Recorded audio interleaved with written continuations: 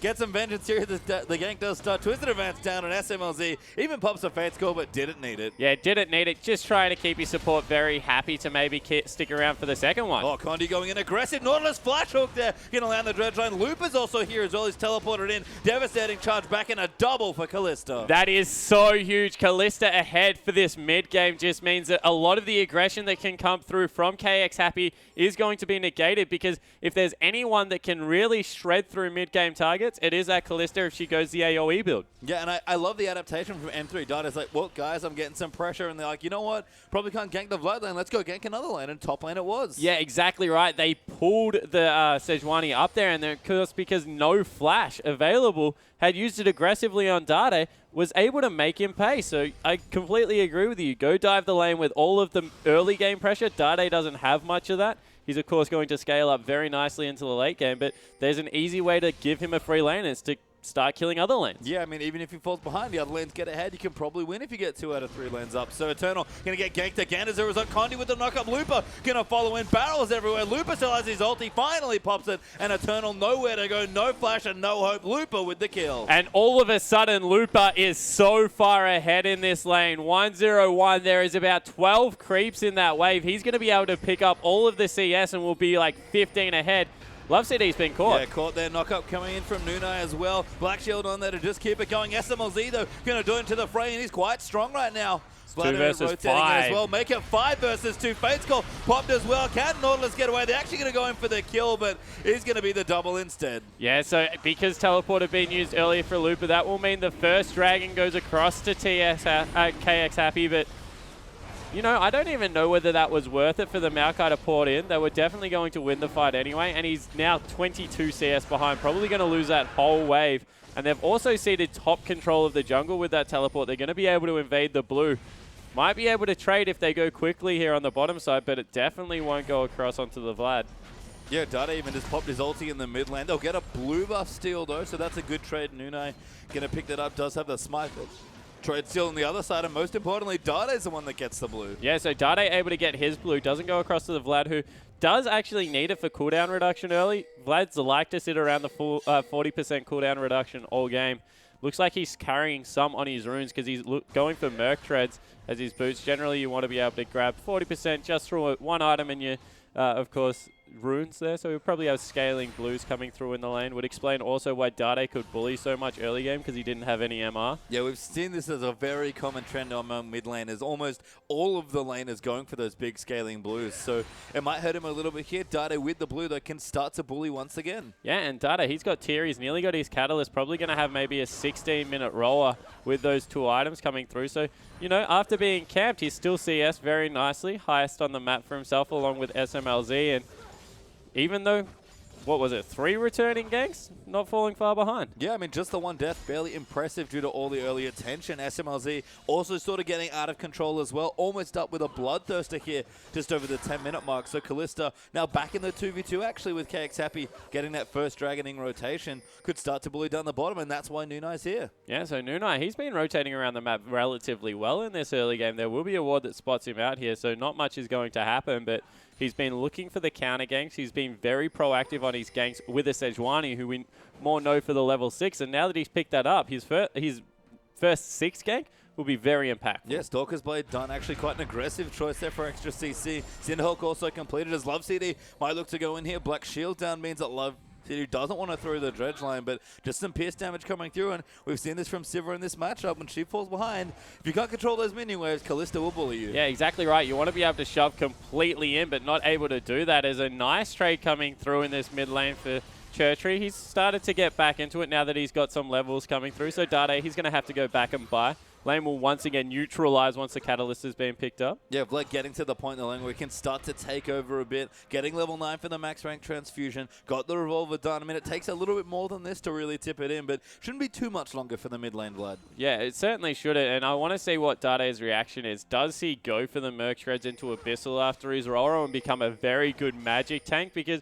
reality, only really the Sivir is going to be able to take him down if that's the case, and we've seen a lot of risers lately, because of his short range, going with the Abyssal over the Banshee's Veil that we used to see, because Banshees, of course, doesn't give it mana anymore, so there's not really much point picking it up. Yeah, can even mix a Frozen Heart in later for a bit of armor. Going to be nice and tanky come towards the late game, so should be fine there. Looper's actually returned to his lane as well. Got himself the Skirmisher Saber plus the Cinderhawk. Didn't quite note the Smite Teleport there in Champ Select, but it's been a very common thing, and Looper's loved it especially. Yeah, of course. It's just, as soon as you see the fact that they've got a short-range AD and UI Hecarim, Smite just becomes a much more attractive option because you can jump on the top of them, very hard to peel you. Ignite's great if you're going to go for that burst combo, especially if they're playing a mage in lane. But overall, you just think that the Smite is there to stay in the top lane for the meantime. Yeah, it's been very popular in 5.6, so should see quite a lot of it moving through both the promo and the playoffs here for LPL. Kind of one of the interesting things about the Sivir, I guess, we noted that it's quite good with a lot of the tanks. You can run around them, help cut your tanks in. Spell Shield's great against all the hard CC, but one of the best champions against Sivir is probably that Hecarim. Yeah, it certainly is. It's just the fact that you can dive so deep on the backline, and because she doesn't have a gap closer herself or something to reposition herself, a blink, it's just really hard to get away from the massive horse. So he runs just as fast as you with ultimate on.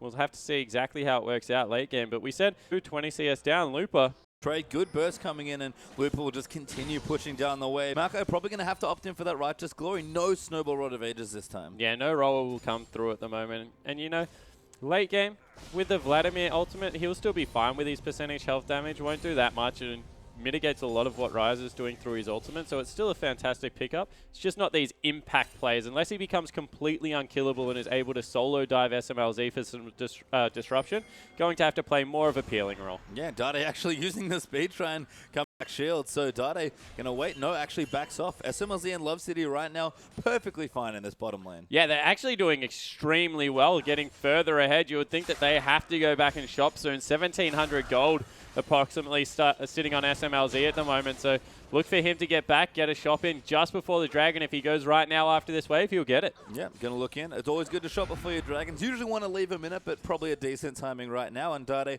actually gonna leave again, and this is problems for Vlad. He's gone back, and Dade's just started aggressively roaming. Yeah, he certainly has. He's been able to shove out that wave with his ultimate repetitively. They're going for another invade here with Looper, of course, bringing a level 10 smite to a party. Not really that fair if you're KX happy. They didn't bring one of their own in the top lane. Just means that even if it gets down to a smite battle, he's going to be able to win against the junglers. You can see a couple of blue pings there from KX down onto the Dragon. Maybe looking in. Dade wants it though. Condi going to zone them away. Dade should be able to claim another blue buff, and then the other should respawn to give back over to M3. Yeah, so they aren't even going for the counter invade. They'll love CD in for support, and I really like the early map movements from M3. They were completely outplayed in the early game. That 4-man gank on Dade in the mid lane was extremely smart.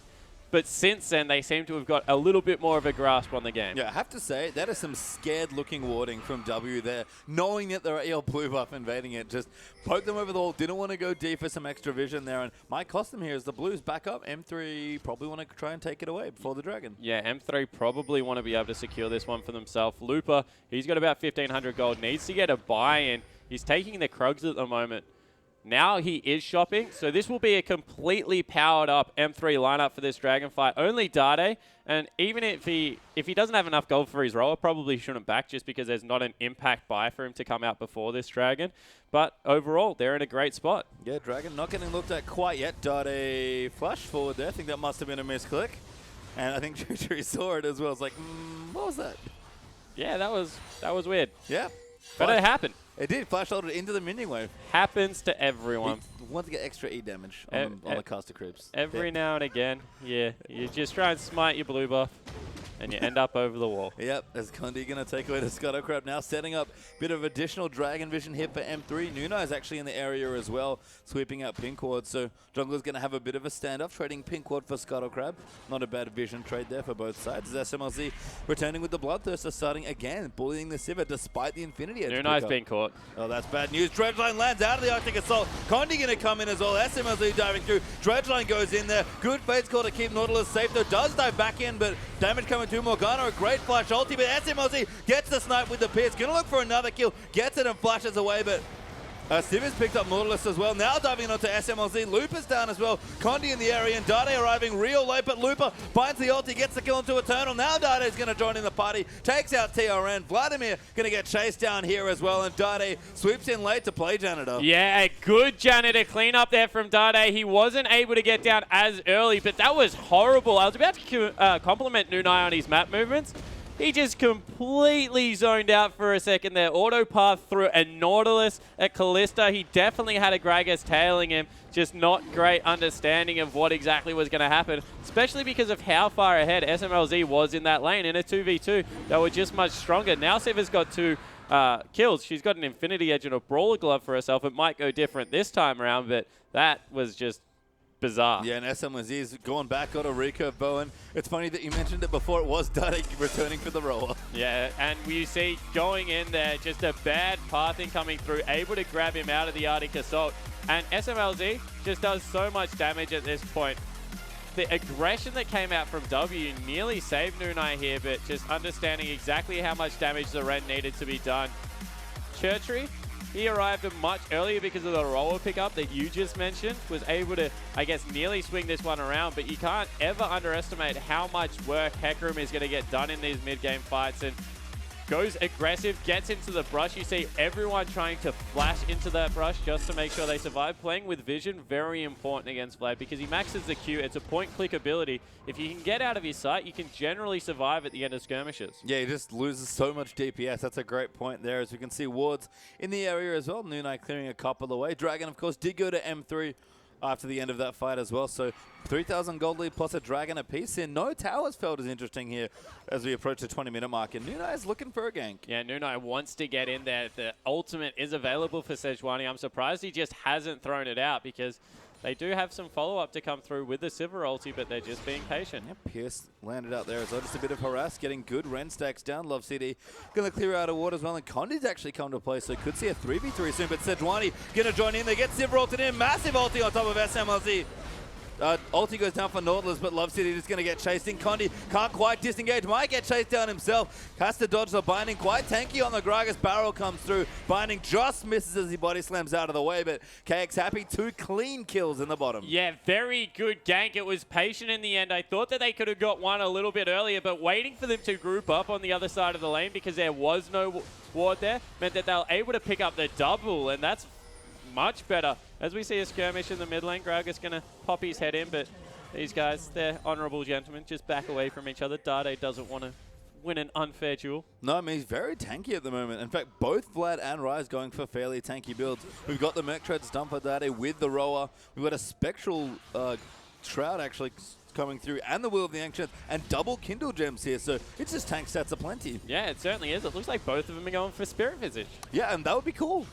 I mean, Spirit Visage, Vlad, something we have seen a little bit of. More of the utility build, probably going to go for a Rylas in there as well, but Spirit Visage Rise, it's been a while. Yeah, it certainly has been, but Dade, he's just, he's baiting him here a little bit, and I like it because it gives you some of that cooldown reduction that you do need. I actually think Woda is a decent item on Dade. On Rise at the moment as well, for the exact same reason. Gives you some of that cooldown reduction that he needs so much along with his build, but see exactly what he's going for here. He does shove out his way. He will get a free shop, and a lot of attention has been focused mid lane throughout this game. You feel that M3's missed a trick by allowing KX Happy to now change that over to the lanes and not really punish it. They're keeping up good vision around the mid lane, but they're ganking the side waves now, which is really going in their favor. Yeah, and you can see the other issue potentially as Condi farms away the Krugs. It's Looper here on the top side. Massive right now. Got the Phage and the Sheen. And was going to ask you if we would see the Trinity Force, but he's snowballing so well that he might as well. Yeah, exactly right. And generally, if you're going to go that build, Trinity Force, the Phage has some extra bang for buck, so you grab it, and then you go a little bit more tankier. However, he got that far ahead that he didn't feel it was necessary to go any tankier, but KX Happy has just taken 2 turrets, stolen a blue buff. They're back within 800 gold, Yeah, looking very good in this mid game. Yeah. This is where we said they were strong. Yeah, we talked about the rotations being great here, and M3 just sort of sitting on the sidelines being like, oh, you're taking all our stuff, maybe we should do something about it. But SMLZ going to go back for the Hurricane Dragon, back in a minute 55 now as well. Righteous Glory, Glacial Shroud done for Eternal, cooldown boot, Spirit Visage jump for Vlad. Things looking up for KX Happy. Yeah, it certainly is. One thing I will pick out is Churchree. He's not running the CDR scaling blues because he's gone cooldown reduction boots as well as the CDR on the Woda and on his Spirit Visage. So he's actually over the CDR cap by a long way at the moment. If he had scaling blues, it would be somewhere around 60%, which is just completely bonkers. Approaching Earth levels of CDR, which of course we can't get to here on the Rift, unfortunately. Eternal will pop a ward in, but Looper with the smite is going to take the Grump away. Yeah, but what that will mean, and what I really want to point out, is against Nautilus, CDR boots are just probably the best pickup you can have in the game. His auto attack does so much. The slow is annoying in the team fight, especially now it's just on such a low cooldown. Not to mention there's a point and click route on the enemy team. You really want to have those Merc Treads, and so far, no one on KX Happy's lineup has gone with it. They're so susceptible to picks in the mid game. I think they've missed a trick here. Yeah, I mean, it's just Dade here who's kind of the spokesperson for Merc Treads in the mid lane, especially at this point. Loves to buy this item almost to a fault in certain situations, but it looks great in this meta, and that's good for Dade. Yeah, and I love that you pointed out he did it on everything. Did it on Yasuo, does it on his Azir, and he's going deep. He is going in. Pops the ulti, runs in. It's sort of interesting to see the speed up being relevant there in the matchup against Vlad, but all that consistent damage here in the mid lane. Ryze able to keep up and almost compete with the spell vamp there. Yeah, and the thing about Ryze is that he's all about the consistent damage. Sork boots are great on like Ahri, champions like that that are about getting one big spell rotation out, blowing someone up, getting away, because the flat pen, early game especially, is just so gold effective. However, Dade, that's not the kind of player he is. He wants to be in there for the late game team fights, brawling with these guys. He's a machine gun AP at this moment, scaling off all of that mana. So really is a smart move as we see Looper going deep. Yeah, Looper is so strong. Has the Trinity Force. Pops the smite down as well. Ultimate just short there for Looper, but TRN's going to be forced away. SMLZ will get the turret, but Ultimate landing down as well. Condi going to peel them off. Good Black Shield. Going to keep the Sejuani safe. A good returner for KX to protect their AD carry. Yeah, but they don't have a teleport, so they're going to have to trade a turret for a dragon again. M3 will be able to grab the second dragon of the game. They grabbed the bottom turret, I believe, so it's 2 turrets to 2 turrets now with Looper taking his top.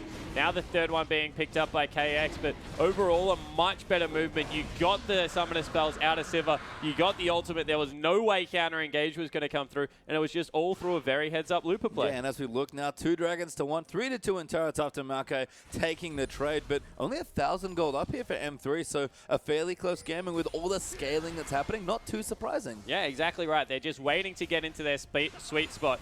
I just want to play one currently to not get them and going to be able to shrug off a lot of the CC. Yeah, no, it's just an issue. It's all could see the return of Swifty for returns to the top side. The 1 CS skirmishes, but still getting the creeps anyway, thanks to the gift of the Toadstool there. So nice stuff from Looper. I mean, he's had a great game. It's been a while since we've said that about Looper, to be perfectly honest, but it's nice to see him finally looking good as Dade fired up in game 1. Yeah, he certainly is. He's having a pretty good one so far. He's finished off the Seraphs. He's got the Roa, so both of his items fully stack.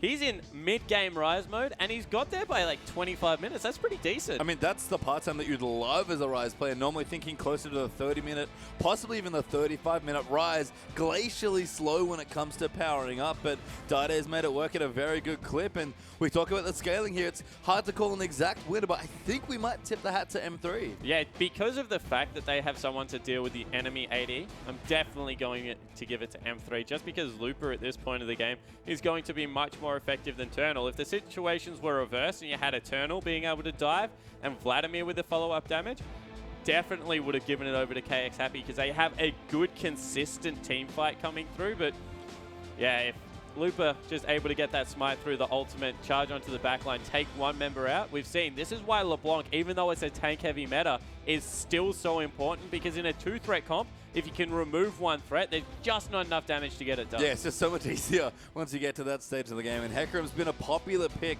throughout the meta as a result. His kind of a bruiser, I guess, does get tanky towards the late game. Probably look for Looper to move into tank items now that he's got his big damage items coming through. And KX happy. We expect them to have a couple of struggles here in their first opening game. And right now, M3 looking like the 9th place LPL team, a team that barely missed the playoffs. Yeah, they certainly are looking good. And you think, where was this M3 that was playing against Vici, the controlled M3 that wasn't rushing things? You saw after that initiation in the bottom lane, Looper was more than happy to back away and take the dragon.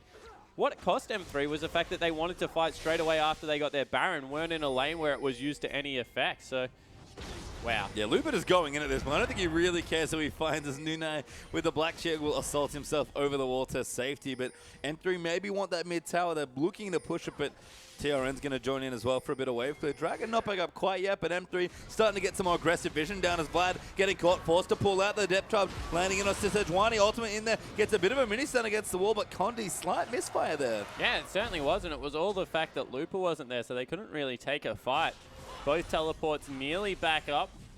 Of course, Eternal's just off cooldown, so they'll continue to try and pressure in, but as we mentioned, the League of Tanks, sieging is not an easy task. No. There's so much anti-dive coming through that you can't really dive turrets anymore. Everyone takes so long to kill, and you just don't have that long-range AD carry. Yeah, Siva pretty safe on the wave clear. Vlad actually surprisingly safe on defensive wave clear duty as well. So Looper instead will take his favorite thing. It's the Gromp. Yeah, so he grabs another Gromp for himself.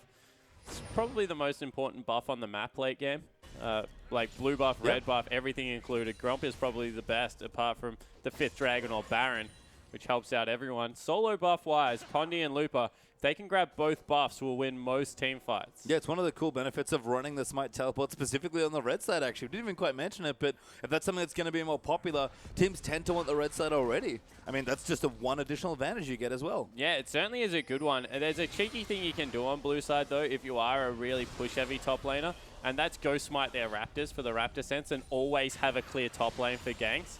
We haven't really seen it that much so far because of all the lane swaps, but particularly early game, it is very worthwhile to go grab that one. Yeah, I feel like we're still definitely learning the intricacies of the Cinderhawk top laners, but teams are starting to get better at it, starting to get more aggressive with the neutral clearing, with the 2 smites, starting to get better at just taking away the jungle buffs or even using the smite in different situations. It's been great to see the evolution. Flandre, I don't know what you started, but it's been a crazy world since you did. Yeah, it certainly has been, and I actually really like the diversity it's adding. There's another layer to lane swaps now. All of a sudden, maybe you have to start forcing 1v1s. We're used to saying force a 2v1 because your AD is weak, but if you're not in a position to be able to challenge the smite, you have to go up there with one person so you can gank the lane. Yeah, you do, as we see KX happy trying to push some of these lanes out here. Dragon up at a minute 40 would be M3's third and KX's second. Again, it's been a fairly slow game. The gold slightly pushing ahead now in favor of M3 after some decent fights, but with all the scaling going on, it's expected to be a longer game. Certainly seen 5.6 show us closer to that 45-50 minute range as far as average game length goes, but KX continuing to rotate here. My only worry might just be that their comp, we said it in draft, maybe a bit too mid-game focused for this pace of game. Yeah, it certainly is a mid-game focused comp just because of the Siva, and she's 4-1-2, so she's going to be completely fine late game. There's a couple of CS behind, about 30-odd at this point, but is still having a very good early game. So Siva, she's scaling up nicely. She's got her Last Whisper to start shredding through some of this armor. Will be doing meaningful damage to Looper. But I completely agree. In the late game, when you have to deal with Looper diving on top of you, she needs some more tools to be able to get it done. Yeah, I like the Mikhail's there from W as a result. Will supplement the Black Shield for additional peel coming through. Wonderful to see the Rylai's coming through for Vlad. Actually has the Zhonya's now as well. So there's options here for KX. They're not massively outscaled in the late game, I don't think. But certainly M3 with just a slight edge there. And Dragon, people starting to set up vision. No one's really gone into the neutral zone here to try and clear some vision out. Even M3 is going to clear wards on their side. Yeah, the problem is that both initiators are in the top side of the map right now, so they feel a little bit unsafe. A, of getting picked by the Rise and all of the CC that will come through from Love CD, or B, just getting caught by Nunai in that jungle, just going to be able to rip people apart if they do get anything down from the Sejuani. Very tanky at this point. And you see, no one really willing to fight. No, Condi threatening there as well. Giant spell done for him along with a Locket. So good tank items coming through. Nuna actually in a similar situation. No massive extra health just yet. A chain vest actually instead to joining with the Sightstone. But M3 pull away the dragon. They're going to look to go in, and Looper's already run down the lane. Yeah, so Looper's run down here. He won't have that big home guard boost coming through, but will still be strong. They're going to fight. Yeah, Dragon going to go low, but Kalista will secure it with the Ren. Ultimate coming in, and Tritra going nuts there on the Vlad. Dade blocks him up, and Looper's right in the backline. Dives in onto TRN, and Siva has to flash over the wall. Vladimir is going to go down. Zonny's at the very last second. Condi going to get locked up, but he's so tanky, and Vlad finally falls to Looper. W going to be under the same fate. Eternal flashes away, but gets tagged by a Ren. Flash forward there as Dade gets another kill, and it's 3-0 plus the Dragon for M3. And pastry time, you see the usefulness of the Merc trade. 3 members got hit by that Glacial Prism, and it just did absolutely nothing. M3 able to run away with the team fight. They're going to grab Baron off it, and this is the only problem with Siva in this meta. She had to flash over to Rain, and because she's so short range, could not get any work done. If that was a Tristana, if that was a Caitlyn or a Jinx, would just have been able to free hit over the wall. Instead, had to run around to rejoin, and it just meant there was no damage to be done. Even Kalista, who's remained surprisingly popular in this metagame, despite all the tanks, she can struggle there sometimes. Also would have been okay there, so M3 get the Baron. They actually don't get the mid outer turret, which is somewhat hilarious, but shouldn't be nearly as hard to see. In fact, Dade, he's on it. He gets it down. Yeah, able to grab it now. They've just opened up a 7,000 gold lead. We were talking about how it was only 2,000. Game probably on the balance right now. If M3 are able to use this buff to take down some more turrets, you feel Masters 3 very safe. But KX Happy, they're still in a reasonably good position. They had probably the worst team fight you could imagine, and it was still pretty close. Yeah, not too bad here. They've certainly got tools to win these fights. It's just a matter of getting into slightly better positions and trying to get that damage done. Vlad lived for so long there in the backline, but Looper, as far as divers go, just a bit outclassed there. Yeah, he certainly is, and we'll just see. Sorry, a little bit of stuttering coming through, but get that under control, and Looper's been caught out a little bit, has to ult. Ulti coming through there as well. Actually, Siva popped in there looking for a pick, but Looper has his ulti, does use it, can dash away with the charge as well. We've seen no flash hack room for a while, but still pretty hard to catch as Condi going to get onto Eternal, but it's just a bit of poke damage. Yeah, just some poke damage coming through, but you see Gragas does do some meaningful damage in the mid game if you don't have MR, because of that percentage health he is able to do, and they're just looking to catch some people out. I think that was a flash blown from W there. Yeah, Morgana did use the flash there, so a little bit unsafer now as we see. Moving in to steal some of the Raptors away. Do get some of that down, and again looking for a couple picks here. M3 starting to move the vision more aggressively, keep Looper tagged in a lane. He looks like bottom side is going to be where he's pushed up. A Thornmail now complete as well. Plenty of good options. It's just a matter of M3 making the most of their Baron buff. And wow, Dade seems to agree that Woda is a good item on Vlad, because he's not going to get a Frozen Heart, probably going to go for, I actually don't know what he's going to grab instead, but he's going to have 40% CDR just off the fact that he would have some on his runes and masteries, and then the Woda as well as the Spirit Viz. He's going to be very tanky in this mid game. Yeah, who knows? Probably going to, maybe GA. We've got a couple of defensive choices here, but Dade quite strong at this point of the game. Lots of consistent damage. That's what we talk about. The spell vamp going to keep him nice and happy. He's kind of going to be poor man's Vladimir almost. Yeah, he certainly is. He has just as good consistent damage in the late game.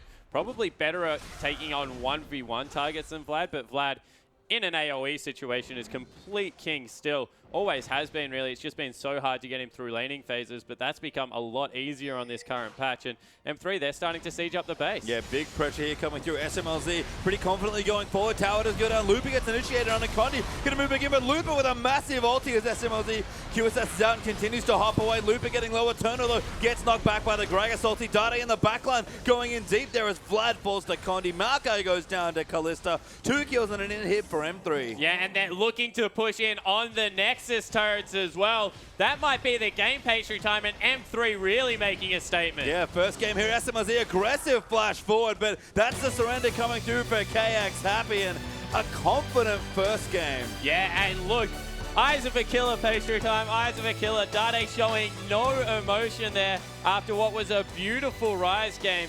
Finishes off 3-1 and 3. Looper probably the star there for me.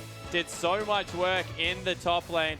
Had like a 60 CS advantage at one point in that game, went off. I mean, we talked about Dade having so good few last weeks of the LPL. Looper's certainly been a little bit hot and cold, but that was a big game for him for momentum pushing into the promo tournament. He had a massive game there. Darda's Rise just fine, don't get me wrong, but Looper outclassing everyone on Hecarim. Yeah, certainly did, and we said eternally he had to play well if they were going to win this series. Wasn't able to, but on the side of KX Happy, Churchery, he looked pretty good. Yeah, it was a strong opening game, actually, from KX Happy, so we'll see what they can bring to the second game. Of course, a best of 5 coming up in Game 2. Then M3 and KX is coming right up.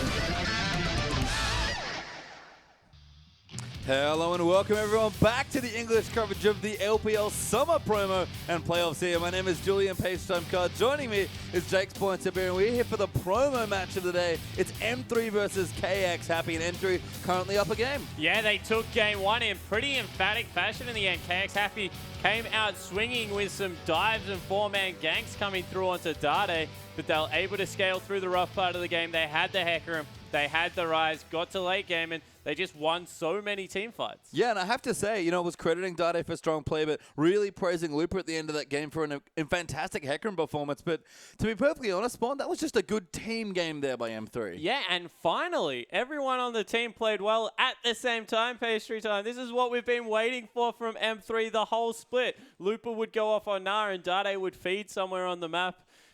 They finally got it together. And they did it without Azir. I'm speechless. They've broken the curse. Yeah, Dade had like 2 bans thrown at him. There were 4 mid lane bans total. There were a couple of support bans there as well, but Love City got away the Nautilus. Bottom lane looked great for them as well. As you said, everyone finally coming together. Even Condi, great performance on the Gragas as well. This was the empty we expected to see at the end of the LPL split, but at least they're showing up now. Is it going to go through the KX boys? Or some of them we might have had. We've had a substitution here. Ukon joining in. Substitute Eddie carry player for KX. Yeah, so we'll have to see exactly what he brings to the lineup. Looks a little bit more mid-game focus coming through there.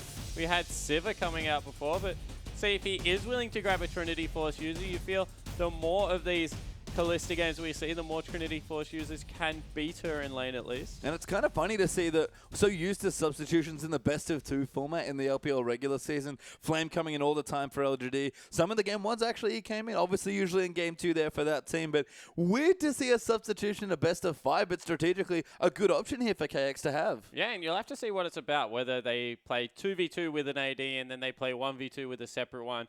Whether it's a strategical champion pool thing. If they pull out Siva and play 2v1 again, I'll be completely confused as to what the heck is going on, because didn't have a bad game. 4-1 at some point there in the bottom lane. So we'll have to see how they go here with Ulkorn over TRN. Yeah, so subbing in a player again. Something we're starting to see a little bit more around the world. We've got squads now, not just teams, and we're about to jump back into our next draft here. Best of 5 here, of course, single elimination. Brutal stuff here in both the playoffs and the promo. Yeah, it certainly is, but best of 5 does give you some hope. Generally, you do grab the best team off that off the series there, and we are going to jump into Champ Select shortly. I want to see if they ban away the Rise. Yeah, we're going to have a couple adaptations. M3, another Twisted Fate ban targeting the mid laner over on KX. Azir banned away again. We could see 4 identical bans, but M3 already going to shift it up. A Vlad ban in there as well up against that mid laner. And LeBlanc is here. The first 2 bans aim straight at Dade once more. Yeah, so we might actually have 6 mid lane bans if they go with the Cho'Gath as well as the Rise coming through here. I'm surprised that M3 wanted to ban Vladimir, because that seems to be the one matchup that Rise relatively comfortable in. Yeah, I mean, maybe not happy first picking it, would have to drop late, could maybe give it over. Cho'Gath banned again here, and there's the Rise. So 6 mid lane bans, count them. Yeah, and what does Dade play now? You see the flex pick Annie coming through here for Looper. Looper, always flashing the flex pick Annie. I mean, they've got lots of good options. They can take Sedge if they want to. Urgot open as well. And, of course, FLICKR was a big one there for Looper. Even Maokai has been super popular as far as first picks go, but going to play it safe and pick up the ever-good support, but a bit of flexibility for Looper as well. Yeah, so you would expect FLICKR and Thresh to probably be the 2 picks that come through from KX Happy. Although grabbing a jungler also a good idea. FLICKR is locked in straight away for Eternal. I like that. A little bit more carry-orientated out of the star top laner for KX, so we'll see exactly what comes through. KX there flushing the Maokai with already the FLICKR locked in, so potential shenanigans abounding now, but when we're probably going to see a jungle pick, Rek'Sai being open, says to me that KX probably want to take it away, even just to deny it from Condi, who's had some great Rek'Sai games in the regular split. They're going to take their time, though, and it is actually a Maokai. Oh, they swapped on me. Nautilus there, along with FLICKR. Yeah, so I actually thought I was going to see it. The return of jungle Maokai. Nope, not yet, Not Spawn. yet. I got it in my back pocket. I don't think it's horrible. That's the thing, but we'll see exactly how it goes. Condi, he's going for a proven good jungler here. Yeah, Sejuani potentially coming through. Rek'Sai open as well. Plenty of good options coming through, but KX hiding some of their picks here. Got some decent flexibility between Nautilus and FLICKR. But M3 going to think carefully through what they want. AD carries. Interesting. Kalista's back again if SLMZ wants to take it away, but might just keep on the carry trend for Looper in particular. We talked about it, and you haven't seen it top lane for M3 in a while, and it is Sejuani and Shyvana. And I'm expecting Looper to do this all series pastry time. Just swap between the Hecarim and the Sejuani, depending on whether he's on blue or red. Shyvana. Hecarim, very good at dueling in lanes. Shyvana more about pushing out the lane, going to find the enemy jungle and taking away all the jungle experience. So they do different things, but kind of still the same playstyle, diving on the backline in those team fights. Yeah, still looking for that teleport smite, looking to get big with the Cinder Hulk and just go massive and be a huge tank and a threat at the same time. We saw Looper using his smites wonderfully on the red side on his Hecarim, but KX, they've locked in the Urgot. They're going to have a big beefy bottom lane, and Rek'Sai will drop late in the picks for them as well. I want to see what they take mid lane with this pastry time. Not much damage coming out so far for the KX lineup. They have good dive onto the AD carry, might be able to get rid of someone, but with all the persistent coming through, damage coming through from Shyvana, from Sejuani, you expect Dade to also take a persistent damage mid laner. It's very, very tough ask to be able to wear through them with the lineup they've got. Yeah, it's a great Civic comp actually for M3 as well. I don't know how the matchup fares necessarily, but with 6 mid lane bans, we have to have some changes here. Maybe the team's just being like, what's left that we can possibly pick here? But they are going to lock in Civa. I love the pick in the comp, and Dade back to Xerath.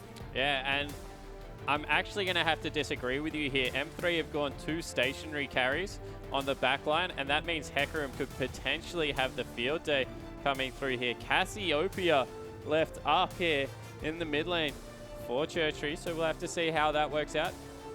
He would be counter-picking himself because he's going to get absolutely smashed in lane. Yeah, I mean, the pick makes sense against the comp. I think Cassio versus Siva in general is just fine. And against these big divers, the ultimate's great when you're playing defensively especially. Again, the mid lane pool got shredded here from all the bans that got thrown. 6 mid lane bans in this second game here, and not many options left. Churchy's going to take Cassio. Yeah, that is mind-boggling. When you have a Xerath in the lane and Ahri is still available, generally you just want to pick that one up. I mean, try and kill him in the mid game with so much pick potential already coming through. You got the swap, you got all the CC from Nautilus, you've got Rek'Sai, who's fantastic ganking. Makes a little bit more sense, but going with a very difficult matchup, to be honest. At some point, Dade's just going to be able to shove out that lane, and there is 0 kill potential. I mean, they have to be worried about damage at that point, right? They're just like, Ahri, not enough damage. Cassiopeia, great sustained damage mage, and they must be picking for comp there, because that is a counter pick. Yeah, it certainly is a comp pick. I agree with you there, trying to get Looper off the back line, but we'll have to see how it works out. Yeah, Shyvana versus Hecarim, our first matchup in the top side there. Looper taking on Eternal, much more carry potential on the top side of the map, and we're going to see this matchup a lot as we move through playoffs. Sejuani versus Rek'Sai. Yeah, Rek'Sai, advantage early game. We'll be able to gank a lot better. The matchup we were talking about, Dade versus Churchery, it's Xerath versus the Cassiopeia, and that's going to be interesting. Yeah, it is indeed. As SMLZ back to Sivir here to help get those tanks into the backline, and Ulkorn on everyone's favorite Urgot. Yeah, Urgot just showing a huge resurgence at this point. Love CD, he has his Annie versus W on Nautilus. Urgot Nautilus, a very beefy bottom lane. Going to be hard to fight. Yeah, it's kind of a smart pick there against the Annie, just being like, yeah, you can ultimate now. Can't kill either of us, we're so tanky. So I like what's going on. I do like what M3's going on. I'm curious to see how they will play it here, but Dade especially, this is a big carry game for him. Yeah, it certainly is. He has to get going early, needs to shut down this Cassiopeia. Greedy late game pick coming through from KX, and if they can make them pay early, start stacking up the objectives, siege down turrets with Dade, you feel M3 have a very clear win condition. Yeah, I mean, they've looked good so far. Looper can go off as well. We'll see if he does it. We're about to get into game 2.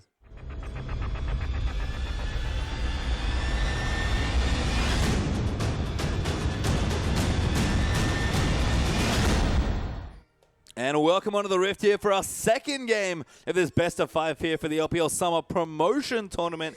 The LPL's M3 taking on the LSBL's KX Happy, with M3 currently up a game. Yeah, so M3, they took game 1, and we see it already. Xerath versus, oh wow, Dade. Yeah, oh, Took just missing though. Could have maybe been a kill. Cassio, good level 1 damage, but they're going to give it up. Just hitting the terrain there. Not what he wanted, unfortunately. Yeah, it certainly was not. He wanted a champion. They do get some deep wards down, so they will know exactly where Sedge is starting, which will go in KX's favor. Yeah, just a bit of early vision, always nice. Want to keep track of these tanky junglers, and of course Rek'Sai does have the ability to pressure that Sedge. We see her get low so often after doing that full clear, and it's about time that some people start walking into that jungle and just killing her. Yeah, so we'll see exactly if that is what happens. Lane swap coming through from Masters 3. You see the duo lane heading top, and Shyvana burning out through the mid lane. It's pretty beneficial to swap with the smites that are coming through for top lane as well. But KX looking for that 2v2. Pretty aggressive lane with the Urgot Nautilus. So understandably, Sivir Annie going to get out of its way. Yeah, so do not want to go anywhere near that. Able to get across the other side of the map. Nautilus, of course, being originally a jungler, will have a much better roaming impact, you think, in the early game. Annie a little bit squishier. Nautilus can engage from further away, and he's very flash reliant, so we'll see whether they can make that work from W. And you see already Dade at level 1 starting to try and bully. He did this last game, and the problem with Cassiopeia, so you see the harass trade good, auto attack trade good. As soon as Dade has any levels, Cassio tries to zone him. Dade just throws a stun as they walk in, gets half the health in one chunk, and backs away from the trade without doing anything. So I don't even actually think he needs to try and trade now. Good heal from Dade. I mean, that's exactly what Cassio has to do, is try and all in at level 2 with the Twin Fang. Cassio's early level's excellent, like you mentioned, but Dade uses the heal very defensively, but he needs to get to level 3 and be safe. Yeah, exactly right. So we'll see if that can happen as we see Love CD trying to pressure here. Needs to be careful. Is pinging it out. Yeah, they're on the strong side of the map because that's where their 2 people are, but they did rotate W around. Yeah, I actually like that they're keeping the Nautilus in there as well. Probably going to try and gank Dade again anyway, so why not keep his support in the safe zone? Yeah, exactly right. Making sure he hasn't been spotted on the map. So you don't know where the Nautilus is, although he's been pinged out now because he stood on top of a ward.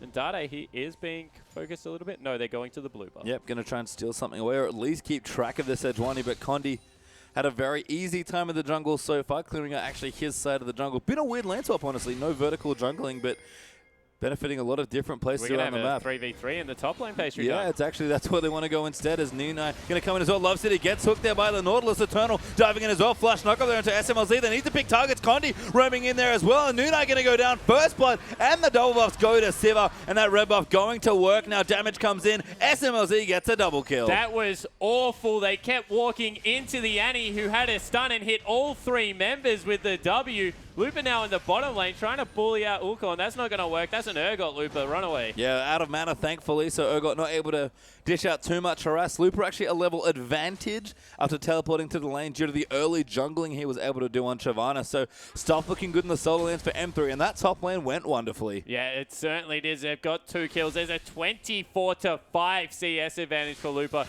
He's picked up exactly where he left off, and M3 fans everywhere going, that's fantastic, Lupa. You're playing well in the relegation tournaments. We appreciate it, but please next season try and keep it up. Yeah, we'll see if you can make it through. But I have to say the Smite just helped out top laners in general. It feels like all of your early game choices no longer severely punish you, because if you ever get lost in the jungle, okay, fine, I have a Smite now. Yeah, exactly right. You clear better than most junglers, honestly, with the current meta champion pool of top lane, of course.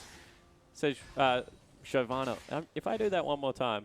So Shyvana as well as Hecarim, they farm very well, especially the AoE camps. Yep, look good here, and you can tell by Lupa's CS here, doubling the Hecarim still. Level 5, approaching 6 quite swiftly here on that Shiv, and Love City looking for a gank. Eternal will get away to recall though, and he's got his flask, he gets his machete, maybe thinks, you know what, it's not safe in the top lane, time to jungle. Yeah, that's exactly what he thinks. He's just trying to pick up the extra gold. That's why I'm surprised that we see the Ruby Crystal out of Shyvana so much, because you get 15 extra gold from every camp. If you do take that machete, it's just such a worthwhile purchase early game. I mean, maybe not so effective in the lane if you end up in your 1v1 could be the reason, but we've certainly started to see top laners again experiment with the early machete, and especially if you can snowball in an early level 1 fight and get it, you can really power clear some minions, or monsters, sorry, but KX on top of an early dragon, due to all the swapping shenanigans, they should be able to pick this one up very neatly. Yeah, they'll pick it up, and you know, they probably should have just gone for that instead of the top lane fight in the first place, because it's a very easy objective. They grab it at about the 5-minute 45 mark, so we'll be up again before maybe when you expect the first dragon, around that 12-13 minute mark. But in the end, M3, they're going to be able to grab a lot of turret damage. Yeah, SMLZ just fast pushing now, and the Sivir has a quick BF sword after that 2-0, and that means the turrets, they are not lasting long. Yeah, and they're looking for a gank here on Nunai. We complimented his jungle pathing this game. He's sticking around on the dangerous side of the jungle a little bit too often for me.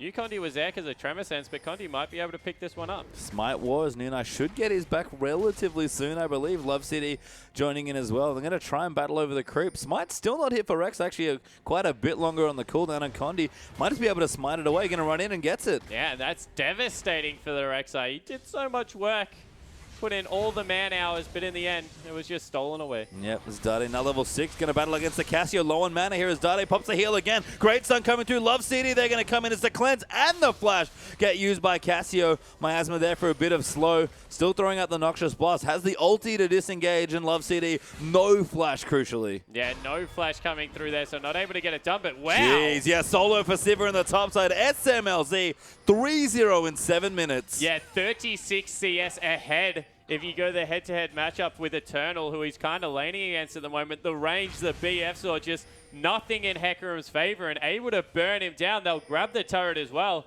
A fantastic early game out of M3. Yeah, this Siva's been doing work, and SMLZ in this series as Condi binds onto the Cassio. Ulti there coming through for Dade. Great hits landing, but not quite in range for the last one.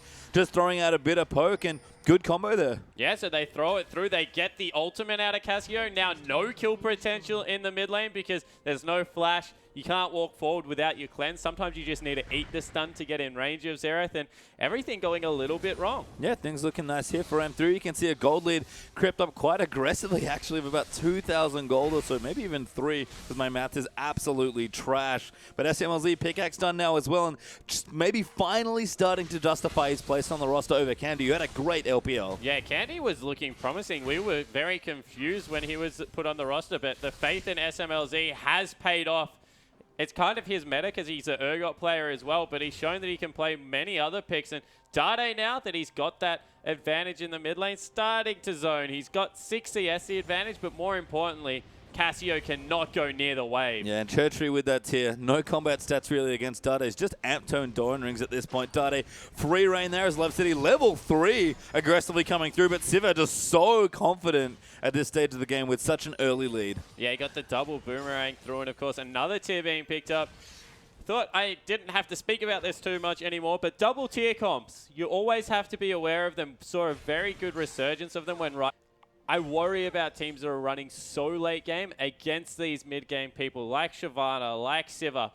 These guys are monsters. Yeah, and they're just showing it right now as Looper going to start really putting the hurt onto Eternal. Actually 2 levels ahead. Going to force starting to push really aggressively. That's 82 to 32, a 50 CS difference in the top. Yeah, and to show how good Looper's done, highest CS on the map. He's completely destroyed what KX Happy is trying to do here, and you see across the map. Aggressively in the bottom side as well. Pickaxe here for Urgot. Going to be a bit more ready on the combat front, but SMLZ at this point. Infinity Edge is coming quick.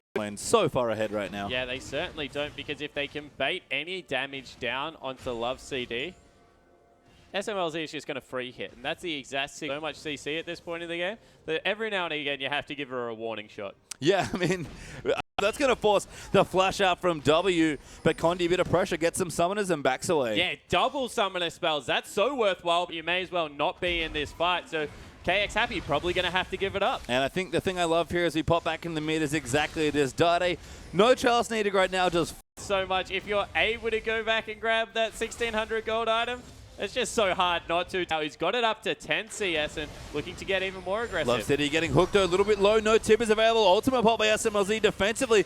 Kulo falls down to Condi. Eternals here as well, but Looper will also join in on Shyvana. Ultimate ready to go, but M3 just going to prep for the Dragon. Yeah, and Eternal, he wanted to get aggressive. Eternal has to run away. No Silver ulti makes it a bit tricky. Looper going to zone instead. They'll get the turret. They'll rotate in for the Dragon, because right now Cassio at this point, so even if she does leave, Dade just going to shove that one out. Dade a little bit so he's losing some lane control. Well, he wants to have kill potential, she just doesn't have it. Yeah, has a bit there. Dade again early on the heel, wants to make sure it doesn't get all in too aggressively, but no ignite. They're all in here for a gank. Looper coming around. Yeah, you can see why he was looking for the stun there, but Eternal's joining in. Nunai down as well, and Shyvana might be forced to ultimate. Get in there for the smite, and surprising damage also coming out of Looper at this point in the game. Has he gone? He's gone W. You expect that from an Emax, but W, not known for its dueling potential, able to come up huge. Damage, good clearing as well. It's kind of the reason he's been farming up a storm so far.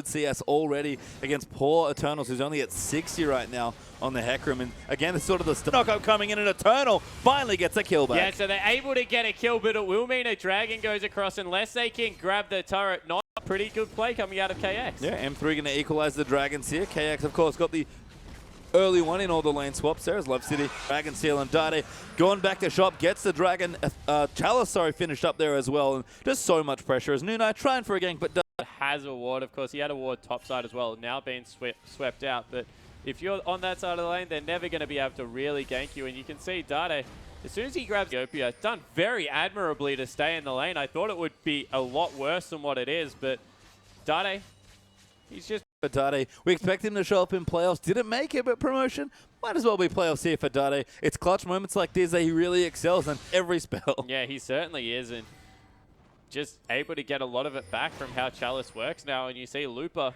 trying to invade aggressively, wants that buff. Still, M3 going to force a difficult choice onto KX Happy. Which buff do they want to defend? Because there are 2 smites on M3, 2 on KX as well. But it goes back, so they're completely giving up control over this buff, although M3 don't know that, so they're starting to muck around. No, they do get it. Yeah, they're actually... Lupa gets it, though. Blue buff taken away by Dade as well, I believe. No, who got the blue buff? So it must have been smarted away from it Nunai. was. So he gets his blue buff. That's be careful because Dade, he needs a blue buff. He does. I mean, again, he's been acting like he's had one this whole time just with the Chalice. So going to move safe right now as Nunai looking for a gank here on the top side. Sees the Scuttle Crab go, but wants to find Lupa. But with the Giant Spot especially, Lupa is just extremely tanky. Yeah, Lupa is just, you don't need to take an offensive item. You just build tanky, you smite the Gromp before the buff, and you act like a jungler. You get all up in their face with your mixed damage. Red buff at the same time. Just doesn't need the Blade of the Ruined King. Doesn't need any other wave clear. Yeah, it just looks good now as Dade does get his blue buff. For the snipe there in the end. And wow, mid lane's actually swung right back around CS. Completely evened out here. Even farming some of the creeps in the jungle as well. Kieran, he's got good team fighting potential now as well if KX want to maybe look to contest for that 3rd overall Dragon. Abyssal Scepter, kind of an item. It's only really Sivir that does any physical at this point. Dade, he's looking for some aggression here. Needs to be careful because there is any CC that lands onto Dade, Cassiopeia will melt Xerath in any sort of damage trade. But Love City also looking for a counter gank on top of to farm his life away. As Lupa hanging out in the top lane gets caught, but not really. It's Shyvana. Yeah, there is no way that you ultimate up going to be able to jump over walls, traverses terrain very well. Lupa feels like his permanent W on right now. That lasted for so long. And now it's back. Still building in towards the next big item. He has to go back and spend a bit of gold. Cassiopeia continuing to get pressure, but Abyssal shaking off a lot. That's coming through, really helping with a poke. It's very good offensively for Cassio because she's always going to be in range for that. So you see that Dade not really what Cassiopeia wants to be doing in the mid game, grouping up with her team and getting things done, but scales extremely well. So going to be in a good position. Yeah, it's just a matter of KX setting up those big fights. There's a ton of CC on both sides here, so team fights, if we start to even things out on the item front, could get incredibly explosive. But M3 looking to rotate in for the mid tower. It's an important one to get, and a great rotation will pick it up for them. Yeah, finally make an aggressive call. You're waiting for it to happen. They've got the advantage on their AD carry and top laner. They need to start pushing it around the map, and the more they group, the better off they will be at this point in the game. There is a minute on Dragon. You think that becomes the next very clear objective for Masters 3 to get in position. They started off the Scuttle Crab, going back for some wards. And a good item pick up for Dade as well. Perfect item timing this time. Not quite the Rod of Aether's whoops, I'm late to my party that we saw on the Rise last time. Does have the Athenes now, and surprisingly good in any sort of team fight. Yeah, it certainly is. The mana refresh coming through is definitely good, so watch for that if he ever does get low in these extended poke trades. Churchery, he's able to clean up a pink ward, so that's good news for him. And we see across the map some more farming coming through, but Dragon's up in 40 seconds. Yeah, I'm going to look in for it here as Dade hanging out. Going to keep farming away. Dragon back up in 34 seconds or so, so not quite there yet. We've got teleports up for the top laners as Lupa going to pressure a little bit onto Eternal. Don't have to rush for it quite now, but lots of wards in the river there on the bottom side of the map. Look for both teams to be contesting and picking up their second Dragon. Yeah, so look for them to get aggressive here. They want to be able to grab that Dragon. Smite battle once again goes over to Lupa. He's been practicing, man. Must have been doing a bit of smurfing, maybe playing some jungle, getting a feel for that smite. And in all seriousness, top lane is taking smite. One of the things they probably can't do above their junglers is know how to smite well. Yeah, exactly right. But if you get a 2-level advantage on anyone, probably going to be easier to smite. And you see Lupa has got that at the moment. Ooh, not happy to go for the engage yet, Condi. Thought that would have been a thrown out ultimate. There was 3 people standing on top of each other, but they're being patient. Yeah, I mean, they can just buy time here. Looper continuing to pressure Eternal, getting vision around the Dragon, denying some pink wards, got good defensive vision and pinks of their own. So KX, it's very dangerous for them to go in the river. Ulcon going to get initiated on now as well. SMLZ will get that first kill. Nautilus getting chased will go down as well. And 2 picks for M3 should mean an easy Dragon. Yeah, so now they'll turn around, pick up the Dragon, and that was just a go button hit from Love CD. They'll also grab a blue buff for their trouble. That one not going to be smited away from Nuna. And Lupa continuing the jungle pressure. Yeah, doesn't need to be there for the Dragon, so takes away the red instead. Condi has a smite available for the Dragon, will take it away as M3 are able to pick up their second, and Love City even sweeping out some vision. Yeah, they just took everything at that point. Lupa got the red, Dade got the blue, they got the Dragon. What an overall good turnaround coming out from M3. Yeah, great stuff. And again, it's been clean team play that we've seen from M3 that's been really good to watch at this in this particular series. SMLZ going to go back. He's got Zeal, got Infinity Edge. Pretty massive right now on the Sivir. Looking to get a lot bigger here as Looper pops into the top side. Just going to start to abuse a tunnel. That level disadvantage is ridiculous. Yeah, it certainly is. Wait for Looper to just continue to get in the faces of the enemy team. You see a bit of a duel coming through. No one really dying because of those challenges, smart. Yeah, having some fun. Little Eternal now pops the ulti. Looper could be in trouble. Nuna here as well. Going to get knocked up there after the ultimate. Looper will go down as Rek'Sai claims the kill. And a good kill. Finally, Looper's overextension costs him. Yeah, it certainly does. They get the red buff back and they pick it up off Looper's dead body. Whilst farming very well, Looper's been a little bit too aggressive this game. His team wasn't even able to grab anything from that. Need to probably play around SMLZ's power spike in the moment because he's got this Phantom Dancer, he's got the Infinity Edge. He's a very strong member on the map. And Condi coming in actually to protect the turret, but it does fall to KX as they take their first turret of the game.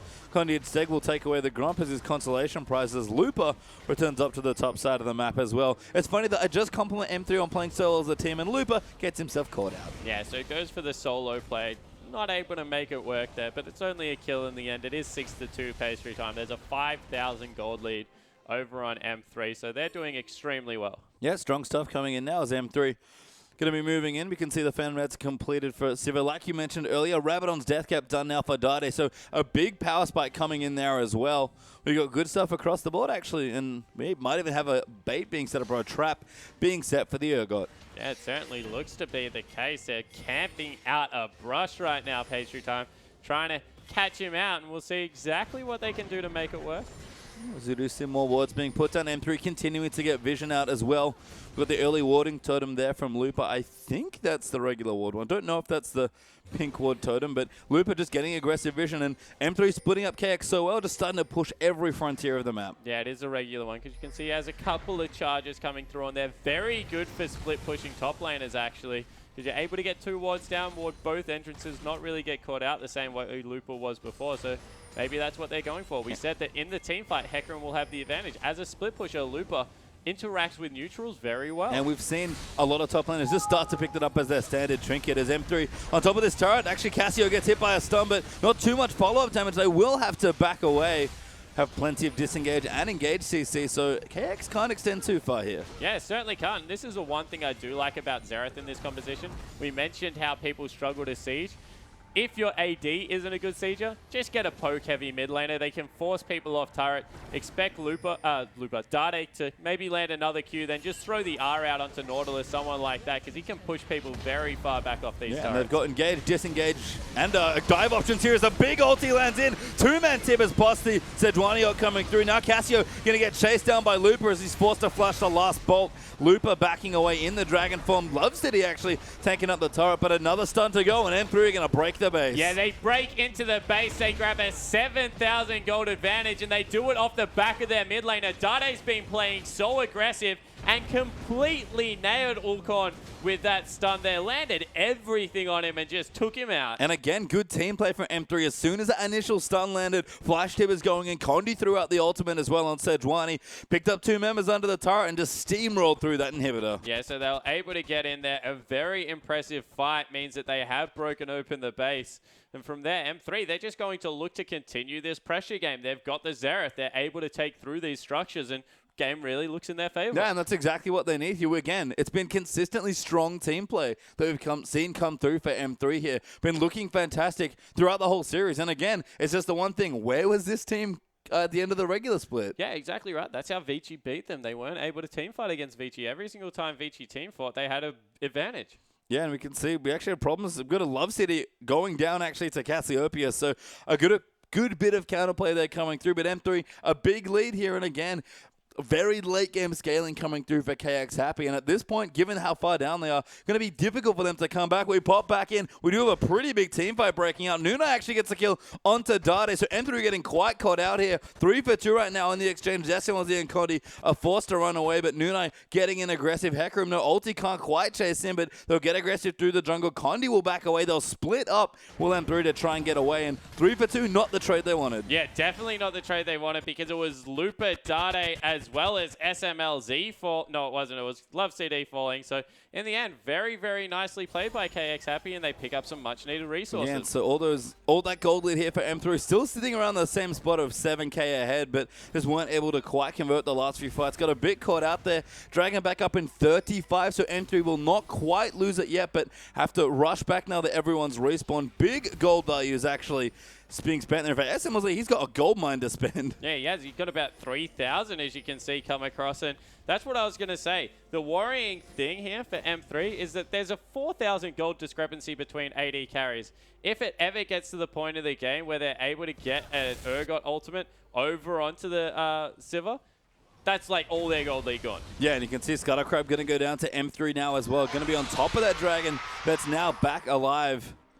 Not even going to throw out a pink ward. We've got a straight Bloodthirster built up by SMLZ. That was his big purchase with the 3,000 gold. He had banked up Eternal, looking for a flank, going to get stunned up by Love City. SMLZ, very massive here in the backlines. Will take it out as Dade gets that kill. Ulti lands onto 2. Nuna gets stunned up as Nautilus gets taken out as well. We got Urgot being chased down. Lupa zoning off the mid laner there as well. That's 3 kills already. Don't even need the Cassio. M3 straight on top of the dragon. Yeah, and the kind of key to success for this KX Happy team comp was to have the Cassio as well as the Urgot next to each other, dealing out this damage, and dive with the Rek'Sai and Hecarim. That hasn't come to fruition at all. Dade's been able to get a fight started. That time around it was Love CD, and they just blow people up. That was nearly a melee range Sivir, but it just doesn't matter because no one can kill it. No, he was so tanky between the Spell Shield and the Bloodthirster, and even just the Aegis helping out a bit from Annie.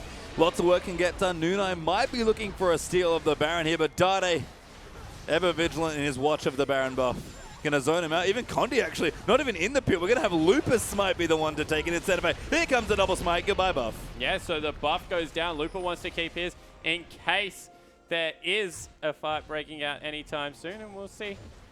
Dade just wants to pick up his blue buff off the back of that. Actually, very controlled play coming out of M3. I expected them to be a little bit more aggressive, not looking for anything. We've seen fairly controlled play so far in this series, actually. Game 1, very light from M3, just, taking their advantage where they can, but very conservative play coming through so far. Similar story here, but they've got a big lead of almost 10,000 gold up.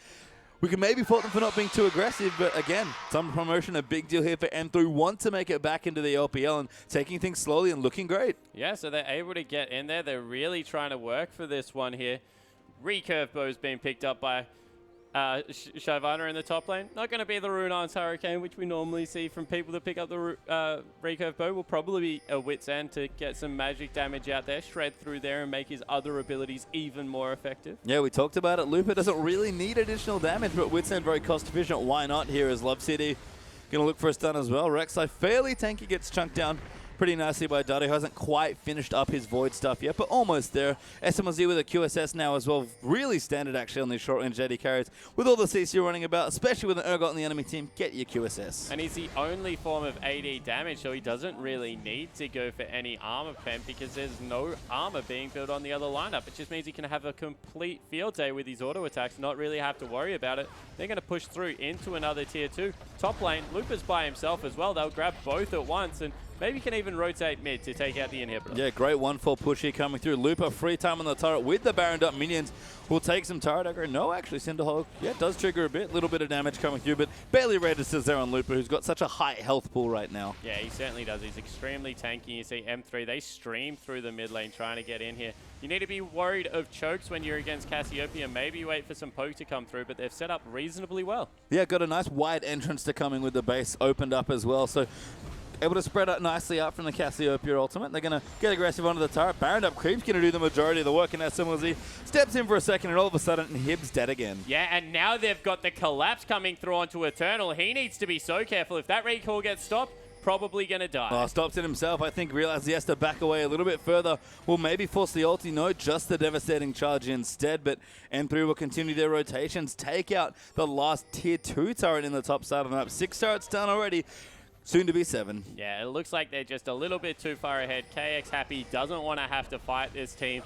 Might even be looking towards game 3. Remember, this is a best of 5, guys. KX Happy still have some time to come back, but M3, they're playing this game clinically. Yeah, playing wonderfully here as well, but there's the flash ulti, but SMLZ denies poor W, goes down to the Sivir anyway. Mid laner dives in, ulti comes through, rather back Eternal action, but SMLZ far too good at kiting right now. Damage comes in onto Hakram. He'll go down as Con detected out. That's 3 kills down already. Now going to dive in onto Nuno. Love City going to find the stun, and they give it up, realizing we actually don't need more kills, just break more base. Yeah, exactly right. They'll join up with the mid lane wave, which has got a super creep in it. Probably be able to take this one down. Surrender vote, actually. That's twice from KX Happy. Yeah, I mean, they realize at this point that it's just a formality. Can't realistically defend maybe a 1% shot, but an outside shot it is.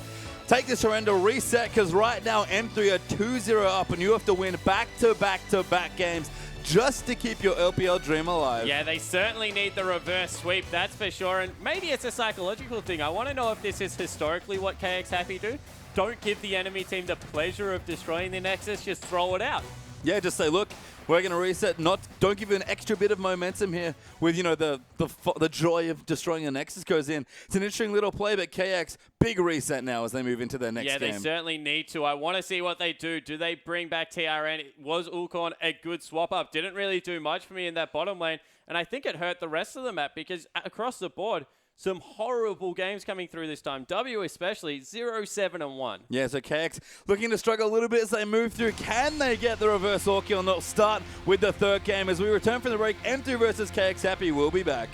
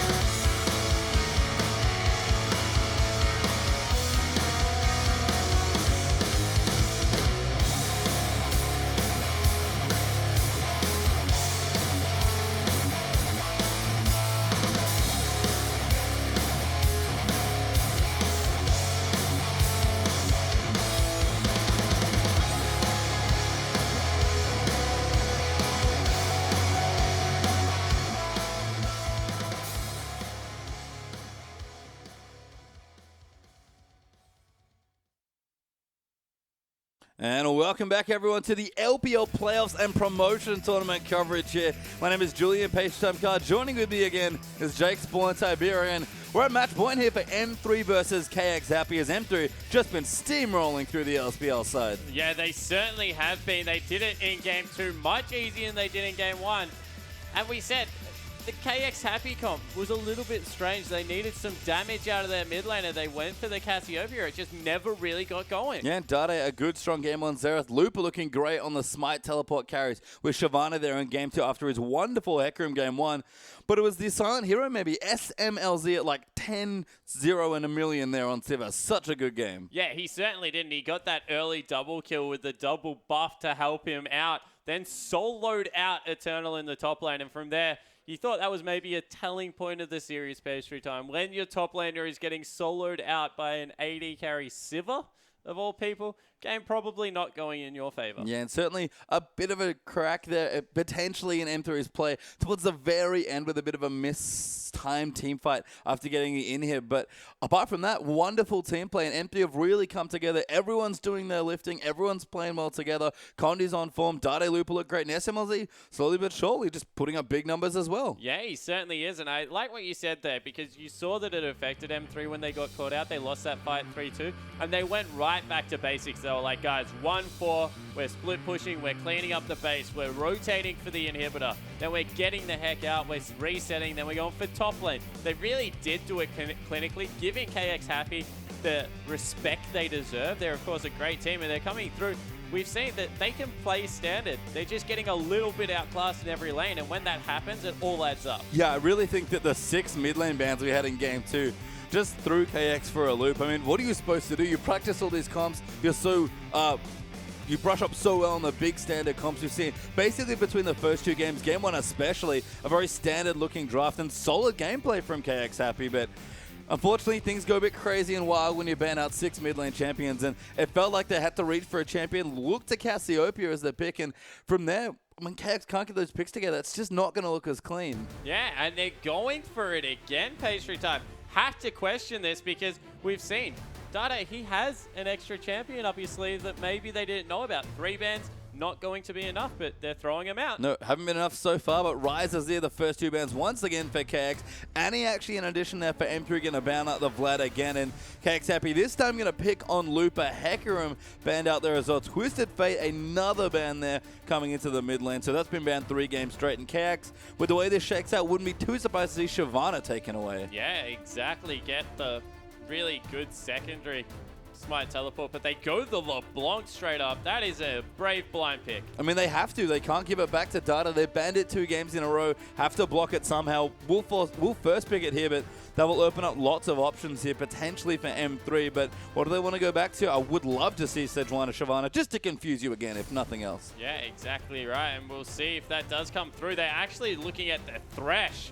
You feel with the Annie gone. Of course, W was happy to play Nautilus. Didn't really do the champion justice last game.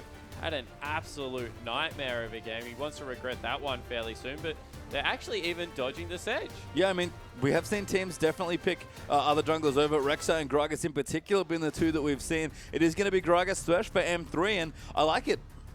Yeah, I do as well. I think that they're 2 good mid-game champions. Gragas peaks a lot earlier in the Sejuani, you have to say that in particular. And the response seems to be that they don't want to take the Sejuani into it. They instead go for the Rek'Sai. Yeah, Urgot only apparently for Ulcorn. That's 2 games in a row. Subbed him in after game 1, and it's been Urgot all the time coming through. Rek'Sai, of course, the second pick there as well. KX, another good draft coming through, and a bit more damage in the mid lane this time. Yeah, they certainly do have some more damage, and we'll see what that leads to. This matchup, I actually feel goes in Zed's favor at the moment, so we'll see if Dade is willing to opt into it, of course. You say that with your fingers crossed, because there's always the chance that you misplay once and LeBlanc kills you. Yeah, it's really volatile, but Dade's locked it in, feeling himself after 2 great games. The Dade Zed will return once again, and SMLZ going to turn on the aggression. Graves is his AD carry choice this time. Yeah, so looking to get super aggro in that lane. Surprised that's not something like a Jinx to go along with the Thresh and just get you some good late game damage, but they've really committed to the mid game this time around. Yeah, kind of maybe even wanting to match the 2v2 lane this time against the Urgot lane. Looks to be quite an aggressive duo brewing for KX Happy here, as well as they're going to also consider their top laner choices. Looper actually the one saving his spells right now. Probably going to be Shyvana potentially, especially if Maokai shows his face in the top side of the map, but couple more seconds for KX to consider. This is their last game to really get something happen. They have to win 3 straight here. They make a couple swap rounds. It's Maokai Braum their last 2 picks. Yeah, so Braum a little bit more interesting there. It's definitely on meta because it's so tanky in the late game. We'll be able to block a lot of what comes out from Graves as well. So maybe it's a support-specific matchup they like down there. But once again, really doesn't have an identity, this comp. Where does the consistent damage come from? Yeah, it's a lot of pick potential, lots of assassinations, and some good frontliners across the board. LeBlanc, very mobile, but not very tanky, and that's about it. And M3, they already have one comfort champion coming through for Dade. Looper might be throwing the Shyvana out the window for this game. He's already swapped his summoners over. I think M3 want to have some fun. Yeah, it certainly looks like they want to commit to the mid game, get this one over and done with. They think they're a better team fight comp. From what I've seen, I agree with them, so why not commit heavily to it? Yeah, and Looper taking Rumble away, one of his signature champions as well. It's basically signature champs across the board here, with maybe the exception of Condi, whose Gragas has looked great in the very team-oriented play that we've seen from M3 this game. Another great comp, and KX Happy again. Their Game 1 comp looked fantastic, and Games 2 and 3 have just been a bit awkward, to be honest. Yeah, it looked like they picked their comp game 1, and then game 2 with all the bans in the mid lane. They kind of threw themselves through a loop, and it just seems to be going downhill from there. We'll have to see, though, because, of course, everything on the line now, you would expect them to pull out something special. Yeah, we'll have to see as KX Happy. No more games left to give away here. Maokai Rumble as well will start things off here in the top lane, and in the jungle, Rek'Sai versus Gragas again. We'll be seeing a lot of this in the upcoming week. Yeah, we certainly will. And in the mid lane, Dade has grabbed Zed versus Churchery's LeBlanc, and you have to see whether that's a pick away or whether he really can excel on it. Yeah, assassins everywhere. Going to be a volatile mid lane as Urgot versus Graves, a potential AD carry matchup. Don't know if they want to swap away here. Very aggressive in the bottom side with good engage for supports as well, as it's Braum versus Thresh. Yeah, and we'll have to see how it works out. SMLZ, if he blinks first and gets that Doxian Corrosive Charge on him, all the Acid Hunters to follow, will be in a lot of trouble, but if he has that quick draw available, we'll be able to put down the pain. Yeah, pretty curious 2v3 lane here, but I think mid lane's where we want to look. It's Assassin just everywhere coming through between Zed and LeBlanc, and I think a pretty even matchup, to be honest. Lots of skill there in Dade. I think he wants to flex some muscles. Yeah, he certainly does want to get in his face. I still give it to Zed because he has the ability to dodge out of a lot of the damage, but we'll have to see. Yeah, it's going to be great. We'll see what Dade Zed can do. It's the final game, potentially, for M3 versus KX.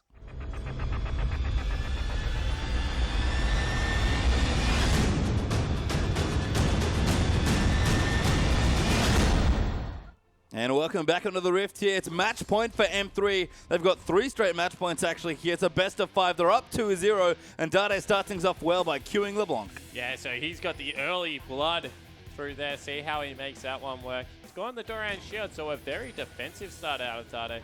Want to know if he's run any, lifesteal on his Quince, or whether he's just gone for some armor penetration. Of course, Zed players love to be able to get greedy and just throw flat armor penetration everywhere. Because with your passive, don't have any problems last hitting. You're able to get a lot of mid-game damage when you grab that Brutalizer. Yeah, and I like Dade's general defensive mindsets. He draws a lot of attention from the mid lane. We saw a 4-man gank in the first game of this series as well. So tends to like to play his laning phases very conservatively. It's those skirmishes and especially team fights where even on Zed, Dade can excel. Yeah, certainly can. You see Looper, he's also done it. He's respected them, picked up the shield, hasn't gone for something greedy like a health crystal in the first item pick up there. We see a lane swap going towards KX Happy side this time around. They want to get away from the 2v2. Yeah, I was curious about how that was going to go down as we actually have some minions picked up. I think, yeah, it was Maokai get a bit of extra CS coming through. Didn't finish the camp, so just the early status here. And in fact, Eternal already moving down towards the bottom side in the 1v2. Yeah, so able to get that in there. Dade, he made a misstep. He threw a Shuriken out early. Normally what you want to do with Zed, which puts you in good stead for this, is wait for them to W on you. Shuriken auto attack at the same time, and you get some good trade damage back. Really does shut down LeBlanc's early aggression on level 1. one of the only champions that can really do that to LeBlanc. LeBlanc generally wins level 1 trades. Yeah, you got to send a message, of course, as well. And Dade actually going to fall behind in the race to level 2. Going to sit back with the Doran Shield, get some regen going. And right now, Churchery is going to take control of the lane early. Yeah, so he's able to get in there. Really put some pressure on Dade. He's grabbed the level 2 now. We'll be able to see us fine underneath turret, but if this is a continued thing, him getting pushed in, this harass will start to go up. Yeah, you could see LeBlanc diving in aggressively, just trying to get as many autos in as well, abusing the bit of range versus melee matchup here as well. And Dade, we expect him to sort of maybe struggle here in the lane. Level 6 might be a different story, but he's looking to farm up safely for now and falling a bit behind. Yeah, he's falling a little bit behind. I think that he'll be able to turn this one around using a lot of mana early as Churchery. So see how that one works out. 3-man dive coming through onto Looper here. The wave's been stacked nicely. He won't have level 3, and he will miss a lot if it goes through. Yeah, it's a classic here as Brom gets in a bit of the stun. Of course, Acid Hunter does not proc the Brom passive, so not able to get the stun there, but good trade damage coming in, and Looper, smart decision, backs away immediately. Yeah, he's going to back away. The lane's pushing in anyway. He's not going to really miss out on much, so he'll get back with full HP by the time that comes through. See if he can make it work. Yeah, Dade again taking some harass early on, but you know, giving LeBlanc back some as well. Going to eat some potions potentially as LeBlanc farming up nicely. Good CS lead currently, but again, we'll see quite a lot of farming. Dade should be able to play safe enough in the mid lane. Yeah, he's certainly looking to just play safe, maybe even a little bit over safe as they completely zone out bottom lane, so both top laners being picked on at the moment. Looper, he's trying to get back up there, stop the recall of Rek'Sai and continue to pick up whatever scraps he can, but SMLZ and Love CD, they're returning the favor. Yeah, and as we've seen, it's a change away from the Smite teleport top lane as we've seen, especially for Looper now in the Rumble. A much different situation, much more traditional struggles for the top laners now in their 1v2. As well, Eternal going to pick up some nice CS and experience. Yeah, so they're not able to get in there. And Dade, he takes a chain as well. That probably shouldn't have happened. So now he's getting a little bit punished. He's burnt his potion as well, and he's 16 to 28 CS. Churchery, he's playing this one well. Yeah, looking good here, but we actually have Condi moving in now. Dade going to come through, going to look for it, knows that that one's the real LeBlanc. Going to go in aggressively. Ignite goes down, and Dade is going to pick up first blood, but Nunai here as well. Dade, no shadow left for the teleport. Even going to come through. Flash knock up there. They want Dade Lantern, though, from Love CD. And they're going to try and get Condi up, but he's a little too low. Gets the kill as he dies, though, in a 2-for-1 trade for M3. Yeah, and they grab the assist on nearly all their members as well. That is absolutely massive at the start of the game. How did Graves get an assist? I don't know. That's very interesting. Yeah, hopefully that's a spectator bug going through there, and he didn't grab any extra gold off it, but we'll see exactly what goes down. Dade grabbing first blood puts him right back in this lane. He's also going to be able to grab a lot of CS for himself. So Zed, whilst being punished early by the LeBlanc, looks to be okay. Yeah, Looper struggling a tad as well. That level disadvantage in particular going to cause some problems. Ulcon, thankfully for Looper, running a little low on mana, but Love CD returning to the top side now. Actually going to maybe even try a gank on. Does have the hook ready to go. Just missing there, but will line up the Flay. Going to go in quite aggressive. Flame Spitter down as well. Damage will come through, but Urgot nice and tanky with the Terra Capacitor active. And just a bit of babysitting here from Thresh. Yeah, so able to get in there. He zones him off the wave. Probably forces him back to grab that tier early. And Looper, he's done the smart thing. He's not shoving in too aggressively, trying to keep the wave as neutral as possible. Needs to get some CS as Eternal able to almost triple the CS, and you can see quickly Looper catching up as Condi coming down to the bottom side as well. No ulti hit for Graves, but a great smoke screen actually to kick things off. Condi going to activate his W, keep walking in and try and line up a body slam as Eternal trying to get away, but has been knocked up. Twisted advance as the dive comes in, and no ignite available means Condi gets low. SMLZ going to use the heal to keep him safe and just gets away with Eternal. Yeah, so he's able to get away. They also have to back out of the game because they don't know where the duo lane is. Jungler and AD carrier heading down to that area of the map, and Dade, now he's level 6. Wow. So surprised he didn't swap to the Shadow and Ultimate. But he's not going to keep it safe for now. LeBlanc not quite level 6, so Dade has all-in potential looming. Yeah, and somehow he's picked up a third longsword. So he's juggling one of them on one of his feet. Nice.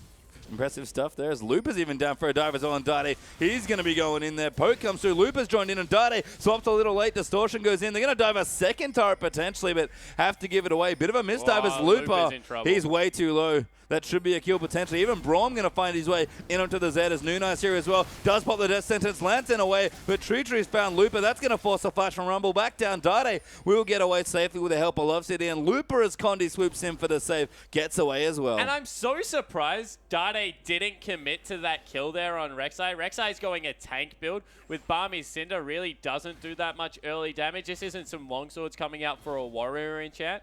So Dade not committing to that one is a little bit of a surprise for me. Yeah, we can see good poke though coming through for Urgot, but we actually return to the bottom lane now. We'll finally get our AD carry matchup back here. Looper with a slight experience lead in the top side, probably just fine on the Rumble, and Graves with a BF sword, probably not afraid of Urgot anymore. Yeah, definitely not afraid of Urgot. In fact, it's Urgot who's being zoned away without Braum down here. We'll have some good burst damage coming through before Urgot's able to grab that level 6. Then the lane might swap back, but right now, completely comfortable. Looper, Doran Shield plus the Amp Tome. Double Doran's there for Eternal. So going to get some farm back. All these top laners is a pretty equal as far as early CS goes, although obviously a little lower than normal. Good block there by Braum with the shield. Going to move the buckshot away, and we can see the trade damage coming through, but level 6 there on the Graves. He's threatening for an all-in. Yeah, and the thing about Graves is he's just got so much burst damage. You see already, so they're nearly in kill zone for the next buckshot. They're looking for it. If Love City had landed the hook, that might have been go time. Ignite there for Love City as well. Just a pink ward will get cleared instead here for M3. Collapse the tunnels, collect some money there as well. And Dade's still farming away on the Z now. A bit behind on the LeBlanc, but looking just fine. Yeah, only 10 CS down now as some more Acid Hunters come through for Ulcon. Yeah, SMLZ actually going to take the opportunity to get aggressive. Smart stuff with Thresh tagged by the Noxian Corrosive Charge. SMLZ's free to last hit the Urgot. Yeah, exactly right. It's always going to be the Thresh that's prioritized there, as you see. Some fancy footwork coming through from SMLZ. He gets tagged this time. Yeah, I've been really impressed with SMLZ this series. He came in late to the party as far as M3's lineup goes, but seems like the team in general has finally gelled. And that AD carry, who was looking good, honestly. Candy looked great for M3, arguably the best performing member of their roster for the regular split. But all of a sudden, it's crunch time, and SMLZ is looking great. Yeah, it certainly is. And they've got Gragas down here as well. They're going in. Yeah, Barrel going to move in. Hook goes a little wide, though, and no ultimate thrown out there by Graggy.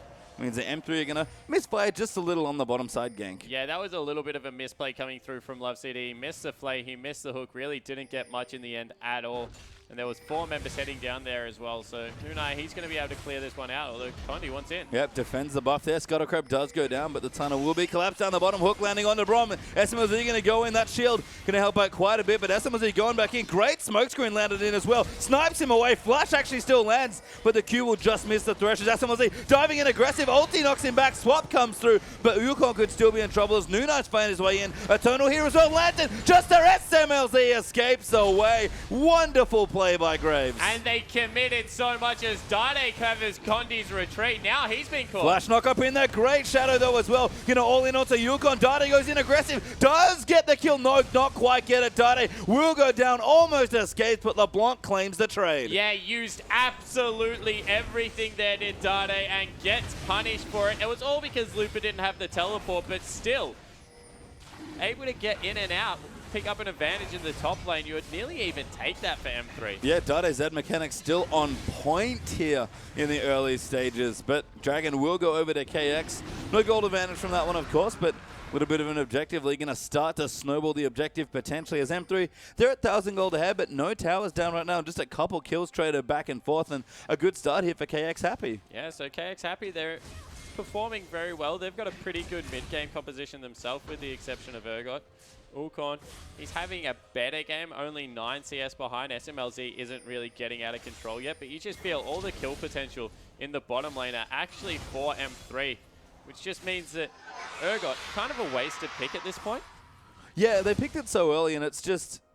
Urgot's a weird one to me. I think we're definitely still figuring out how good he is. Everyone started playing him into Kalista particularly, and it's a good flex for the mid, but I feel like if a mid laner doesn't play it, it might not be worth it. There's ever a big trade here in the top side. Looper actually going to use the ulti there, try and cut off the retreat there for Eternal, but big damage there from the overheat of Flame Spitter. Condi with the zoning ultimate, but Looper just gets it solo. Yeah, so he didn't want to go back in, give Condi the assist, so good work. Just kind of suicided there, Eternal. He's had a horrible series, absolute shocker coming through. He's not performing the way he would like to, and you'd have to say it's a little bit of Condi applying some good pressure and a lot of Looper playing much better. Yeah, Looper's been wonderful. I mean, even away from the Smite teleport laners, had Shyvana open into the Maokai, would have probably been fine, but didn't want to take it. Instead, back on his old favorite Rumble. And just even on this, with the regular flash teleport, looked great as well. Yeah, it certainly did. As you see, Churchy going a little bit aggressive. Now he's used his ultimate. Dade can go in for it. Dade might look to go in. Does pop it as the chain goes through. Gets snared on the other side, but not enough damage from the Deathmark. Will pop the passive, but Dade navigating nicely in that trade. Certainly did. Got the ultimate through his Churchy. He misclicks there onto a minion, so no kill potential there.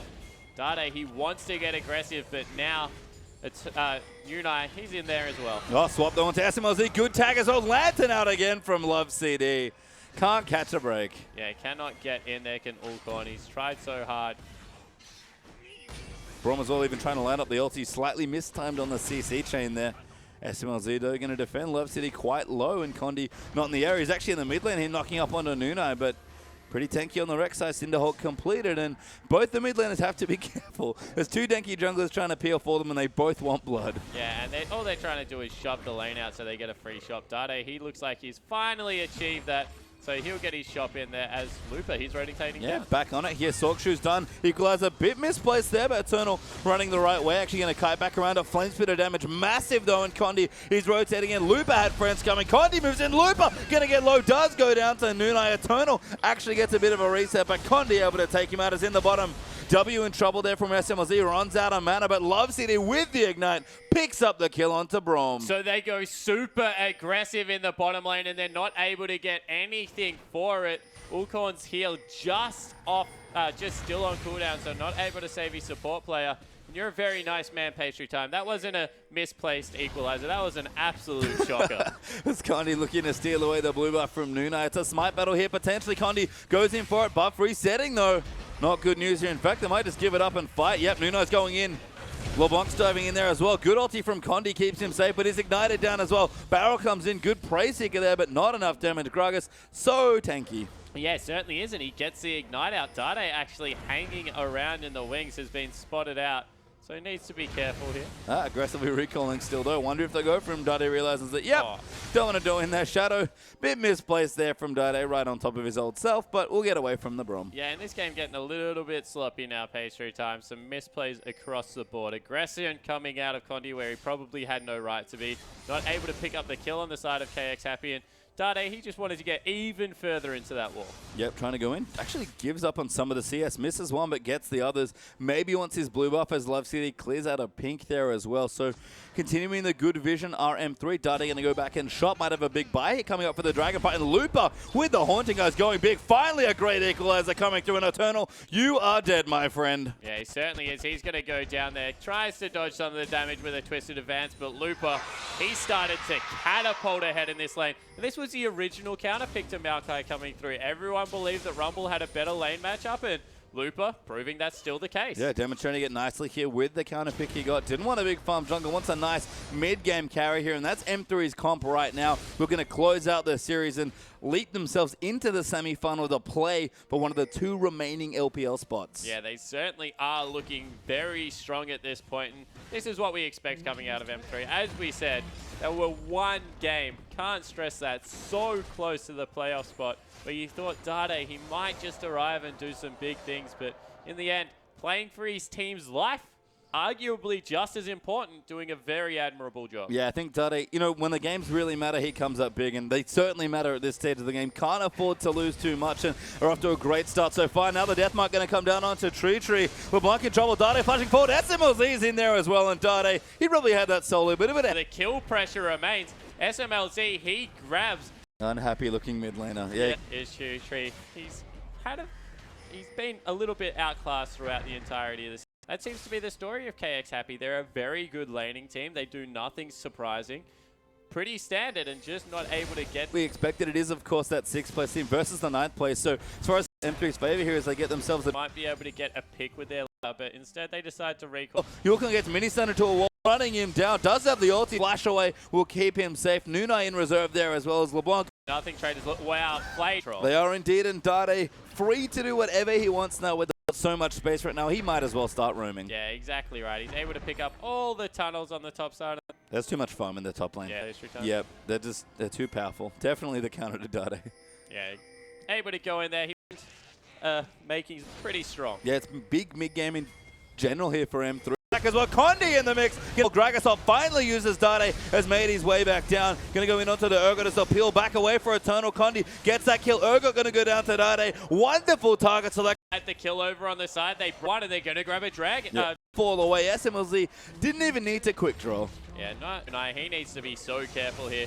Went for the aggressive ultimate. In there as well. Someone will try and steal this away, although not going to overcommit for a Q, but Unite takes it instead. Yeah, and that's, once again, really controlled play coming out of this M3 lineup. They probably could have got that. It was only the support coming in, but they recognize there's very little to gain, only a blue buff for very high risk, so they just back away. Yeah, I mean, to get taken out. LeBlanc trying to find the Z. Dade, so sneaky. Now maybe even going to go back in with Condi coming through. Chains landing in, but that's a flash forward for Condi. LeBlanc forced away as Eternal teaming up with Nunai does take out Looper. Yeah, but now the race is on from Dade. The teleport comes through from Maokai, so that'll get him to safety, and now Rek'Sai fancies his chances. Yeah, Ulkorn coming up there as well on the Urgot. Tree diving in as well. Dade gets just missed there by the chain as Condi comes in to peel off with the barrel. And back down the bottom side, SMLZ and Love City working on another tier 2. Yeah, so they've played PvP before. They didn't really like it. They prefer this PvE game, so they're going to manage to take themselves a turret. Wow, Condi. Yeah, aggressively going to force Tree off the turret, actually. LeBlanc, not that many items. Oh, that's awkward. Twisted Advance lands in. SMLZ, click the land. Can't find it yet. Does get away, though, down towards the bottom side as Condi just wave clearing, ignoring LeBlanc completely. Yeah, I think he was just waiting for Maokai to maybe Q so he didn't get knocked out of the lantern there. In the end, what that meant is he spammed a moat, then shot him once. Good stuff there. As SMLZ does get away to safety. 5-0-3 on the Graves. Again, a quiet performance here, but Phantom Nanta Infinity Edge at 22 minutes.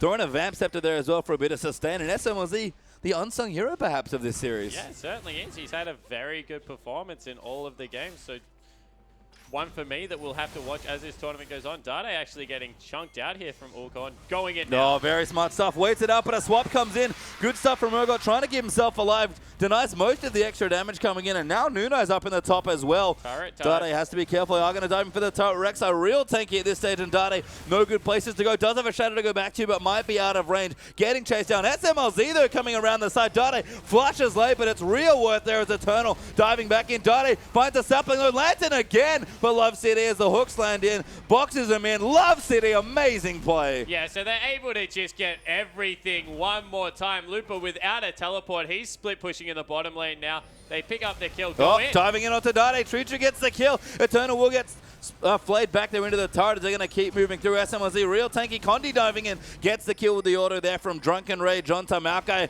The Mimic going to get knocked away. LeBlanc tanks a one turret. It may be one more left there as Nuna going to get the top side turret as a result. SMLZ still chasing though down in onto LeBlanc, and she has to find somewhere good to go. Maybe just has enough to get executed here, but going to distortion away. Running to the turret, and that should be an execute. Looper even tries to find the equalize, but there it is. Yeah, so they're able to execute their treachery, so that's a small victory, but they will give the Dragon over to M3. And this game just escalated once again real quick in the mid game, and 6-0-4 for SMLZ. He'll go back, maybe even pick himself up another BF sword. No, he only has 700 gold in his back pocket, so probably looking to farm up. And even faster game here for M3. We said they picked for mid game. They have turned it on here at the 24-minute mark. 4-2 in turrets. Massive amount of gold, up 7,500 with 17 kills to 6 as 2-1 in Dragons. The score there as well. And mid lane LeBlanc doing his best Dade impression this game, and not the good one, unfortunately. That's a Madrize, just in case. Yeah, this game's going one of two ways. Downhill very quickly, or we will crawl our way back in. In both cases, Madrize pretty cost effective. Yeah, not too bad there, as we do have W roaming in towards the top side of the map. Dade level 14 now going to go in onto Eternal, but Nuno was in the wait. Marco going to go low though. Dade doing massive damage. Does get the Trey kill, but no Lantern. Does shadow away. Ultimate coming in for Braum Ignite down there as well. Dade just shadows away. Love City with another Lantern, and SMLZ going to join the party onto the tanky Rek'Sai, but doesn't care at all. Braum going to dive his way back in and probably going to die now. Forced to flush away. SMLZ going big. Auto's in there. Gets the kill, and they'll finally take the outer turret. Yeah, you see him just critting away on the backside there with the Phantom Dancer, with the Infinity Edge. Meanwhile, Looper's being forced off a turret by Ulkorn, so he's a little bit stronger than what he was last game, but still 0-3-2, not having the best. And we see SMLZ, he's really fed. He's massive here, 7-0-4 on the Graves. Rek'Sai ulting towards the top side to try and cut them off, but Love City's lands have been on point this game. An absolute lifesaver on the Thresh. The hooks, maybe not so much as that one just goes a little wide, but Scuttle Crab goes down, SMLZ collects the gold. Loop is teleported back down towards the bottom side as well, and Baron might be where M3 looks, and they're executing the 4-1 wonderfully. Yeah, they certainly are. So Chasing Tree is the problem. SMLZ going in, crits everywhere. I mean, you can only distort so many. If you're in range of the Graves, they'll just take you out. Condi getting some slow will zone out the rest of KX happy, and Dade plenty of free time down the bottom side, creeping in towards the level 16. Yeah, he certainly is. He's up to level 14, nearly halfway through that one, so he'll be completely fine. They're trying to pick up a blue buff one more time here. KX happy probably will get it because there's just not enough members around to challenge. But Lupa, that was a strange teleport. No ultimate. Teleports in. Not really much he can do at this point. Yeah, not even a home guard just to get the melee range harpoon for a slow, but a bit ambitious perhaps there by Lupa, but having a fine game right now. And SMLZ, look at that gold difference. Yeah, that is huge. Again, 4,000. Yeah, even Dade as well in the mid, 10,000 gold here, 2,000 gold up on the LeBlanc in the mid side as well. And SMLZ again, banking a lot of gold here, looking for that Bloodthirster third once again, much like in the Civ game he had. And he's just been wonderful. His team's played excellently, and he's just crept up slowly, picking up all the kills. Yeah, and every single time. He hasn't really done anything flashy. He's just been there, willing to team fight with his team, coming in for support a lot of the time, and it's really helped out. Poor Malco now getting chased down by the Z is a horrible feeling. Eternal, level 11, the death mark will pop, but Dade at this point just wants to harass him away. Level 16 going to make that hurt even more, and he's 4 levels down is the Maokai versus Zed. Yeah, so not in a good position is Eternal. He used the W to dodge out a lot of the damage. That's why he lived there, but Dade, he's 1v1 is pretty scary. Hey, Ukon now going to get caught. Electro Harpoon down as well. That will force the flash and the ulti there coming through from Braum, and M3 continue to push. They'll stay as a 4-strong unit here, and Dade will just continue being as annoying as possible in the bottom lane. Yeah, you see with some cooldown reduction, already halfway through that cooldown for his ultimate. Looks like they're trying to make a 5-man team fight happen somewhere now. KX happy, they might have found it. Yeah, double knockup found there from the unborrowed box. So down as well. SMLZ throws his ulti in, but not quite on the squishy members. Ultimate down for Lupus, placed very nicely in the choke point. Is Condi going to get aggressive, but taking a lot of damage. Trichi trying to assassinate someone in the back, but Lupa almost gets the kill solo. Now Nunai going to get hooked in and taken out. Lupa does get the kill onto LeBlanc as well, as Rek'Sai just lives on the back there, but SMLZ going to chase his way in. Love City gets slowed, and Dade busy killing inhibitors. Yeah, so Dade, he decides it's his turn to just avoid a team fight, able to pick up the bottom lane by himself off the back of that. And that's horrible news. If you can't win a 4v5, game's probably out of reach. They even pick up a parting kill on the backside of the jungler. That will mean the Baron is open whenever they want it. Yeah, Dade's ulted again onto Eternal. Wants to kill this time. Will get it with wonderful play. And that inhibitor might even go down as well. Dade not even hitting it, farming all of the minions. Yeah, so maybe a little bit of the old Dade coming through, looking for repetitive 1v1, trying to play himself back into form. Looking good so far. Gets swapped away, unfortunately. Snap up there as well, so a bit of a misstep, but trading for the Baron, not too bad. Doesn't get the inhib again. Greedy on that farm, really wanted the cannon. Yeah, he certainly did want to get in there, but in the end, he was just creating a very tasty diversion for his team. SMLZ, he's actually the real star player this time around. I agree. He's had a wonderful series. But Sivir in the last game and Graves in this one's looked great, and he played so well in the first game, I've forgotten what he played. It was, I think, it might have been Sivir. Yeah, he played Sivir. There we go. We solved it. So I'm missing game 2 then. That's fine here. It's been a wonderful series for M3 regardless here. 12,000 gold and counting ahead for this side. Right now, SMLZ sitting back in his chair, you can see in the bottom right. Going back, relaxing now. Got an extra zeal, because why not? Doesn't really need the Bloodthirster apparently. Yeah, so just going for outright damage here with some crit coming through. And of course, crit always a useful stat. If you can burst someone down with Graves, it puts you in a good position. Not really a caster build, more of an auto attack. Might even be sneaky mana Trinity Force coming through there. Maybe. I mean, that'll be kind of cool. We'll have to see what he wants to do there. We do actually have a critical cloak for Dade now as well, so possibly looking for a big IE for even more 1v1 potentially. Talked about it before. Dade has had 1 goal this game. Never ever group with his team, and he's successful so far. Yeah, exactly right. He's just looking to split push at all points in the game because there's no one that can really 1v1 him. Maybe Urgot can survive and walk away, but there's no one that can outright kill him, and he knows that. I feel like if Maokai isn't surviving, then Urgot's probably not solving. Even though they're actually similarly tanky, but all offensive items there for Urgot. Barely any defenses for the Maokai. And Eternal going to get ganked up once again. It's not Dade this time, it's just the rest of M3 as Eternal running away, going to try and find it, but gets played away. And SMLZ, his 8th kill of the series. Yeah, and not Dade, but the exact same result coming through from 4 members. They're able to get through. This time it will mean an inhibitor. Meanwhile, Rek'Sai, that's the person they've sent to try and defend. And it doesn't look like it's going to be successful. Yeah, smart swap there coming through as LeBlanc desperately trying to get a trade turret, but Dade continuing to push away. LeBlanc can't even finish that turret there despite some free time, and bit of damage onto the Nexus turrets as well. Condi having a bit of a giggle. As M3, I think they can taste their victory here in the series. Condi might look for an aggressive ulti, but at this point, KX have so much to climb back from. As Trichi gets hooked out of a distortion, killed by SMLZ. W will fall as well. Condi going in big there, tanking up all the damage. Eternal's down here as well. Dade will eventually wander down here to clean up a kill, but he's not needed. Yeah, not needed at all. Another 4v5 coming through. There's some minions. Dade wants in. Oh my god, going in deep, gets hit by the fountain laser. Almost gets the kill, does complete it actually onto Urgot. Tower falls down, and M3, a wonderful start to their promotion tournament.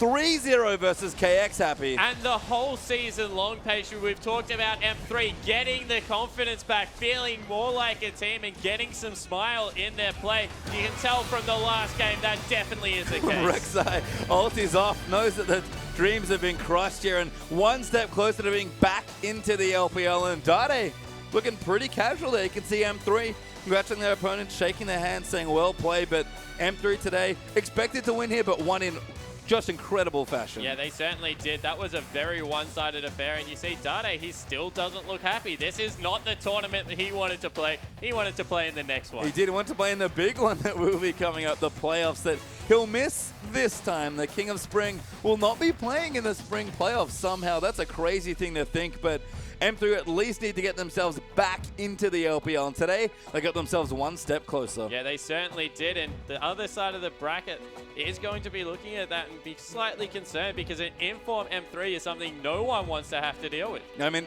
the question for everyone might have been, when were they going to finally find their feet here? And it seems like, again, when it's clutch time, it's not even just Dade or Looper that's playing exceptional. The whole team, I mean, we talked about it. The MVP for that series, probably their AD carry player. Yeah, it certainly was for me. He came up absolutely huge to SMLZ. It was wonderful there, but we have more League of Legends coming up, of course. The spring playoffs will be here after a break here. EDG will take on World Elite.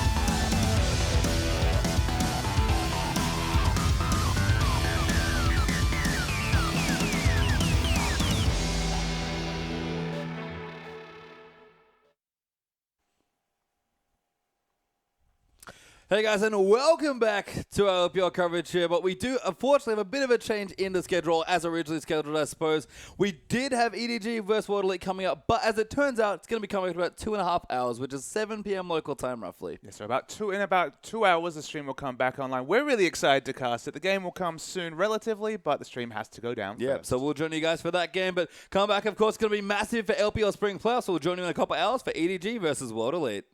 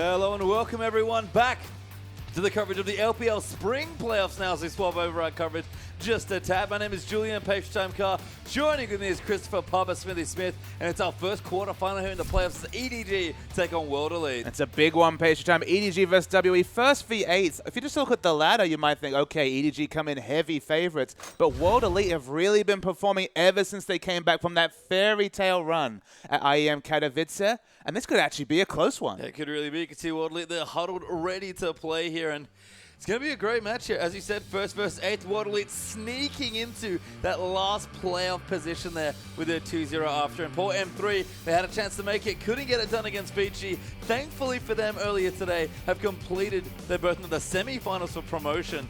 3-0ing KX Happy, but it's a big game for World Elite. EDG, heavy favorites in the playoffs, you have to think. I mean, they come heavy favorites to maybe win the whole thing, but this one game is just such an interesting one to think about, Pastry Time. If you look over the course of the season, absolutely World Elite snuck in at the last moment to 8th spot, but if you look at their last 14 games, i.e. the games that World Elite have played with this lineup, with Gia and Mystic coming in for SDYZ and Ninja, they're 10-4. They've actually got the second best record in the LPL with Vici Gaming compared to just Edward Gaming, who have, of course, the best record in the league. So you've got two very high-performing teams who've been in recent form. World Elite, of course, 2-0 in their last 2 series. And EDG, they have a bit of a roster change that might actually change their fortune. Yeah, we'll get to that in a second when we do go through the lineups, but nice sign. They're marrying me, Mystic. Can't blame him. Boy's been playing absolutely incredible League of Legends from the bottom side of the map in that AD carry role. Been very impressed with World Elite's new Korean AD carry player there in recent memory.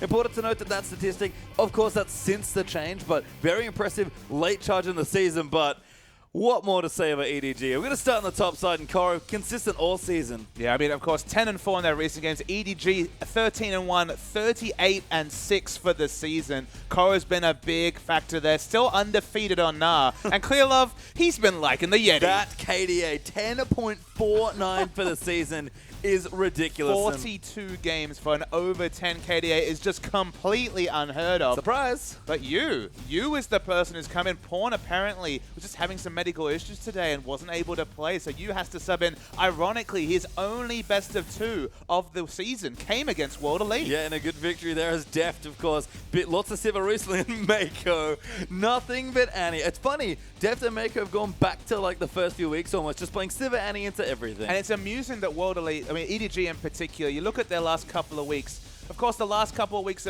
before playoffs, you understand teams, they're looking towards playoffs, one eye on playoffs. Why would they show new strategies? EDG showing one of the best way to counter that kind of thinking. Just play Nunu, just play Annie, just play the things everyone knew from week 1 you were already good at, and they've shown nothing, and you have to think their bag of tricks goes pretty deep when we go to playoffs. Well, unfortunately, Pawn's not here today. He's usually the one to pull out some crazy picks, but Yu's definitely a wild card there. EDG arguably coming in with a slightly weakened roster, but a seasoned player in the LPL is Yu. Better known, of course, as Unstoppable. I believe that's what the U in his name stands for. Big Syndra player, big Orianna player. Have to think he's going to have some good showings here. Yeah, look, I mean, at the end of the day, Lissandra LeBlanc, that's what he's shown the LPL so far. His wave clear champions are back in the meta, Ziggs in particular. Not one of his favorite champions, but still something in his champion pool. You know, Fiend's being buffed means that he's a consideration. His big 80 assassin was Zed, which, again, we've seen a bit of fortunes actually earlier today. Master 3, of course, Dade bringing out the Zed. There's no reason there can't be a renaissance here as we move on to a World Elite team definitely on the up, but with significant opposition today. Yeah, it's a big match for them to take. If they can complete the upset here, and make no mistake, it would be an upset. What a playoff it will be. But Aluka been so good, and that Sion is incredible. I mean, when we're talking about games post-IEM, Aluka's actually 5-0 on Sion and had Sion bans against him.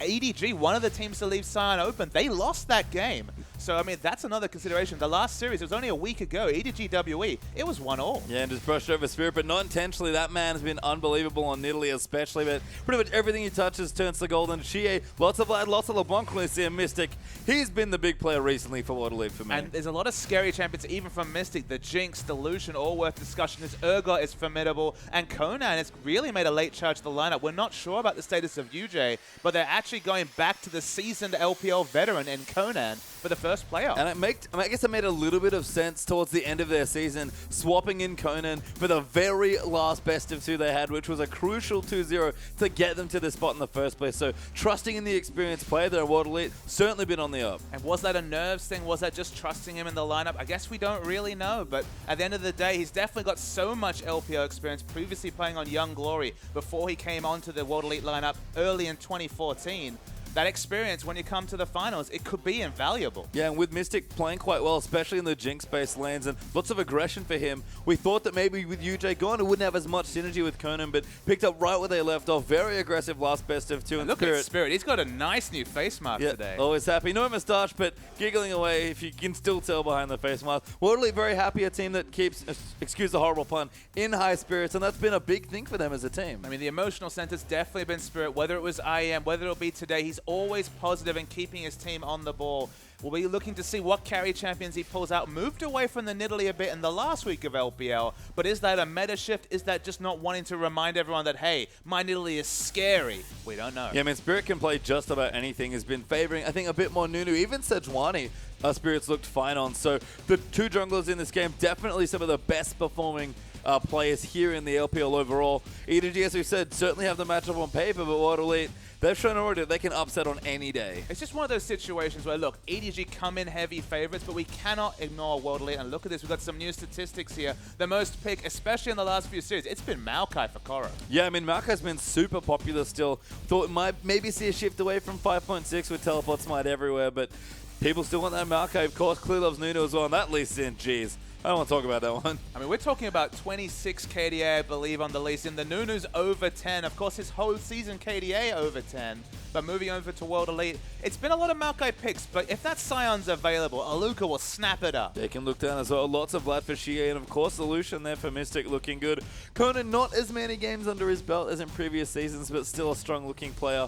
I mean, it's funny to see Spirit's Jarvan, Rek'Sai, and Lee Sin all in there. He's great on those champions, but he hasn't even been playing those recently. No, of course, it was at the start of the season. We've seen and the Jarvan win rate's not quite there. One thing you can say about Conan that's quite impressive is that even though he comes in late in the season, clearly practiced on meta champions into Nautilus in his first series. Nautilus is going to be one of the contested picks alongside Hecarim, I have to think. Koro played no Hecarim, then showed 2 amazing carry performances on the Teleport Smite Hecarim in the last week. Those Teleport Smite top laners in particular are going to be must pick, must ban. Yeah, it's been a big thing. We already saw earlier in the promotion tournament, for M3, 2 Teleport Smite games coming through for Lupa. So it's been a big thing. Flandre, whatever you did to the meta, it's here to stay for now. And fun stuff potentially coming through in the top side. I know we saw that top Smite Hecarim versus top Smite Shyvana lane matchup. It definitely favors Shyvana in the lane, but in the late game, having that reliable engage in the onslaught shots from such long range, a potential lockdown, throw on that challenging smite, and 80 carries, they only have so many things they can do, especially unmovable ones that are in the meta, like the likes of Jinx. Yeah, we'll see what happens though as we are into the draft for game 1. Remember, all the playoffs in the promo games are best of 5s. And look at this pastry time. No ban comes through. You have to think it might be another late substitution from memory. That means that EDG will have no bans on the blue side coming through this series. And with the timer, of course, we'll confirm that, but only the 3 bans coming through for World Elite. Yeah, for this game at least. Probably get them back in the next one, but we've seen this before from EDG. Mid lane's apparently been trading stomach bugs or something, but EDG on the blue side, World Elite over on the red, and Annie Thresher World Elite's first 2 bans really targeting Mako there. So this quarterfinal and semi-final stage is played over 6 days, so definitely going to have to watch those health concerns there, you and Pawn, if they want to be able to get both of those guys back into the lineup. It is a weakened lineup, but you really seamlessly slotted in when we saw him against World Elite. So maybe not too much cause for concern. And again, another player with playoffs experience. It's kind of an embarrassment of riches when you can call on the likes of you from your bench to replace a top talent. Yeah, a strong player, was always a good anchor for his team, was described once as the soul of EDG, at least in their 2014 lineup. So bringing some of that very solid play still back there in the mid side, as EDG again have lost 3 bans, it seems like, in World Elite.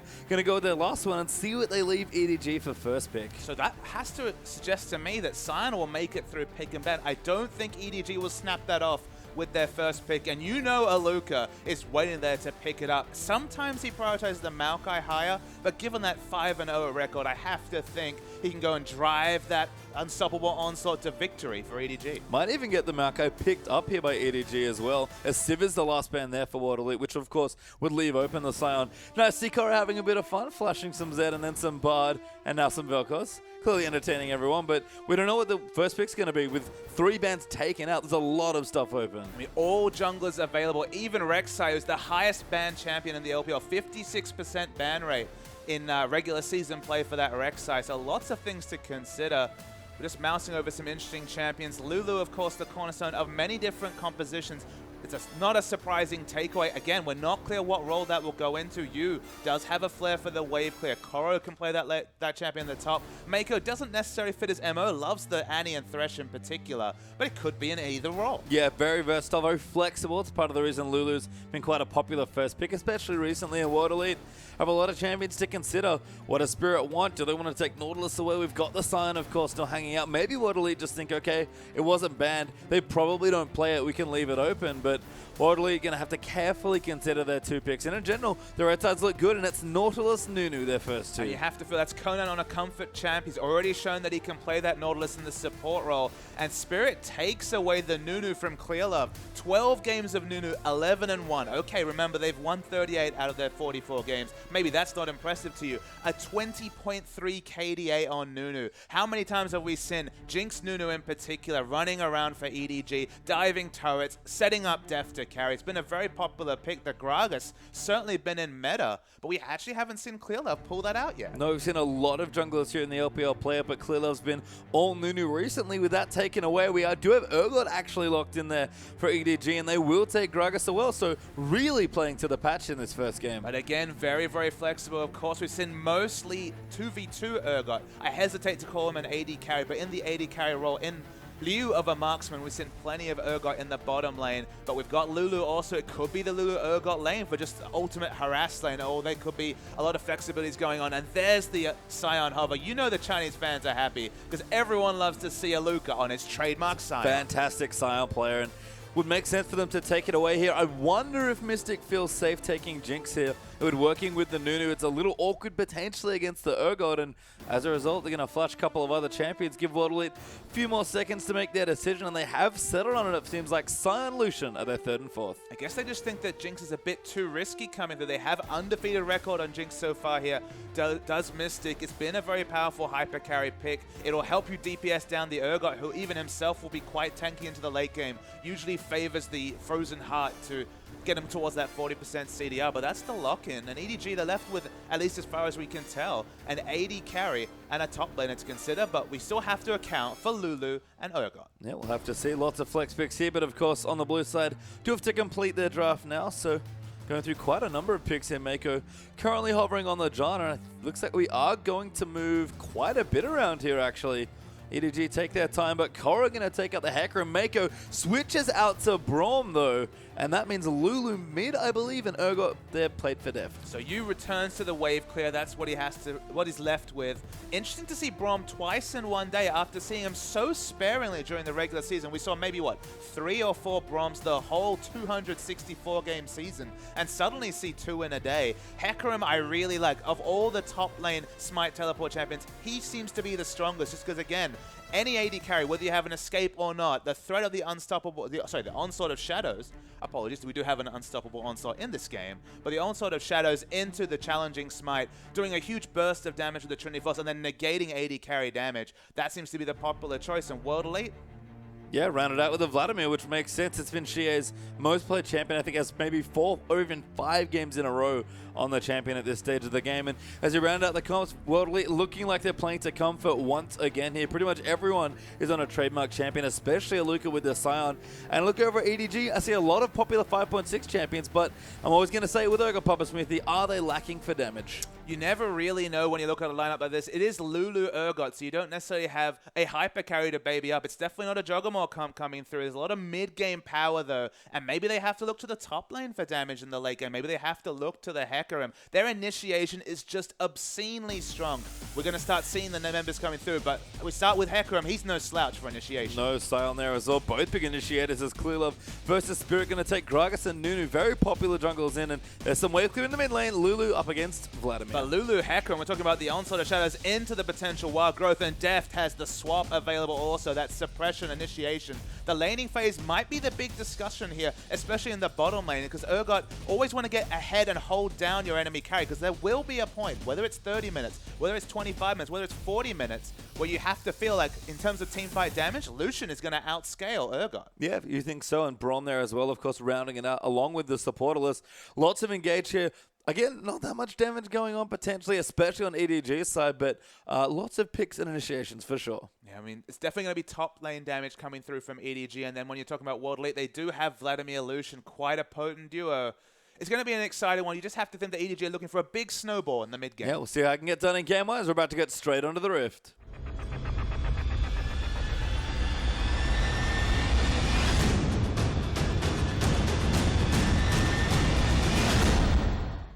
And welcome onto the Rift here for our first game between EDG and World Elite. You can hear the fans. These are two very popular teams, Papa Smithy. World Elite, of course, one of the legacy organizations in Chinese esports. Very, very popular. EDG split away from World Elite. We didn't even talk about the storyline of how EDG were conceived as a team, splitting away. Of course, Clearlove, one of the most famous World Elite members of all time, was on that lineup, that one IPL 5 that really dominated 2012. We're a long time removed from that stage, but the fans don't forget, and it's still a grudge matchup. No, with FCZ Retiring and Clearlove, the only original member of that very well-known World Elite lineup, and I think they spotted Mystic there. Board being put down by Mako and Deft, and they are lane swapping, I think. We have to expect that World Elite are looking to get away from the 2v2, and EDG are looking to opt into the 2v2. Even with a melee support like Braum, Urgot Braum can do so much damage, and again, you're adding in an extra CC at early levels. If they're able to proc that Braum passive, and just all the Acid Hunters are registered, we're talking kill pressure level 2, level 3 coming through. Such a fierce lineup coming through, but it's actually EDG that opt into the swap.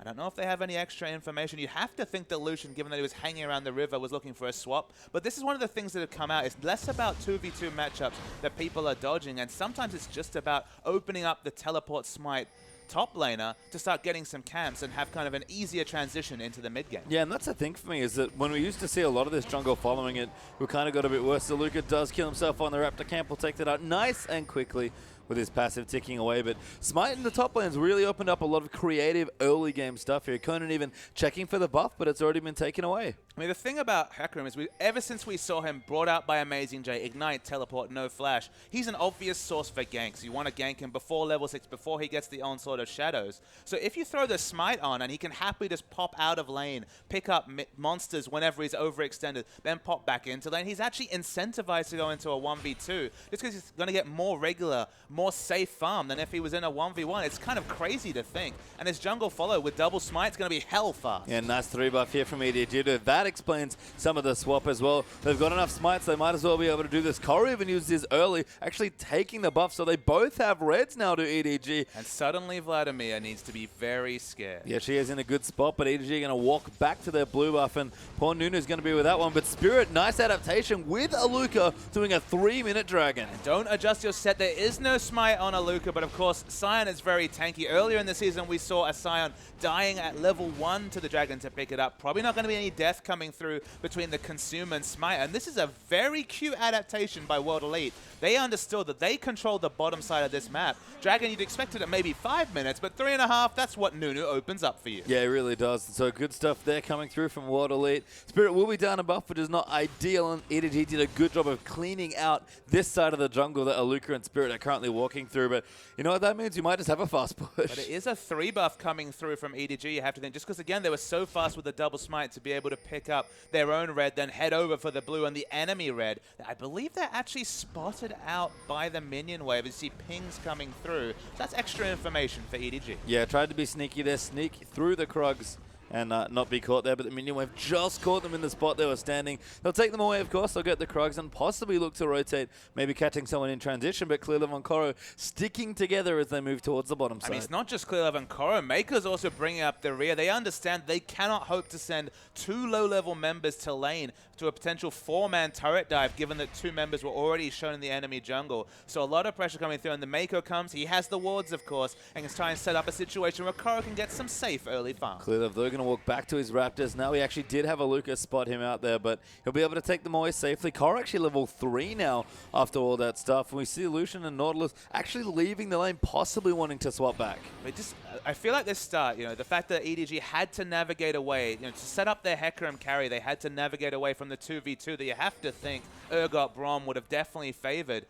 You worry that in the mid game, if Korra in particular doesn't get going, then that no damage reality of the late game is very real. You have to rely on Hecarim to do so much work. They've used multiple resources to set him up. So I feel like World Elite, Spirit in particular, need to target out this horse, because in the late game, it feels like it's going to be all about Hecarim for damage. And Mako level 1 as well. That's been the biggest thing for EDG. They used him for a lot of safety around the 3 buff that they started, but he's even going to freeze the wave here, and that's so dangerous against Mystic. He has his Q schedule, so doesn't have the ability to use the E and just the Unbreakable and just try and hold the minion wave that way. Still manages to freeze and probably saves at least 1 CS for Def. It does hit level 2 now there as well. Def will get some good CS as a result here in level 4. Urgot with a tier and a flask. That's the sort of situation you want. Urgot potentially vulnerable in the very early levels, but right now super comfortable. And we've seen a lot of Urgots forced to stay in lane. Of course, AD carries want to stay in lane until they pick up a big item like the BF sword, but because of the lane swaps and because Mako did a fairly admirable job holding the lane, getting back for the tier just means that Mana Moon and Muramana transformation in particular is going to hit a better part time. We're looking at close to 21, 22 minutes for the Muramana completion. And as a result, I can't for the life of me wonder why World Elite wanted to swap back to the top lane.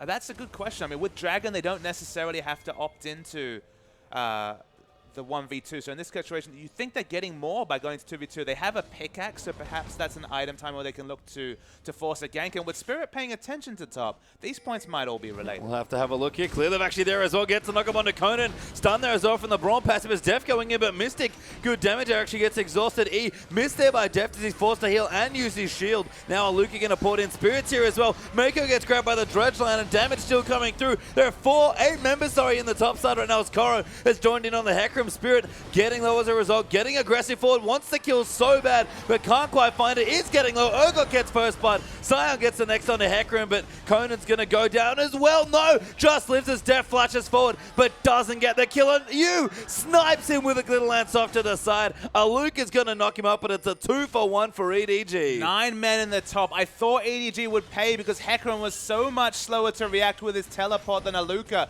who was there earlier, but surprisingly, you is the one that reacts to the top. And remember, Vladimir, he has Ghost. He could just Ghost to the top. If that was Dade, you know he would have been there. So the fact that Jia didn't react, you have to hope he picked up a lot of CS in the mid lane to make up for the fact that the 2-for-1 goes for EDG. And you look down right now, just got a shop in, did Xie, and only 6 CS ahead, so that lane is basically neutralized after that, and a big mess there, but EDG bring 1 more person, and it apparently makes all the difference. But now that they've swapped Aluka to the top, you have to realize, so I mean, again, your question of why Lucian Norris were top is a bit of a puzzler. Maybe just exiting lane, it was one of those timing-related things. But they're swapping back to the bottom lane. Urgot, crucially, after all those shenanigans, doesn't have any mana, so doesn't really have any lane control whatsoever against Sion. He, in particular, needs to shop. Otherwise, Sion should get fairly low harass coming his way and just pick up free CS. Well, you can see Korra's actually continuing to jungle, taking away the Krugs. Level 6 now on the Hecarim,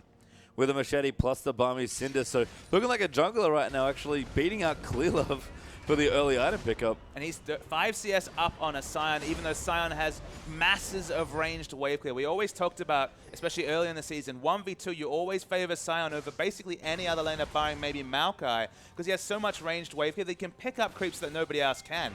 Hecarim, as a 175 range melee champion, moves up to 350 range with the Rampage, struggles to pick up farm in any sort of lane stop, but when you've got the machete, when you've got Smite, you pick up farm that you wouldn't in any other case. And in the late game, we know how strong Hecarim can go. So if Koro, he's probably really happy, even with the death, with how this early game is going. And that's been the secret, really, is, in all these lane swap situations, if you just happen to have a smite from the top lane safely, all of a sudden you have more options here. So we've seen a lot of that today already. I'm sure it's going to continue as we move through the LPL playoffs this week. But Deft and Mako are back down to the bottom, and Deft already has a Mana Moon. That's a very quick Mana Moon. Again, the charge time to the Muramana gets earlier. Maybe 20 minutes flat we're talking about. That item will be transformed. And Mystic has to play so defensively. He managed to dash away from the first E, but they'll be the second, they'll be the third, and eventually the damage will register from Urgot. Yeah, they never stop here as Mako and Deft protecting their turret just. Deft even using the shield just to block the mini waves. They're going to freeze them slightly here just before the turret to make sure they can pick them all up. Clearlove going to spot a ward here as well. Does manage to get it down with his sweeper. And Dragon is back up, and Spirit's already started it. Spirit started the Dragon. This will be the second Dragon if it comes through, but it's in full vision of Clearlove at this point. Actually, only from the barrel dot. They don't have a ward straight on top of it. This will be 4v4 action. There's no teleports available. Yeah, you here as well is quite strong actually on the Lulu. Spirit, you have to think, has a secure advantage, but Brome's moving in. Even Korra started rotating down as well because he doesn't have his teleport. Spirit going to get on top of this. Maybe going to try and start a smite battle with Clearlove. Bit dangerous, but Nunu does get it. The ulti comes through. Xie getting whimsied up as well. Mako going to block some shots off with Unbreakable, but Xie gets ignited and runs away. You have to think EDG have the earlier power spikes. That's why they were opting into at least contesting for the Dragon, but they didn't commit to it. Crucially, Deft wasn't there at the fight, didn't have flash. Probably thought he wouldn't get in range of the hyperkinetic position reverser. So they don't engage. World Elite, they pick up basically an uncontested second Dragon. At least they don't have to pay for it through any deaths, and they'll take that. Yeah, Korra going to chase out a Luca now, though, as well. Quite strong here. It's actually Cinder versus Cinder, so relatively similar as far as combat stats goes. Luca slightly ahead potentially with that cloth armor, but they're matching that as well. I mean, Korra at this point trying to be annoying. This is the other thing. You can actually threaten a buff steal here, and Korra going to chase away Luca. Only a level behind, even with the secure available from the Consume Smite. Spirit's not confident to be able to contest. Xie, once again, is the second person to react, but Spirit, he picks it up. Yeah, really smart stuff from Spirit. Just calmly walks in, collects it, and Consume Smites it away. So Nunu always the king of securing those buffs as Mystic gets tagged by a chair there. That Braum passive ticking away. So let's actually return to the level 1. So there was a lane swap initiated by EDG, primarily to set up the Hecarim carry, as we see some nice harass damage coming through from Deft. The reason why I want to bring it up again, though, pastry time, is there's a lot of damage coming through, but no teleports coming. Mystic is the calling, but yeah, they'll just back away. Mako would actually run out of Unbreakable, so it's a smart time to go in, but nothing happening. Not quite yet. Yeah, the wave control starting to go the way of Xie. Not actually going to be building a Morellonomic on this situation against Vladimir. Only a single Ignite actually being taken. Surprising, you almost always see Ignite being picked up by Mako, but perhaps that's because he's usually on Annie duty. This Vladimir, you have to think, in the late game, there's not a lot of healing reduction available. Again, he's got the pull, he can be so strong in the late. There is a real concern that Xie could outscale this EDG lineup. We've certainly seen Xie have strong games on the Vlad recently. Korra can't quite dodge the Q, will get knocked up. It's actually quite low to Aluka here, as they've been trading blows on the top side. Aluka with the Ninja Tabi doing nicely there in that situation, but continuing to farm with the Cinder as Korra, he's forced to go back to base. And your memory definitely responds correctly there, Page Time. She had 3-0 on Vladimir in the regular season, has a 6 KDA, which is above his season KDA. Been one of his comfortable champions. Again, it's come through the meta in patch 5.6 with the lower pressure coming through from the jungler, with the extended team fights where all the consistent damage from the Tides of Blood in particular is registered in AoE. It's brought Vladimir back into the meta. I mean, coming back to level 1. So they opted out of a 2v2 to set up the Hecarim. That part's fine, but because they're on the blue side and the lane swap takes their duo lane to the top lane, they ceded Dragon Control. And you look down this EG lineup, you mentioned in Champion side, the damage is definitely on the low side. It's maybe not critical levels, but it's low. It's not just like a burst lineup. They do have some consistent damage from the Hecarim in particular. Opting out of Dragon Control could come back to hurt them, because one of the ways you equalize this situation is strong Dragon Control, and it's already 2-0 for World Elite. Yeah, you can see Clearlove. I don't know which enchant that is, but he's going in there as well. Conan getting knocked back as well. Will get stunned up though. Mystic going to pop the passive. Maker's already used his ulti. Clearlove going to get him low. Does get the kill with Spirit. Channels the ulti. Def swaps him back in though, and Mako kiting in there just with his passive. Korra's on top of Mystic as Def kills Spirit. Now Korra's going to get the kill as Xie joins in as well. Korra too low. Will for here, you have to think, and does fall to the Vlad, but it's a 3-for-1 trade to EDG. It's just too much aggression from Wally, from Spirit in particular. You saw what happened in that fight. That will be a preview of late game team fights.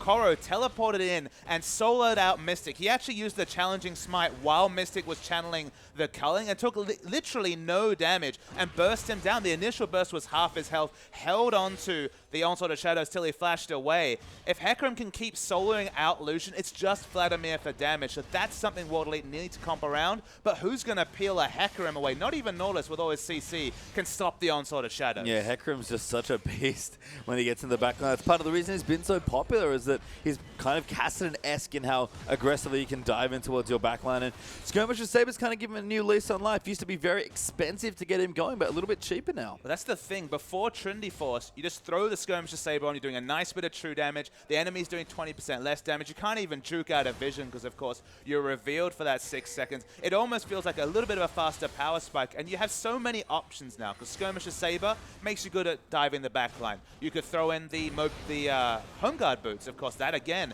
makes him so strong every 5 minutes with those home guard ganks. If you have those 2 items, again, you have a pretty big power spike. When you get all 3, the Skirmisher Saber into the home guard boots, into Trinity Force, you're talking about almost 100 to 0ing an 80 carry in one trade, but definitely over 3 or 4 seconds. In fact, the 6 seconds of Skirmisher Saber, if we're going to put a timeline on, you are so strong at assassinating. So giving an earlier item timing to a Hecarim, that's what Skirmisher Saber has done, and that's the big worry. Yeah, it's been dangerous here, and I'm curious to see where Koro goes with his build. Given the texture of the game, wouldn't be super surprised to see him go for that Trinity Force, but maybe just get the fade, see how he feels, and then maybe move into tank if he has to. But you're right, when that build comes through, that Trinity Force Saber, geez, you're just such a beast. And that's why there's so many questions. That's the interesting thing is you're talking about, all right, opt into the Trinity Force. You're adding time onto a game where at least team comp-wise, you think you're probably going to get outscaled. We're talking about Vladimir and Lucian who, started life as a lane bully, especially during the course of 2014, now morphed into a strong early lane champion, but also a strong late game champion. He is a tank buster, 4 or 5 items. When you add the Bloodthirster onto the core of Infinity Edge,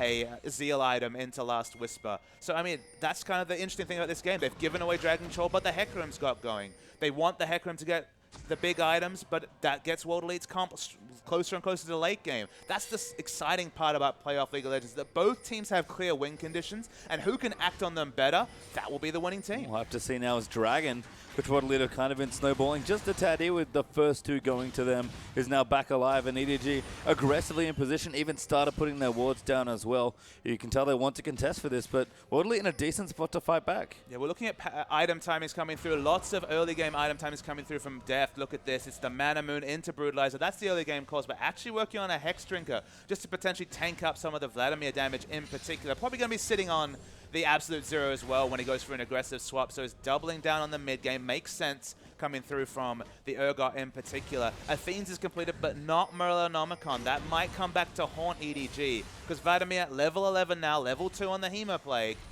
You worry that this Vladimir is just going to snowball out of control. She is very scary, as we did see. Most CS in the game. Yeah, looking good. I mean, as we've said, his Vlad's been great here. Even the arm guard for a bit of extra early combat stats, not too bad. And neither team aggressively getting on top of the Dragon, trying to get vision control around the buff first here. And we've had quite a few people anchored to this Dragon for a little while here. We've got Aluka on the top side. No Teleport actually is quite aggressive as Koro going back to shot for a Spectre's Cowl as well. He'll be running back quickly with that E going as well. And EDG, they want to pick you, but World Elite with good vision are not giving it to them. EDG have crazy pick power, but they don't have the Oracle Sweepers yet. They're only just hitting level 9, so they can't clear out vision. Deft in particular, not level 11, so that ultimate range is still fairly short. It is basically flash reliant at this point, much like an Annie Tibbers, in order to get any sort of initiation. Deft crucially, so we've seen a couple of dissenting Urgot skill maxes. We have seen people still maxing E second, which makes Urgot more of a backline damage dealer. He is maxing the shield second, the Terra Capacitator. So you can tell he wants to opt into a fight, and World Elite, smartly, they don't look into it. Infinity Edge Lucian just wouldn't be able to hold up to all the mid-game from Urgot, so they say, all right, and they give away Dragon Control. Yeah, I mean, they've already got the first 2, so 1 not too bad to give over EDG as they do get it, especially if Aluka, who did not have his teleport, can keep pushing here. Looks to get the turret here. Koro can get there quicker if he needs to because his teleport's just about to come back up, but we'll see how badly he wants to defend the turret. He's actually run most of the way there already. Koro, after soloing out Mystic with just the Skirmisher Saber, has actually looked to focus on tank items. That doesn't mean that we won't see a Trinity Force coming through, but it means the item timing will be late. And Koro, if he goes full tank, then I have to say your initial premise is probably correct. If he goes no Trinity Force, I do not see how EDG will have enough damage in a team fight. Yeah, we'll see how Koro does keep going as we've got another swap back here. Braum and Urgot. Apparently, Def just wants to be wherever the Scion is if Dragon isn't available. And at this point, when Dragon's down, I mean, EDG, they just go top. Maybe they know something about the weather, the food, we don't know. But the minion line must be tastier in top because that's where EDG go. Yeah, they've stuck there for a while. Def, good CS, actually slightly ahead of Mystic, who's doing just fine here on the Lucian there as well, as Infinity Edge has been completed already. You with the Athenes and Shie Warder plus arm guard, so moving in for possibly an early Zhonya's. And other than that, looking down, it's actually not that many major items have been completed. In EDG, about 2,000 gold ahead, mostly due to some global turret gold here and a couple of extra kills. But now Spirit might be caught out here. Clearly, they're not going to throw the ulti. Nunu actually above him as Koro comes in as well, but Spirit just walks away. And Koro didn't have to teleport, so he was just using the devastating charge to see what was happening. She is about 200 gold away from completing the Zhonya, so they definitely don't want to opt into a fight right now if Water League can avoid it. That'll be a big item timing. Even if he gets swapped again, it's almost a Karthus situation if you swap in the Vladimir, because again, can throw on that Hema play, apply the stasis, has another stasis option with the Sanguine Pool, and then there's so much consistent AoE magic damage. Some interesting stuff from Koro, almost baiting Spirit there to try and dive in with the help of Conan's Nautilus, but does back away, gets some creeps, and then moves back in towards this side of the jungle, just sort of pruning the bottom side of the map here, making sure the wave doesn't get too aggressively far forward to the turret, but again, settling in for quite a bit of farming between Dragons, who had pretty slow landing phase, to be honest. It has been fairly quiet, especially for an Urgot game where you expect early aggression. We've got Jungle Gragas coming through, of course, can push people out. Then the swap comes in. You can see the CC chains that can come through if he's ganking for Deft's lane, but that hasn't been the way this game. So, as you mentioned, surprisingly quiet. Deft, though, about 50 mana away from the Mirror Mana transformation. It will be around 21 minutes. Good time to fight. Real solid there, and a last Whisper completed for Deft straight up after the Brutalizer. So we see this build quite a lot. Sometimes Urgots get there a little late, but good timing here for Deft. So if EDG want to fight, they have a very good window too now. At this point, you can even kill Sion. That's the big consideration. With the early Last Whisper, the high base damage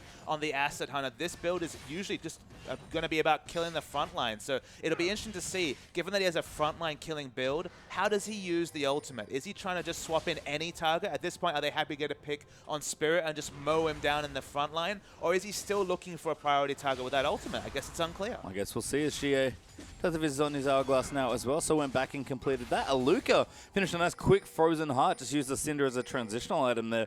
Didn't bother going for the full Sunfire just yet. Koro eats a minion there to the face. Good throw there by Aluka. But the longsword in the inventory does tell you that at least Phage is coming through. So Trinity Force on the menu, but 35-40 minutes, that's going to be the Trinity Force completion. Yeah, I like the Cal a lot against Sion, the regen especially. Just helping, I think, again, I feel like against Cinder champions in general. And 3 members for EDG here in mid apparently use not enough wave clear on the Lulu, but Deft has the transform. I think he's a little bloodthirsty right now. The scary thing is the item timings on Xia are actually better than the ones coming through from you. He's just working towards a Zhonya's or perhaps even the Luden's Echo, but doesn't have a big item purchase compared to the Zhonya's being completed by Xia, which is such a massive burst in power, allows you to dive so effectively. As the double escape summoners, they're going to be double initiation summoners, you have to think, in the next fight, especially with the Zhonya's complete.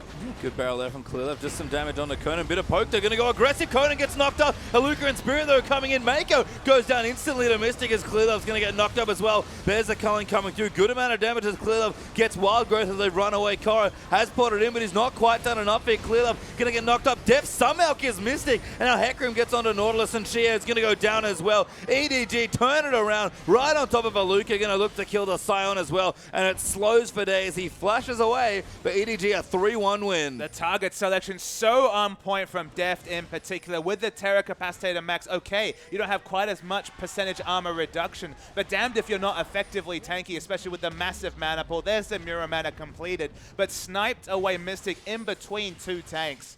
That's pretty good. I wouldn't have thought Urgot mechanics would be something to praise, but they're on point. Yeah, I mean, it's funny, we saw his Urgot towards the end of the split, and for once with Deft, we're not unimpressed, but just not that wowed. He usually wows us any champion he plays, so let's see it again. So we watched the replay. Conan gets massively DPS'd out. The first Noxious Corrosive Charge, the E from Urgot, does hit. So Conan's out of the fight. It's a really nice 3-man Hemo play coming through, but they're tanking, and Koro in particular is super tanking the fight. He only activates the W at the end of the fight to tank it up, but watch this Noxious Corrosive Charge. Snipes onto Mystic with the AoE magic damage. When he's dead, the damage is just not there from Mystic, and even though Mystic didn't use the pull early, the Terrify really punishes him for that. And EDG fighting as a 4-man unit, the target selection on point, and a great team fight for EDG. Yeah, and a good little win there as far as gold goes now as well, about 3,500 gold ahead, so not a massive lead. Dragon back in 5 seconds, though, could potentially look to equalize the objective, but Shie already found Clearlove getting his poke in, but This has got to be one of the weirdest team comps I've seen EDG run. It's such a super tanky team comp. Look at this. Win a team fight by a Spectre's Cowl. That's what Def does after that fight. We already know it's a Spectre's Cowl on top. The Aegis is coming through from Braum. The magic resist is obscene on the side of EDG. And maybe Vladimir just won't be able to DPS through. He doesn't necessarily build a Void Staff early. It hasn't gone for the Abyssal Scepter Rush. And suddenly, everyone has got over 100 magic resist on the side of EDG. Yeah, and Koru making up for a bit of damage after that fight. He got a couple kills and some assists. As Aluka actually ultis way in, going to try and find Koru, but will just miss there. And EDG might just go back in. The hook does land onto Mako, but he's going to run away there on the Braum. Koru going in, moves Mystic back in. It's just too much damage as Def kills him once again. Spirit goes down for the double as Urgot goes off in. Now Shie getting kited away will kill the Braum, but goes down as well. And that's 4 kills for 1 this time. And the super concerning thing was that Lulu wasn't even involved in the fight, got there after the first 2 kills were already registered for EDG. They take out 4. Aluka's still super healthy, but EDG, this is what they've been doing recently. Doesn't matter that's only 24 minutes. They're going to take down Baron. I don't know about recently. EDG were doing this a lot, but certainly the last few weeks have been memorable for quick Barons here for EDG.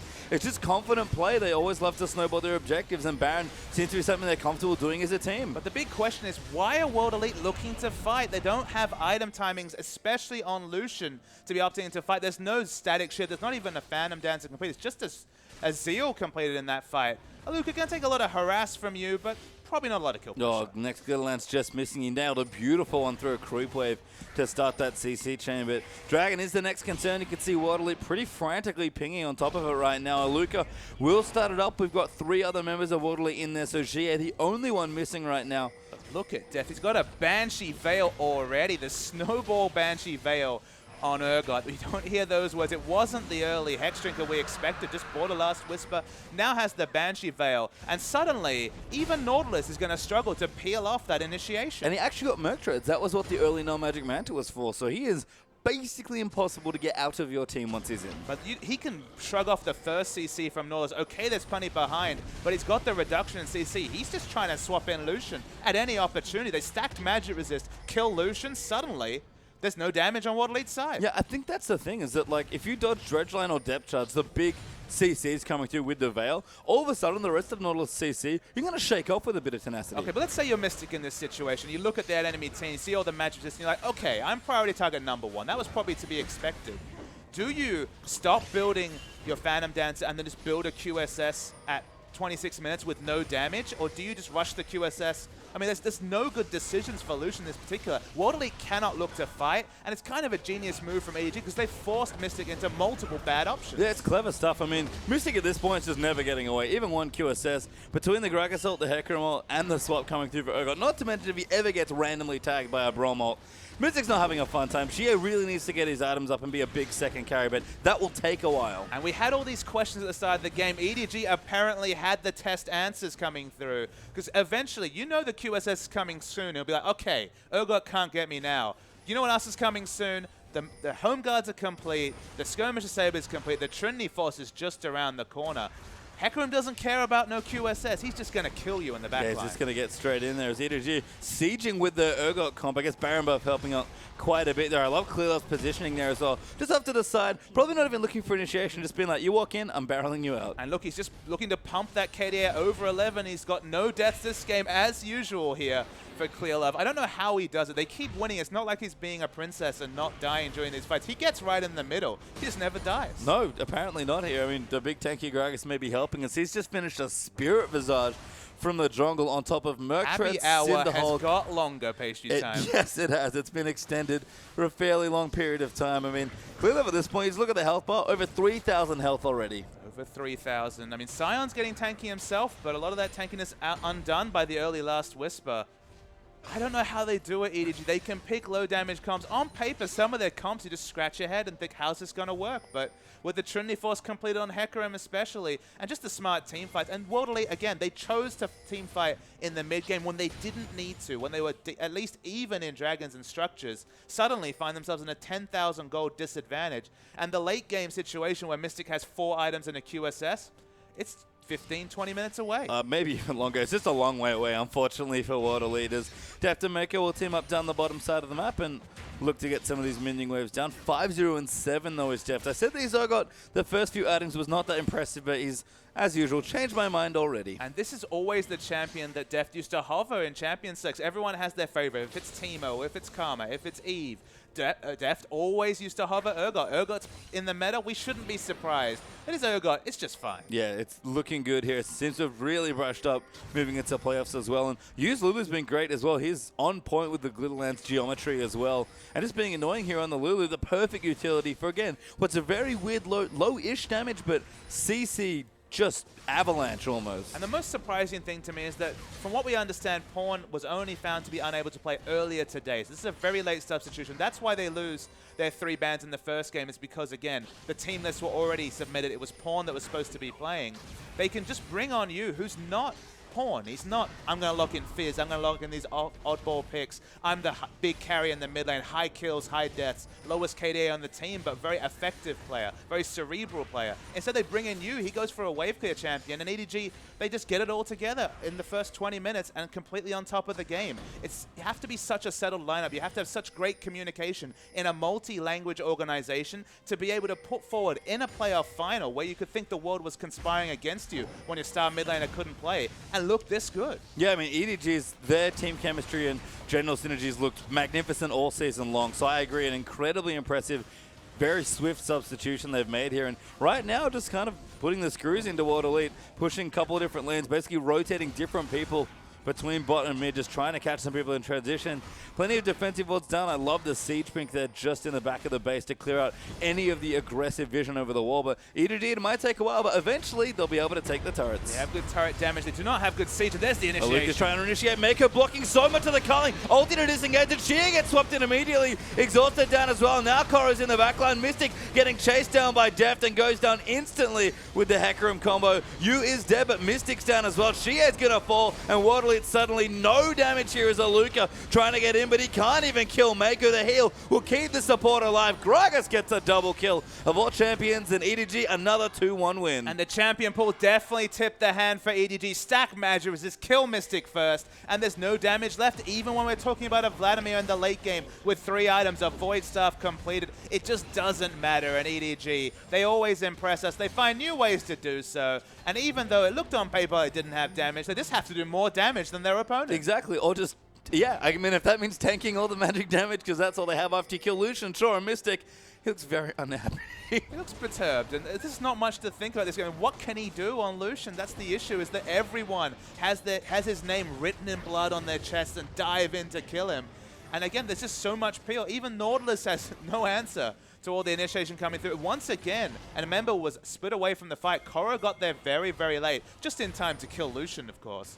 And the fight went to EDG. I mean, low damage might have been a thing as far as compositions go, but EDG are trying to shore up those weaknesses where they can. Koro has done with his Trinity Force, has a Frozen Heart now as well to go along with the rest of his items. Dev just finishes more of Malmortius, so not too bad. We've seen he's done considerable damage to Lucian, especially when he's been able to get on top of him.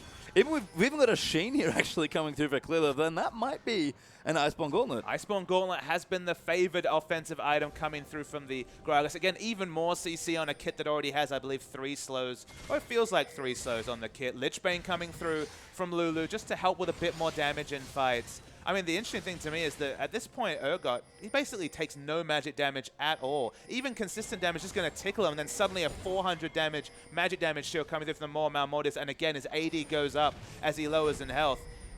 World Elite, they're posturing around the Baron, but I don't think they want to fight anytime soon, and that's all they're going to get. No, just clearing vision right now. Spirit, unfortunately, on top of the waters. Clearlove going to eat a hook, but Mako dives into the front line as well. She going to get aggressive. Koro going straight into the back line, right on top of Mystic. They peel off Shia and kill him. Koro will actually just get the kill. 1v4. Aluka getting stunned as well. Koro still hanging out on the backside because at this point, nobody on World Elite can do enough damage. 3 kills for 0. No death necessary this time, and Aluka dead as well, make it 4. EDG are just ahead of the meta, Patreon. They understand that they can look to move Urgot and Braum out of a 2v2 against Lucian and Nautilus, just because even though that laning matchup is a terrible one for Lucian, in the late game, Hecarim with the challenging smite, with the Trinity Force, will always deal with an AD carry, even if it's Lucian who's pretty damn slippery. And despite the fact that their early rotations looked a bit questionable, getting guaranteed jungle farm in the 1v2, allowing a Hecarim without flash to just pop into lane, push it up, go into the jungle, get some monsters, then come back. He hits an item timing, and then the enemy AD carry, bye-bye, you're dead. And Mystic at the end, they'd look like hit by a bus or a pony or something. He had struggles there in that game. It's a robot unicorn pony. Yeah, true. And I have to think of all the preparation that World Elite did, I don't think they expected that team comp. I mean, they probably should have expected the Hecarim. Shown it twice already in the last week after no Hecarim whatsoever. You could tell. Koro didn't prioritize the Hecarim when it was Ignite Teleport. Suddenly, this old Teleport Smite comes through, and EDG really liking the Hecarim. You can see why. Yeah, we'll see if it draws a bad next game, because World Elite have to regroup here as we move through our best of 5. Don't go too far away. When we return, Game 2 between EDG and World Elite will be here.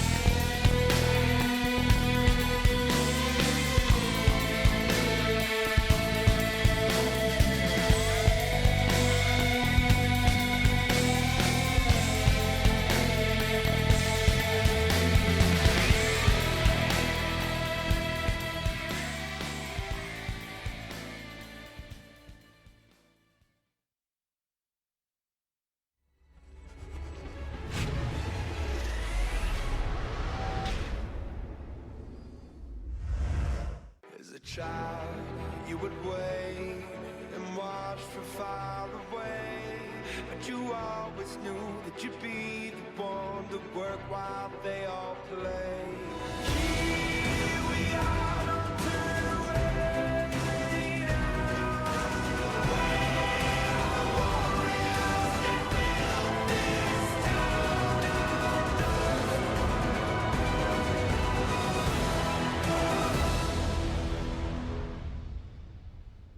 And welcome back, everyone, to the Spring LPL playoffs here. We're in our quarterfinals as EDG, are taking on World Elite. My name is Julian Page-Time-Card. Joining with me is Christopher Papa Smithy Smith and EDG with one of the more creative team comps I think I've seen in a while. Up 1-0 in the best of 5. EDG putting on a clinic. You can see they showed nothing with their Jinx Nunu back in the regular season. They come in with a comp that looked a bit questionable on paper, but when it came together, and specifically when Hecarim gets his Trinity Force on top of that Skirmisher Saber and Home Guard Boots and just instantly kills Lucian, what's there to do? I mean, definitely Hecarim, the standout there of the comp. Such a strong champion on 5.6. But for me, it's just a comp that also plays very well around World Elite's tendencies. They lean a lot on Xie and Mystic to do a lot of the heavy lifting. And when Mystic's taken out of the fight and everyone's building magic resist, that famous Xie Vladimir finally picks up a loss. And look, if you just say that, I mean, it's much easier to say that than execute on it, right? But that's what they did. They just engineered a comp that was always going to make an 80 carries job hard. Of course, they had an Urgot, which is already very sad days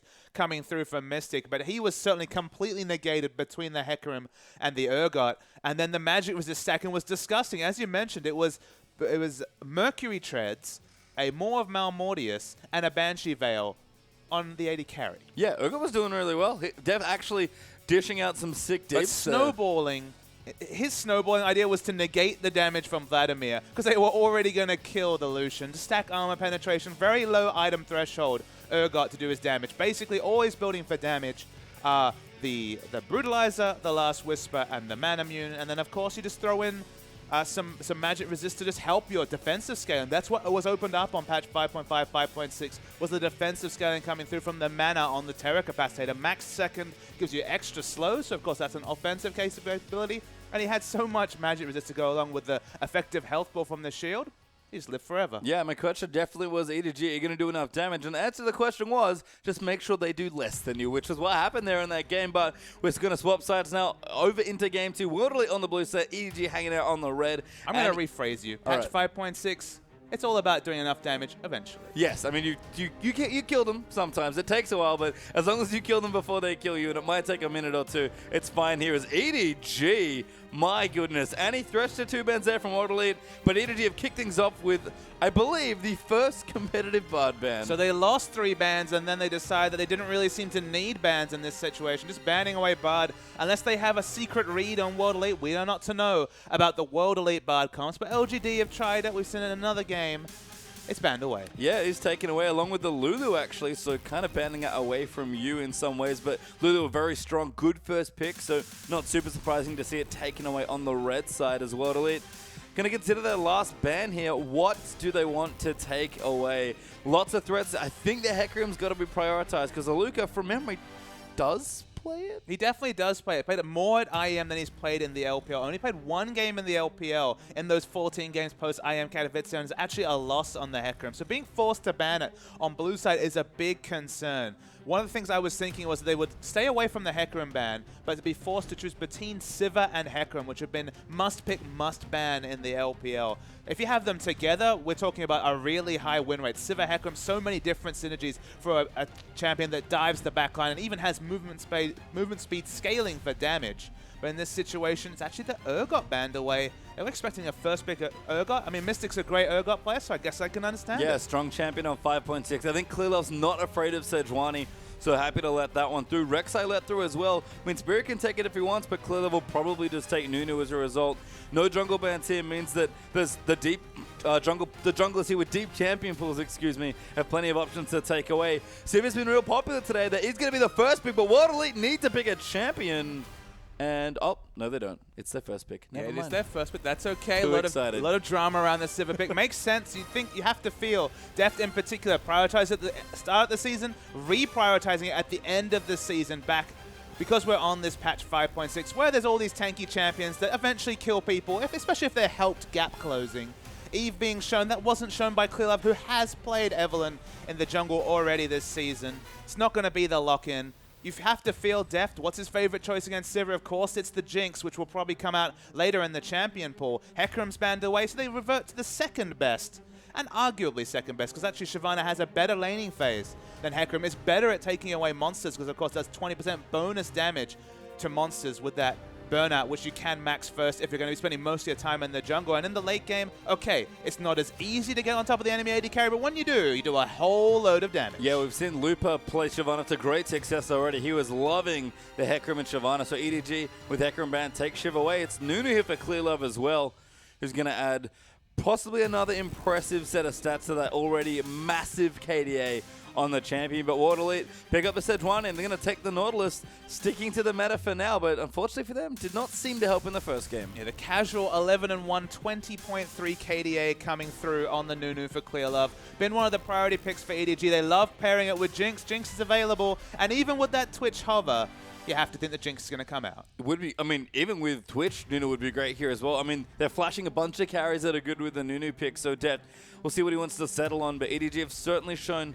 some strong comps revolving around Deft's play on a bit of a harder carry with that Nunu. Flashing the Jinx right now, John, would make sense. It's locked in for Mako and Def. Do you want Jinx? I think you have to. You've already said it, Papa. I think the answer is yes. The laning matchup's just so good for Jinx against Sivir. You're able to sit there, trade with the rockets. Because Sivir's 500 range actually auto-attacks inside her ranged minion wave, so you shoot out a rocket, you're actually pushing the wave and harassing. It's 2 for 1 for that 20 mana auto-attack. It synergizes so well with Nunu. How many times this season have they run Nunu, Janna, and Jinx in a comp? I believe it's close to 6 to 8 times with 100% success rate. Barring that one game against Snake back in week 2. That 2-0 loss is looking a long time ago. Yeah, it was a while ago. Week 2? Week 2. Week 2. Wow, that's so long ago in EDG. The record's been outstanding since then. Interesting to note that Shia, with the Vlad Open, might be taking something different. Trundle actually locked in here for World Elite. And it might be Shia picking up something newish for himself. Azir is going to be their last pick. Yeah, new for Xia, but of course not new to the LPL. The resurgence of Azir on patch 5.6 with those changes to his base attack speed. Okay, the only big change from back when he was in the meta in patch 5.4, I believe, maybe actually 5.3, so it was a couple of months ago, was the fact that you can't just explode turrets with your W. Now that's no longer an option. Still, the rest of his kit is super strong. So great appealing for a short-range carry, in this case the Sivir. The Trundle is a different tank. It actually lanes fine, especially after Tiamat. But when you're taking Azir, you can afford to go for some of these other picks. Not necessarily known for his TF. Normally that's a pawn champion. It fits the comp, but this is what he showed on his re-entry to the team. Lissandra, that's the pick. Yeah, it's locked in here, and I love that Yu is able to pick up more of these utility-style laners. We had Lulu in game 1, Lissandra now in the second one, and it makes sense if Korra's going to play more of a carry role from the top side. You can afford to move some of that utility into another lane, and in this case, it's going to be Yu. And that's what they're doing, of course. Suddenly the Maokai priority, and it's played so much Maokai this season. You throw Yu into the team, who's been best on these more wave clear orientated champion. Again, Lissandra, good laning, good wave clear, decent burst in a fight, but not necessarily known for a late game damage. Again, you summed it up correctly. You throw in Shyvana, that's the damage right there for you. We already saw Hecarim worked out just fine. Shyvana, no start yourself. Yeah, and I'm ready for some pretty sweet Lissandra Shyvana dives. Pretty terrifying stuff potentially as a Luca, big tank in the top side, but something different. Trundle versus Shyvana. Yeah, we've seen some Trundle. Flandre in particular has been playing it. You have to go for an offensive item early, so you can't go as cleanly for tankiness as Shyvana, who can just rush that skirmisher's saber. But after the Tiamat, you can get super, super tanky on Trundle. Pretty curious about this matchup as well, Shia versus Yu. With Azir versus Lissandra, could be seeing some aggressive ease toward the Emperor there. Sivir versus Jinx, of course. Mystic going to want to get the hell out of this lane. Yeah, Mystic, that's not a 2v2 lane of note, even when you're throwing in Nautilus against Janna. Usually Janna means passive laning phases, but throwing on extra AD for those rockets to crit your face is no fun for the Sivir. And Deft, his evolution as a player in the league's really been great. For someone that was consistently criticized for having a weak laning phase, he is pretty aggressive with Mako there in the 2v2. I mean, he moves away from Heart and I guess Mouse, who of course was their support in the first couple of weeks, was their support in that 2-0 loss to Snake. Mako, good support, but he's really opened up Deft to be so much more aggressive in lane, and the result has been such a run of form for EDG. Yeah, they're a great bottom lane here, and in fact, the team's great in general. Let's watch EDG again as they're going to get straight into game 2.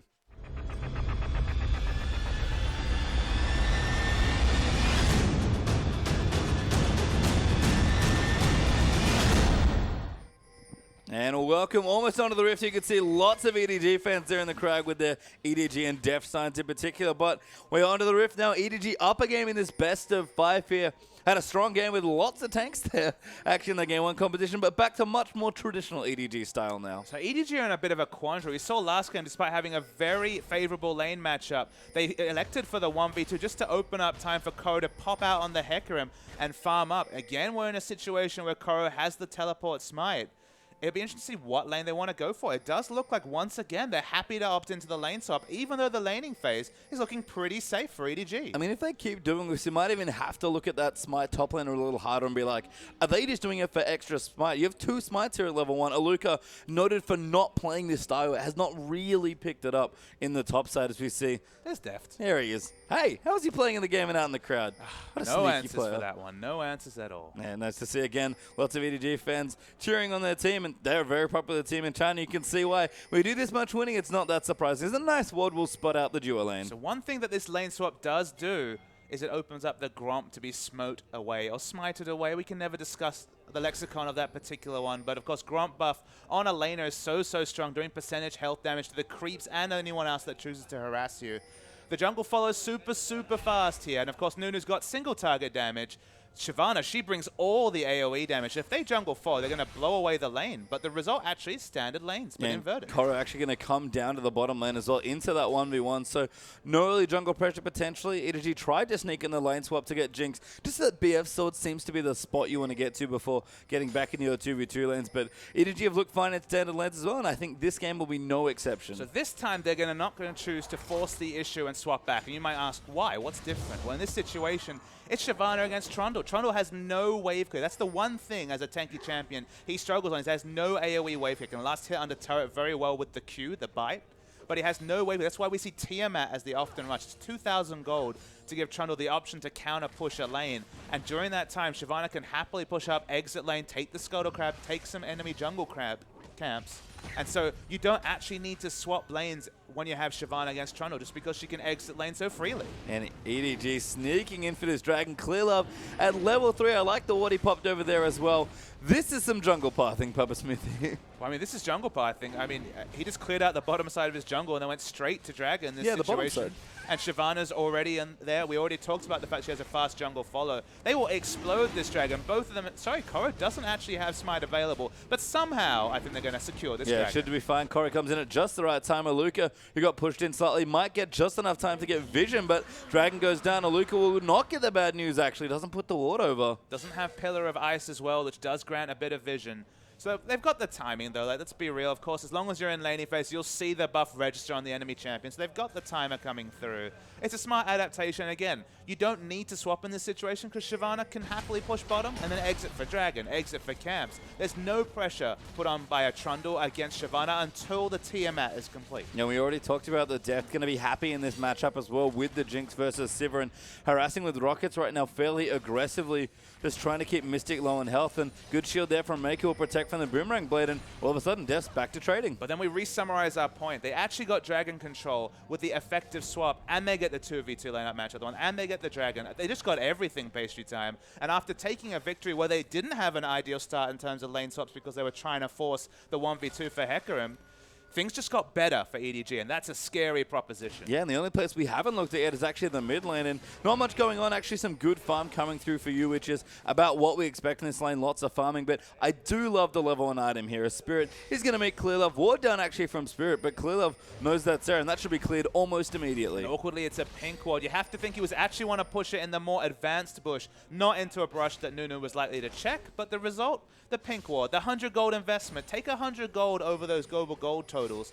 Much closer between these two teams. Yeah, Spirit even going to get caught by the ward as well. Nunu trying to drag his buff around the side, I think. Yeah, has dragged it around. Does not want Spirit to take it away. Actually, a level disadvantage right now. Clearly, going to get aggressed on, but you will join back in as well. Just Poe coming through now, but little low on mana of both these mid laners. Nautilus has come down first as well, and that is going to give World Elite control of the top side of the jungle. I mean, World Elite's mid laner and support both react first. Spirit somehow got the Raptor. Gets the Raptor. Look at the levels, though. He's actually almost level 5. Clearlove quite desperately needs this buff. Of course, he will catch up on experience, but he doesn't want to cede this buff. And Nautilus is coming back. Yeah, Nautilus coming here as well. Good 2v2 pressure by Waterly in the jungle. Clearlove did get his buff, I believe, but not the full experience due to Mako being there. So Spirit can't steal both things away, but does buy some time and really annoy the Nunu. Yeah, he secures the buff. He's now basically 1 camp away from level 4. So level disadvantage shouldn't be a big issue. But speaking of issues... Yeah, Eunice to get away. Great flash there from Spirit, but he gets away. The dredge line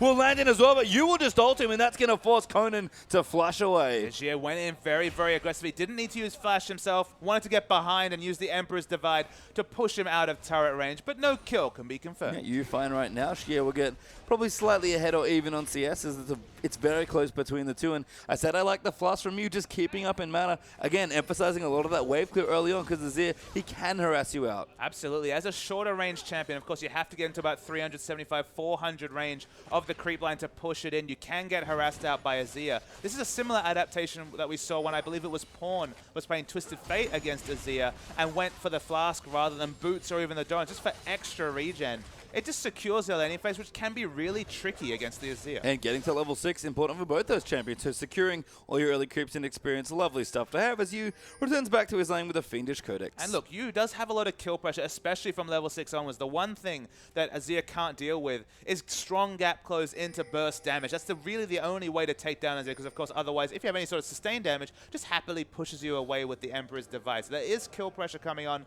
Specifically, Xia didn't take cleanse like a lot of Azir players usually do against Lissandra. So in this matchup, does have to be defensive. Yep, diving coming now as well. Clearlove's going to rotate down Koro in there as well. Lissandra going to dive in. Ultimate there. Flash ulti there coming through into Aluka. Snowball in there as well. And the first blood goes to Nunu. Goes to Nunu. Clearlove picks it up. So much turret dive available, but used desperately low. Gets sniped there by Xie and Clearlove. That's going to force a flash. Xie flashes in, but Xie follows over the wall. A good ulti by Spirit. It's going to tag him there as well. And Clearlove's out of mana. Gets pushed back in by Xie, who walks back through his Emperor's Divide and still chasing in a little low on mana. He doesn't have a lot of mana. No, Clearlove just tanking off with the big beefy Nunu, and he'll walk out. The man who never dies, Nunu, and by Clearlove Good gets ulti away. there coming through now. Exhaust onto Mystic as well. Deft rotating back in, needs a few more rockets. Going to turn onto Conan actually as the next target. Deft aggressive, but can't finish the kill. The one thing you can note about Deft that players should take note is just how smart he was swapping between his minigun and his rocket launcher range.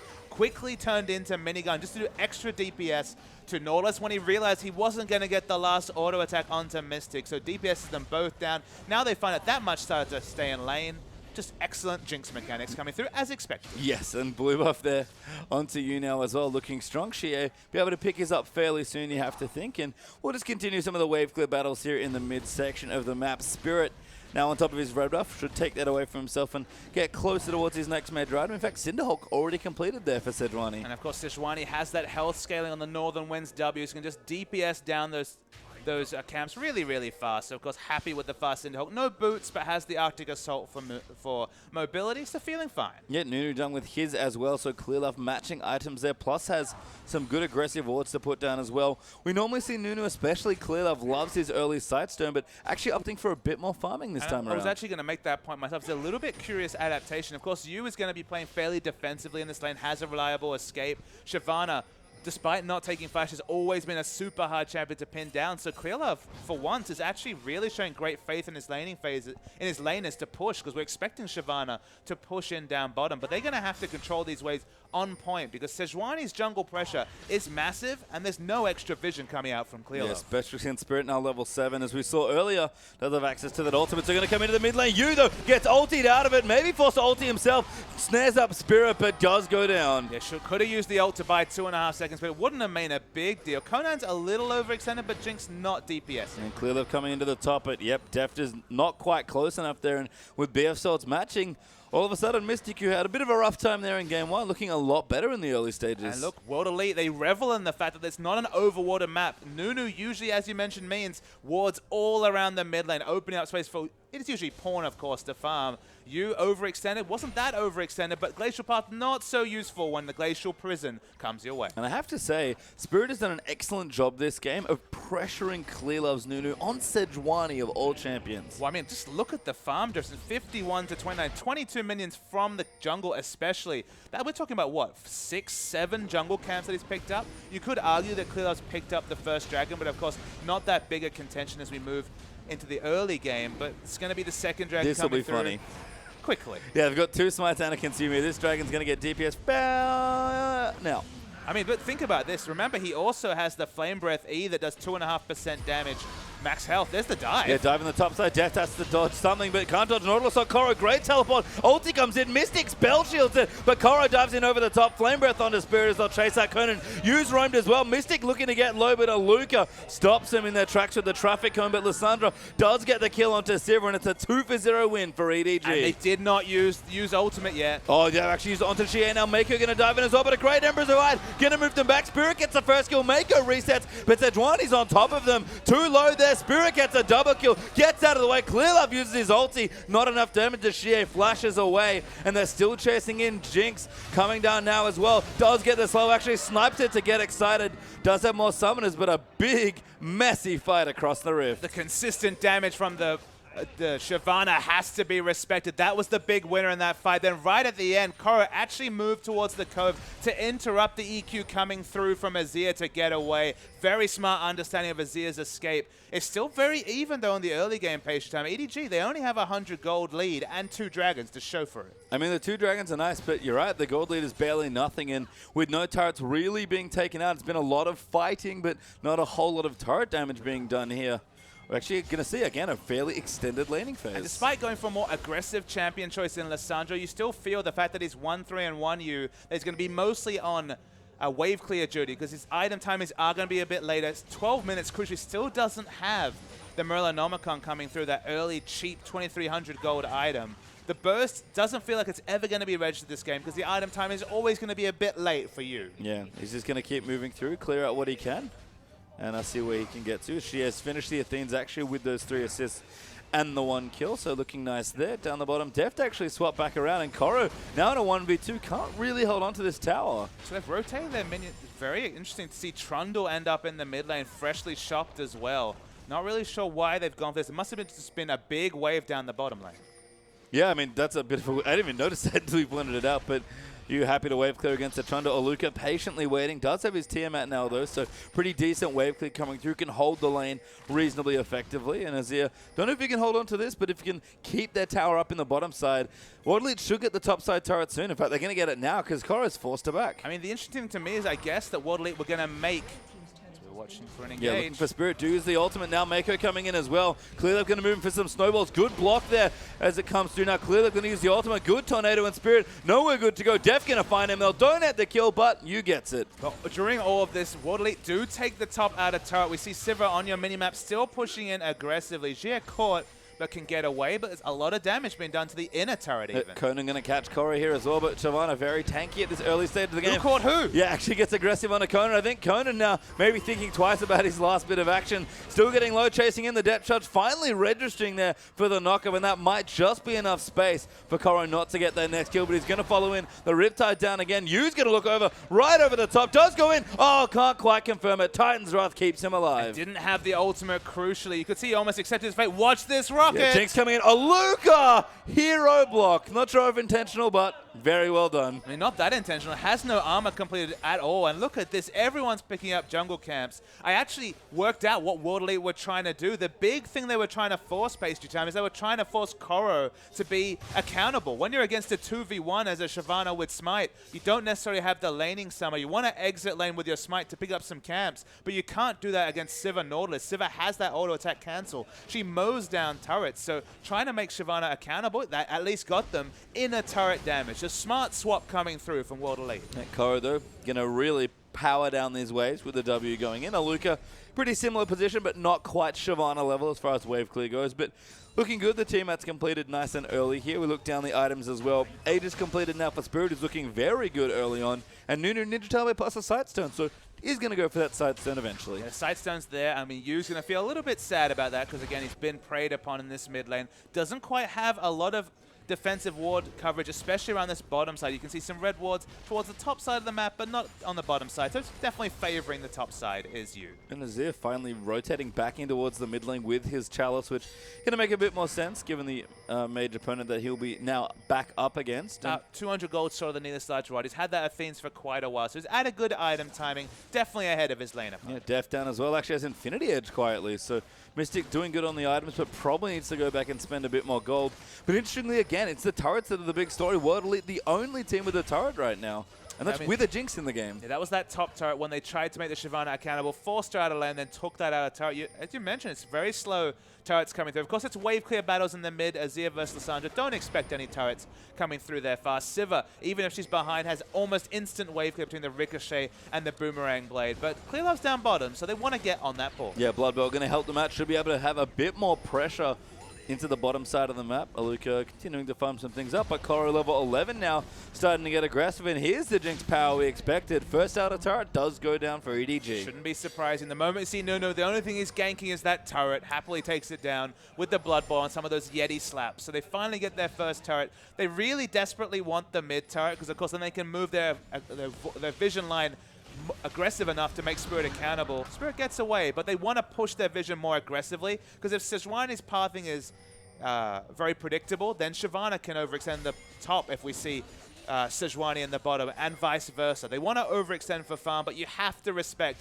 the bevy of CC from Sejuani. Clear Love coming in, wants to maybe channel that ult. He walks back into the brush, but Mako's been ulted there. Clear Love taking a little too much damage. Koro's come back down, but Nunu flashes out there. Now Koro on the wrong side, but Mako a great ult to move back in. Yu's come down massive there. Locks up 2 to give Def 2 kills, I believe. No, just 1 there. Now Def getting jumped up by Xie. In trouble there as Azir gets the first one. Yu gonna get locked down now as well. Koro still alive in the backlines, but Aluka is fending him off, and a big bloody fight, but only 2 kills. It was desperately poor positioning coming out from Def. Just completely disregard the full health Xie. You cannot do that against the Sandstorms that are being put up in that case. Was happy to get the Sand Soldiers up, killed Deft, and then they had to back away from the fight because he's their true consistent damage dealer. Importantly, we are getting to the point where Shyvana is unkillable for Sivir, who always struggled, especially in the early game. That was the old matchup. Shyvana just couldn't get, Sivir couldn't get through the super tanks like Shyvana, like Mundo, and that sort of point's already been achieved. Yeah, and a great ult there from you, actually unfortunately unsettled by Deft. And his awkward positioning. It's a rare misstep from Deft, actually, who's now got an Avarice Blade working in towards a static Shiv. There was a lot of aggression that came through, and he must have expected Janna was with him, but for one, Janna was actually working together with Koro to dive the Sivir, and on the other side was actually out of mana, so didn't even have mana for a shield. So maybe it was poor communication, but as you mentioned, a rare misstep for Def. Yeah, now actually on top of the Dragon, Clear Love should be able to secure it and does. They're going to start to fight again. Def gets grabbed there by the Nautilus, but turns around for the damage. Great chompers, and Yu gets popped back into the back by the Emperor's Divide. Xie chasing him down. They've got to kill the Azir, but now getting the DPS down. Def gets excited just in the nick of time, and Clear Love dives back in. Mystic's going to go down to Clear Love, actually, as he spell shielded the Zap. Now Spirit's going to get chased away, trying to kite a Luca, but he's so tanky as the Trundle. Def separated from Janna, but he can't chase in, and it's a 2-for-3 win for EDG. The Pillar of Ice wasn't available, so Trundle deftly, which is an awkward term, kited by EDG. Deft crucially doesn't fall down. Still finds some jungle creeps, so you won't stop that income coming through from the Jinx, but another super close fight. And Aluka coming in, actually very focused there after that. Almost single-handedly managed to carry the fight, but the poor, very melee-ranged Trundle hurting a little there, but we'll take the turret. No, can't quite get it. Def gonna chase back in. A good tornado there from Mako, followed in by the Zap from Def. Now gonna chase him with the rockets there coming through. That crit comes in, needs maybe 1 or 2 more. Next rocket comes through. Can they get the last one? Zap gets him with just the edge, and Deft a wonderful kill. And crazily, the minion line didn't get in front of the Trundle, so they pick up the kill. Deft hoping for the critical strike. Wouldn't have needed to hit the Zap if that had come through, but still, the mechanics on point. It nails it anyway, and 5-1-4 now is Deft in his Jinx. Xie clearing out some minions. He's got quite strong, actually, with the Stinger that he purchased. That's kind of why World Elite have done quite well in these last few team fights. Sogshu's done as well. Locket done for Spirit, and the Hydra plus a Spectre Spark completed for Aluka. Mystic and Def were relatively close on items, but Def just went back for a BF sword. But Deft was almost taken down by a no armor Trundle. Of course, Trundle can seal away those resists, but nobody's building armor on the EDG side either. Don't know if that's just a cute adaptation as his Spirit looking for a buff steal. Yeah, you got to just casually Arctic Assault it over the wall. The casual Arctic Assault from the massive Sejuani. Yeah, smited it away, and Spirit might even look to dive. Mystic going to line it up. Koro forced to burn out and run back the wrong end of the lane. Flows out the Flame Breath, but EDG, 20-minute Baron, and Koro going to send them on quite the adventure. Mystic like, we need to get back, and Conan locks him up, but EDG still on top of the Baron. This might be too much. I don't even have Shyvana's Smite, just in case, and Shiv continuing to buy time. The Baron goes down, and Koro's still alive. Now going to eat an ultimate from Nautilus. Spirit going to chase back in. Koro will eventually go down, but it takes a while, and EDG buy enough time for a 20-minute Baron. And if you could hear the comms just there, Beishamp, I think I heard a very quiet whisper, Worth, coming through from the Shyvana, swapping her life for the Baron. Very nice play from EDG. No way they could collapse on bottom to do any damage. And even though the outer turret is still up, Baron is not. Yeah, and then there's a lot of turrets up, actually. World Elite currently winning in that metric there, 3-2. EDG haven't quite rotated as well as we've seen them before, especially with their Jinx, but just taking it a bit more slowly. Happy to farm it up. Mikhail's done for Mako. Jinx is getting into an extremely strong position here in this game. Even you can have a major item finished soon. He's got the cooldown boots there as well, looking for maybe even an assassination attempt, but Haluka not his best target, and he does recall away. And with the Blood Boy in his pocket, because of course they have a Nunu on the team, actually skipping over the attack speed and critical strike for now, just has that little Avarice Blade completed. Needs the lifesteal, I guess, to deal with Trundle, because of course got super low to those frontline divers between Trundle and Sejuani in the last fight. It's only actually 1 point in the Blood Bowl. He hasn't been skilling that. He's actually skilling it third after Consume is cleared up, so it's going to be a little bit lower in the consistent damage in the fight, but Deft always finds a way. Yeah, it's a nice little adaptation, honestly. I mean, you can get some good purchase out of the Jinx minigun form, especially for some free attack speed, but we often see transitional Zeals in Jinx builds to go along with the Bloodthirster IE, but in this case, Clearlove's just kind of being a Zeal. But it's only just the lowest level. It's only the 1 point. Remember, when we saw Beast playing Nunu earlier in the season, actually for, I believe it might have been Kalista back in the season, but for Crystal, obviously, was actually maxing Blood Boil before Consume or even the Ice Ball. In this situation, it is the last max, so you will lose out on some of those statistics this game if you're Deft. Well, might be a bit of a dagger right now, but eventually we'll upgrade into Zeal, at least for Deft as far as stats. It's basically a PD. Yeah, eventually, it's going to be very strong, and I like, again, you're getting a static chip, a bit more wave clear, a bit more magic damage. Because, you know, as you said, Nunu's going to provide you extra fan mans for you. That coveted 7th item slot. But it's all about consistent damage and then the sustain to top him off in fights, because he has been falling very low. Deft has been known to vary up his item builds. Of course, was known for Trinity Force Varus, despite that not being necessarily a smart build. But Spirit's going in. Yeah, going on top there. Cleared up, tanking the ultimate to a little too much damage. Flashes out again. He's now back. going to come again. You a great ultimate to set up massive damage from the Jinx, and the Zhonya's popped in there as well. Jinx gets the first kill. You does go down, but Deft still coming in. Conan almost dies to the splash damage. Whoa. Gets a double kill with a crit rocket there. Now Aluka getting chased out as well. Will go down as well. Jinx getting very excited in this fight. Gonna get Chie as well. Spirit's gonna go to make it a quadra for Deft. Jinx is stoked this game, not just excited. The instant double onto the 80 carry was crazy. And there's the slight zoom, because he deserves it. And Deft, you just can't give him Jinx. You can't serve Jinx up on a platter. You don't necessarily ban the Jinx, but if you early pick Sivir, this is the response. And if you don't early pick Sivir, he might pick it up himself. Yeah, and let's see that again. I mean, you just wait for this fight. Crucially, the first kill doesn't get registered. They look for it. That's why Clearlove walks back into this fight to ult. He realizes that there's low members, and Deft has already hit a massive item timing. So people fall super low, but Deft realizes, okay, I can't get the first kill. Takes down the turret, then just wait for the flash that he gets into this fight. Notices the low health members, notices the fact that the Nautilus had grouped up again, gets an instant double kill. Luca's already at the front of the fight at this point, is taken down as well.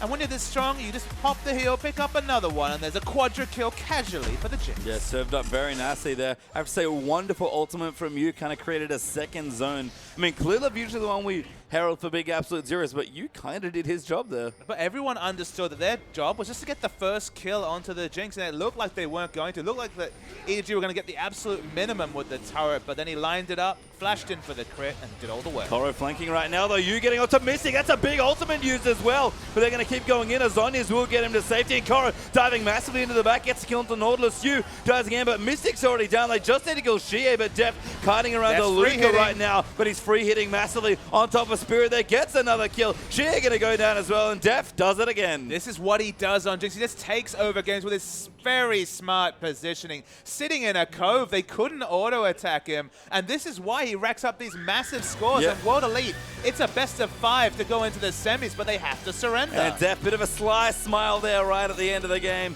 He knows he's got at least one more game to play in this best of 5, so can't relax yet. And Spirit remembers Def being on his team and suddenly doesn't like him very much. Yeah, remembers why he enjoyed playing with him and remembers why he does not enjoy playing against him. And Spirit, who was so happy at the start of the game, looking a little less excited now. And he's so happy. Even crucially, you remember that final against TSM was still very positive when they were 0-2 down. They're 0-2 down again against an EDG lineup that looks like they're going to waltz their way to the finals, let alone the semis later this week.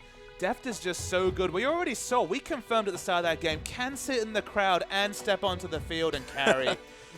But he's just that good. He's really, really good, is Deft. And that's sort of the thing for me, I guess, about the early pick Sivir. Mystic knows this. He's played that matchup. He's a great Jinx himself. Sivir's a great champion. I love her a lot in this meta for different reasons, but when you have a strong Jinx player on the enemy team, maybe reconsider that matchup. And that's what I said. They served up the Jinx pick. You don't really ban away the Jinx, but if you early pick Sivir, he's going to pick Jinx to answer. That's why I called it. He showed some other champions, but why go to anything less reliable than Jinx, especially with that strong laning phase? And then again, you don't take the Sivir, he'll probably just lock it in himself. Yeah, and EDG now get themselves to a 2-0 lead in World Elite. Backs against the ropes for the next few games. We'll have a quick commercial break, but when we return, EDG versus World Elite will be here.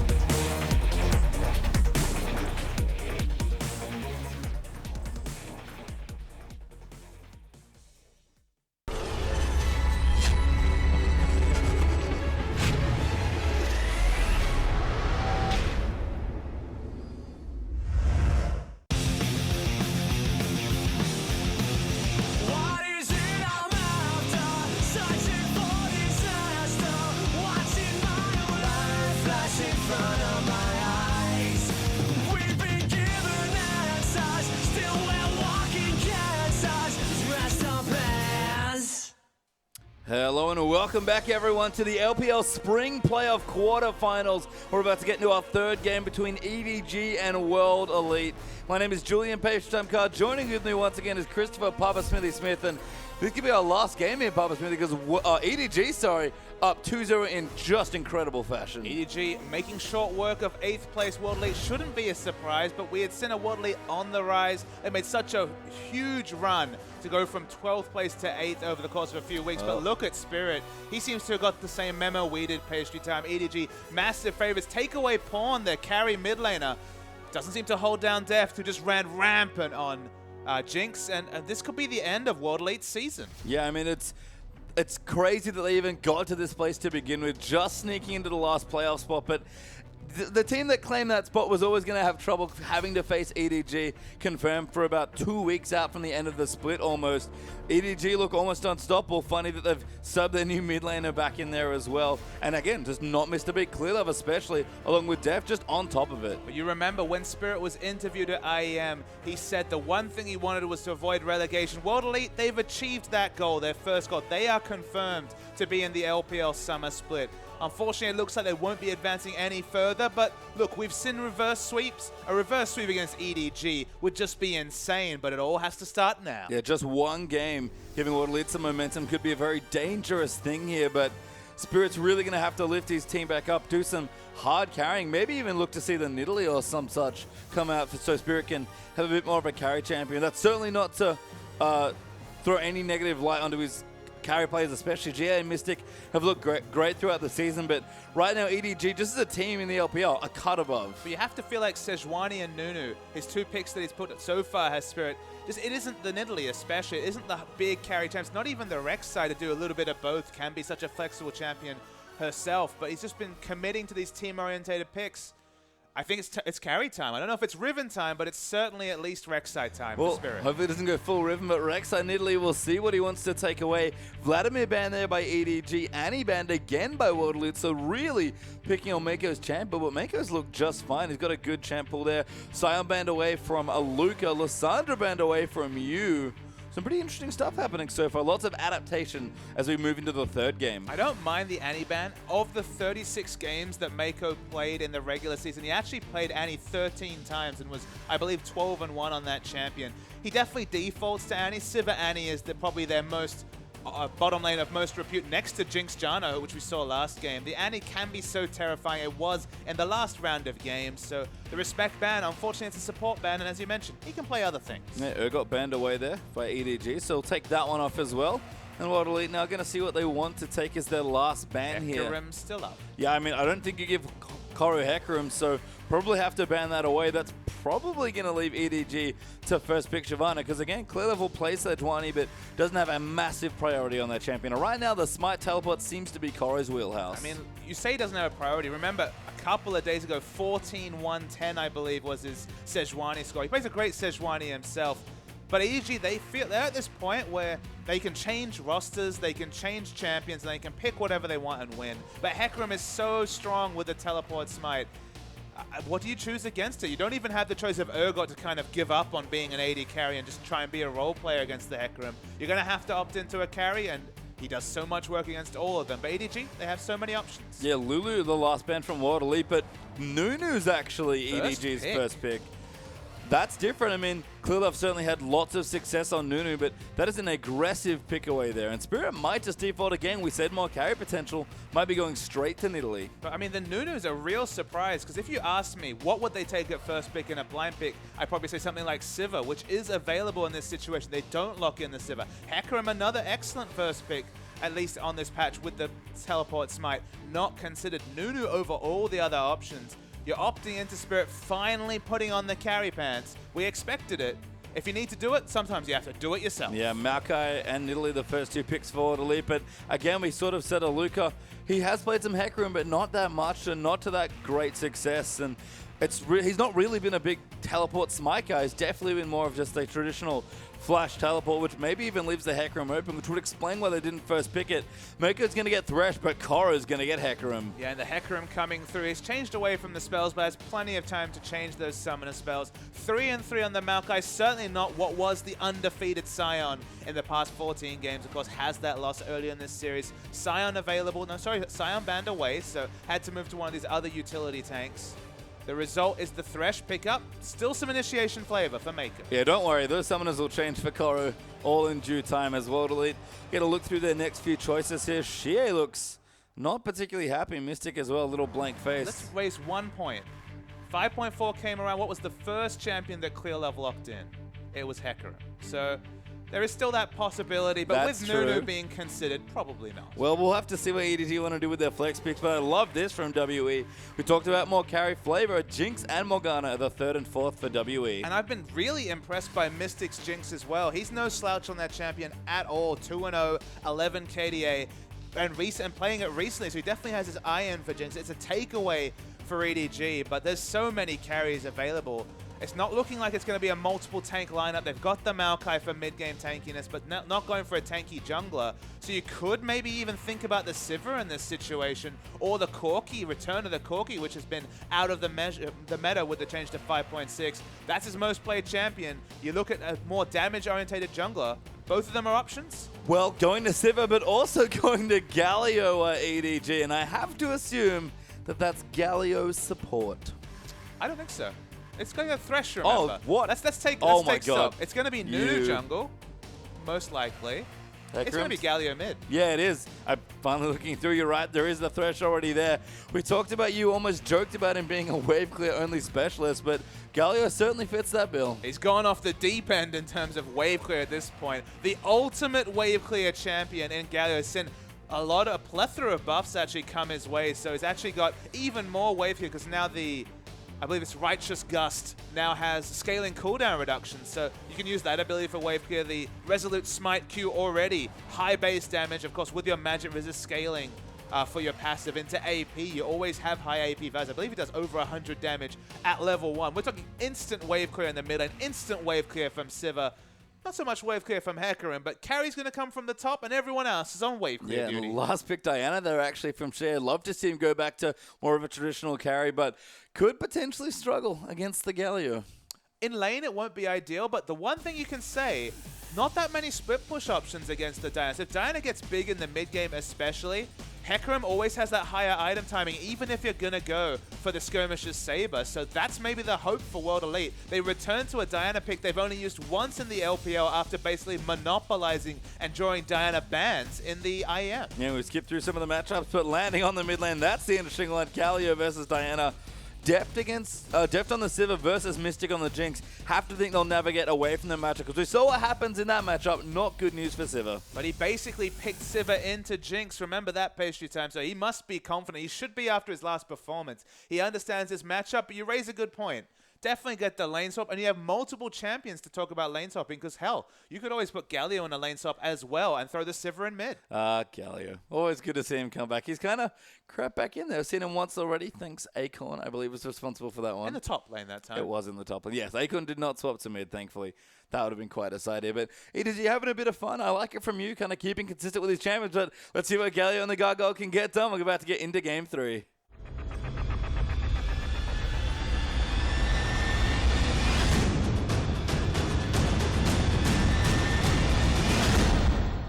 And we are onto the Rift here as well as Korra's found Spirit nice and aggressively here, getting a couple of Qs down. Spirit maybe looks to answer with some spears of his own, but right now just some defensive neutral vision being put down here. And Italy, if they can interrupt the jungle or at least make a pathing predictable, Spirit's aggressive counter jungling going to be a little less impact. It's not just that. They need to invade for those potential lane slots we were just discussing. I feel like it's going to be a game of Russian roulette at level 1, trying to get the lane matchups everyone wants. EDG have already fooled us once. We know that they prioritize a 2v1 over necessarily a great 2v2 laning matchup. Now they actually need the 2v1. In fact, they'll get everything if they're able to get the lane swap, because you get Hecarim out of a 1v1 lane, opens himself up more time to be less accountable, can just go there and do some dirty farming and set up that situation. They're more about setting up the Hecarim to succeed than they are the Sivir, But in this same case, you want to avoid the Sivir Jinx matchup. Yeah, and they broke Aluka's sapling at the Raptor camp, actually, so getting a nice sum of that away. Aluka will restart here in the Wolf camp, but take him a little while longer now to get it down. But of course, they could just throw in a Resolute Smite. It has such high base damage. That's what they do.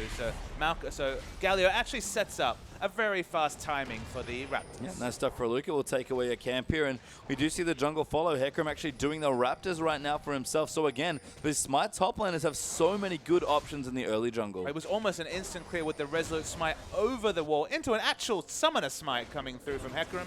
And all the Raptors die. He's actually going to get a second camp. Yeah, nice stuff here as Korra going to move in. And again, the creativity, the versatility you get from the early laners means that lane swapping just so much easier now because your top laner no longer hamstrung as much in these situations. No, of course, you're so flexible. You can start these other camps. Krillov's going to come steal some experience because he's vengeful like that. And they'll keep jungling.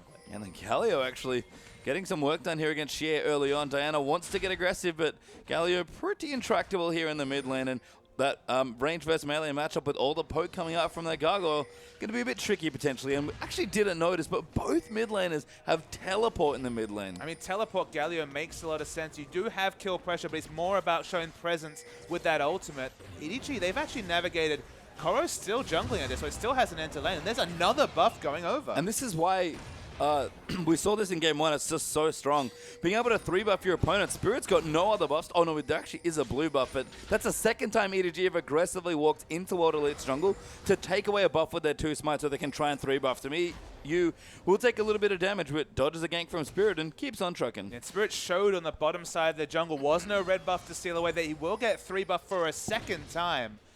That's the thing about these double smite games. Of course, we went through a long meta where 3-buffs never happened. Lane swaps happened. Jungle follows happened. We always end up with 2 buffs, but it was vertical jungling. Now when there's sometimes 4 smites on the map, in this case 2, the 2 smites secures an extra buff, and it keeps the enemy jungler down. So everybody wins. Hecarim gets early camps that he would be denied in a 1v2 because of his short range. The jungler gets ahead, sets the enemy jungler behind. EDG, they keep getting everything from these early games. And we've started seeing a lot more teleport smite, but this is almost another level here from EDG in games 1, and now the start of this game as well. Looks like we are going to have a recall here. No, Mystic is going to hang around, just hanging out in the brush, thinking about it. And then we actually do have a swap back here. Korra's going to teleport down to bottom. No major purchase though from Sivir. It's actually Jinx that has the additional item with a spare longsword to mix in there as well. So could potentially struggle here with Def Sivir. Do get a small pause coming through, as we can see on the screen. Some Koro fans in the audience. So 2v2 lane, not ideal. And in this situation, World Elite weren't able to pick up the Dragon to answer all the pressure in the top side of the map especially. So things very even. We still remain to be convinced by the Galio pickup in general. Galio, you have to feel QSSs will come out and he will struggle to have relevance. There's already a black shield for at least a single target to negate the ultimate, and there's a Maokai who can use the ultimate, the Vengeful Maelstrom, to cancel out some damage. There's certainly a lot of tools to deal with Galio, so why we see it coming through from EDG?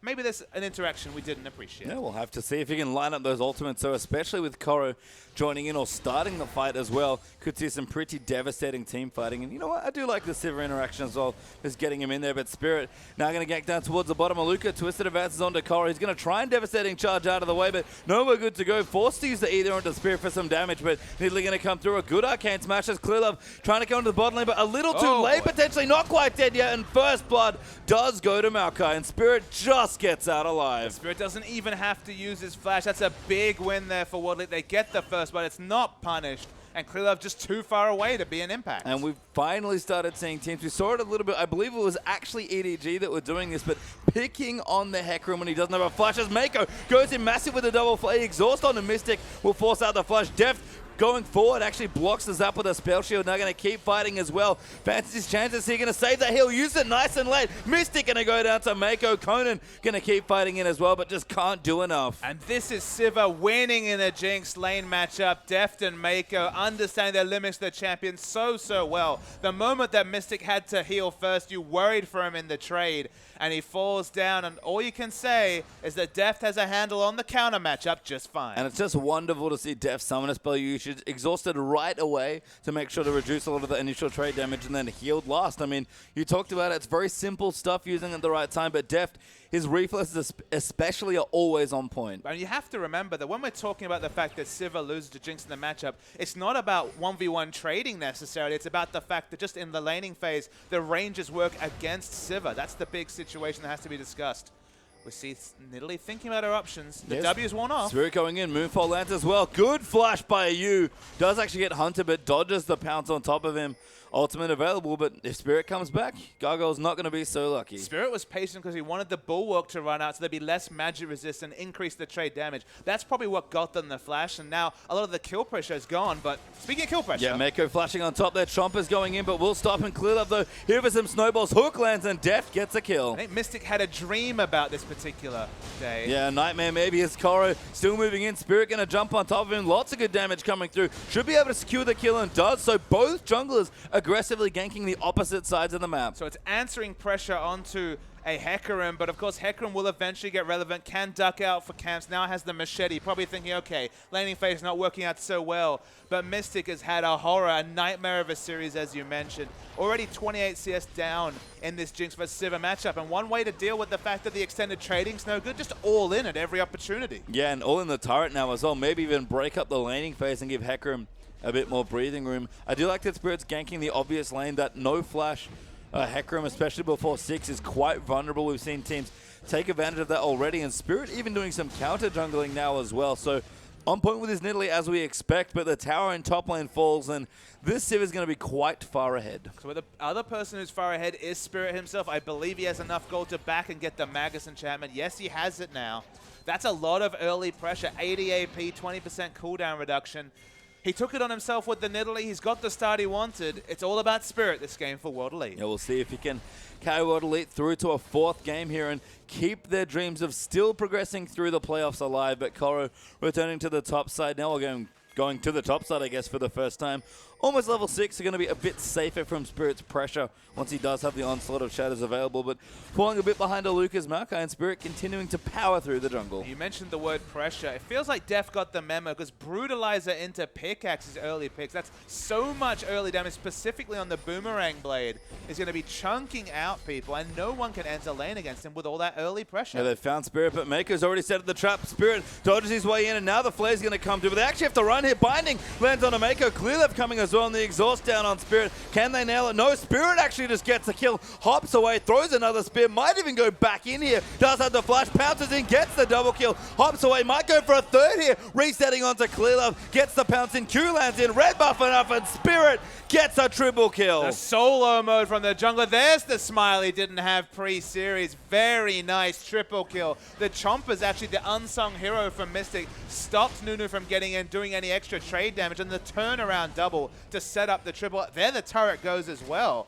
World Elite just got everything. Yeah, steals the blue off. World Elite really did get everything on the top side of the map.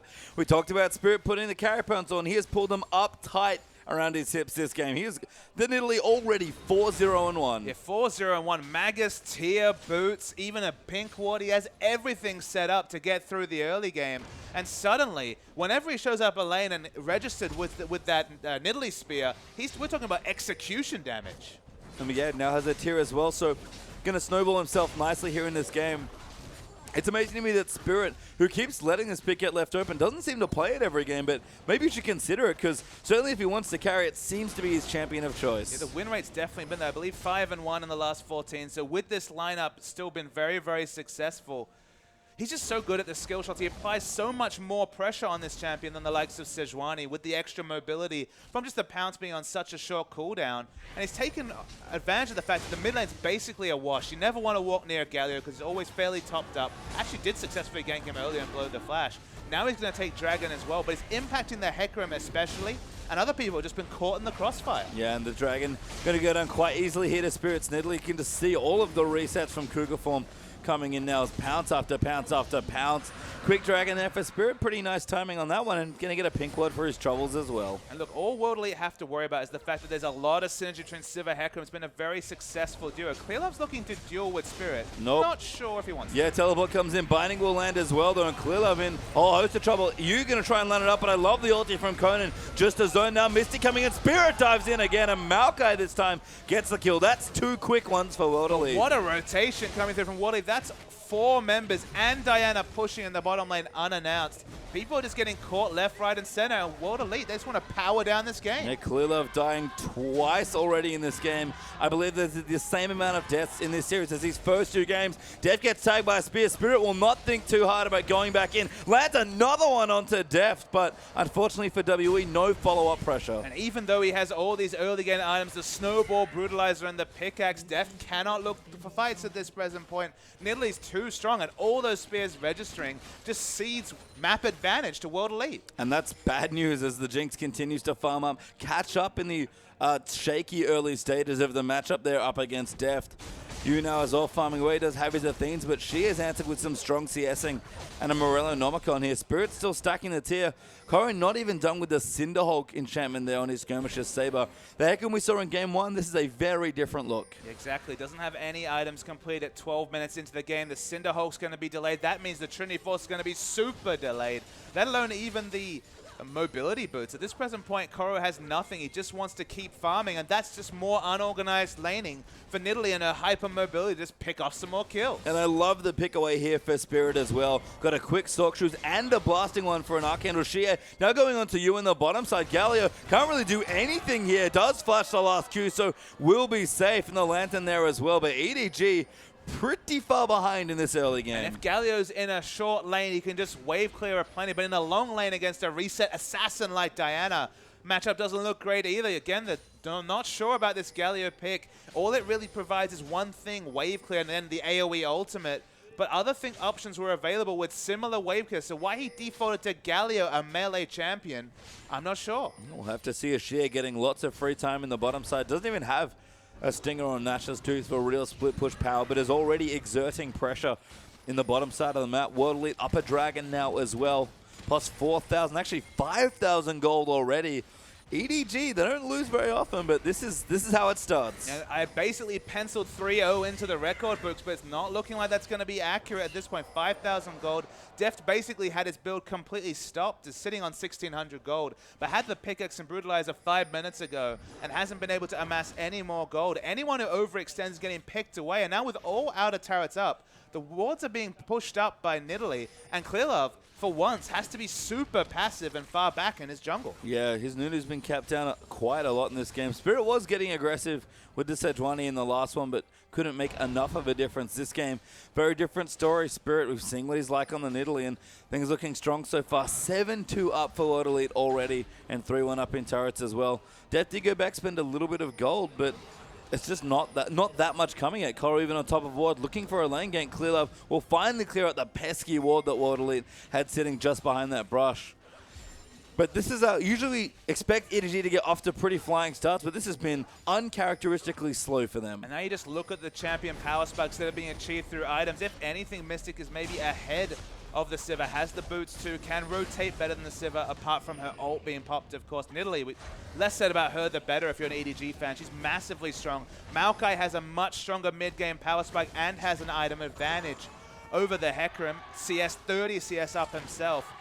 World Elite, they can choose to fight, they can keep sieging, they can gank and skirmish in extended lanes. They have every option to them, and if they don't win this game, it's going to be over poor rotations, because right now they're primed to take it home. They are, and the next Dragon's going to be up in a minute 45, so World Elite holding on and fighting back in the game where they absolutely had to here in the best of 5. And you going to keep wave clearing away, but now going to go back, maybe has some money to spend. Can teleport in, of course, for the Dragon when it's up, so not too bad. But again, EDG just not that much money right now. Exactly, and it's just the Athenes now building a bit more magic resist.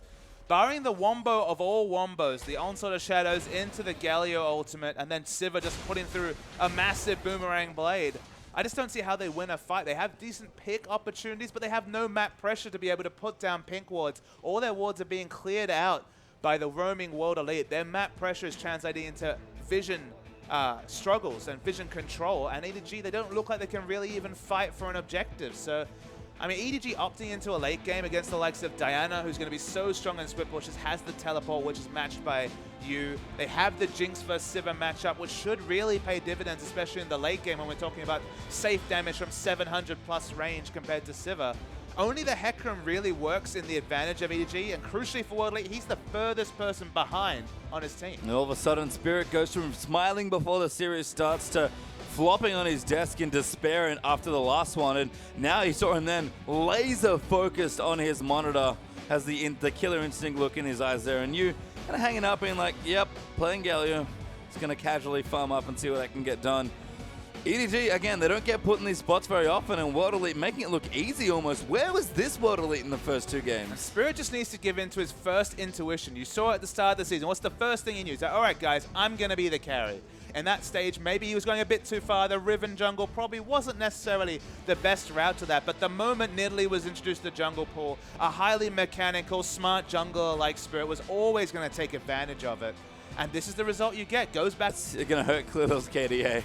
And given how good his KDA is, he's probably not happy with that. But 5-0-2 on the Nidalee, like you said, that's 100% kill participation as well. So Spirit doing all the heavy lifting in the first 15 minutes of this game. And even Mako looking a little frazzled. He's normally smiling, having a good time. He stole a red buff in the last week of the LPL and giggled his face off after he did it. But everyone's still focused here. World Elite know they have to battle back here, but they're after the best possible start to make the 3-0 reverse all kill happen. It's just such a strange game because World Elite have to keep it unorganized. They don't want to have grouped 5v5s under turrets just because there's instant wave clear coming through from EDG between Sivir and Galio. Massive ranged wave clear coming through. So they're happy to keep the fights a bit more unorganized. As long as they keep Koro accountable, make sure they can't pick up any farm, delay the power spikes of the eventual Trinity Force and Home Guard boots, then they're going to be happy. They just need to avoid a situation when they're sieging because even though they have a Nidalee, it sounds like they want to opt into siege. The wave clear is just too strong from EDG. That's the only thing they have left.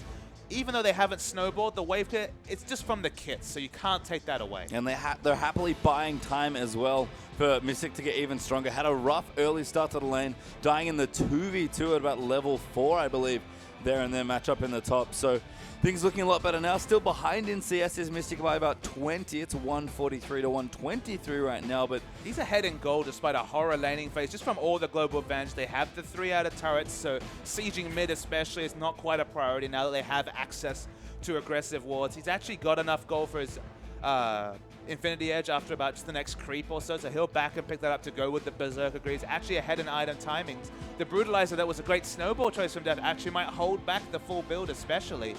The wave clear still going to be confirmed, but everything else looking good for Mystic. And that's all Spirit again, causing pressure, buying time. He's got 2 good farming champions in the mid and bottom. Even Maokai needs to farm up and get tanky, and Aluka's been able to navigate pretty well around all of the movement as well. And Koro being held down, that's the biggest issue. You highlighted it already, but this is not the Hecarim we saw in that first game, snowballing away, going crazy. Spirit's done a much better job of keeping tabs of that Hecarim's early pathing around the jungle. And actually, Aluka's 1,500 gold ahead. He's sitting on 2,500 gold is the Maokai.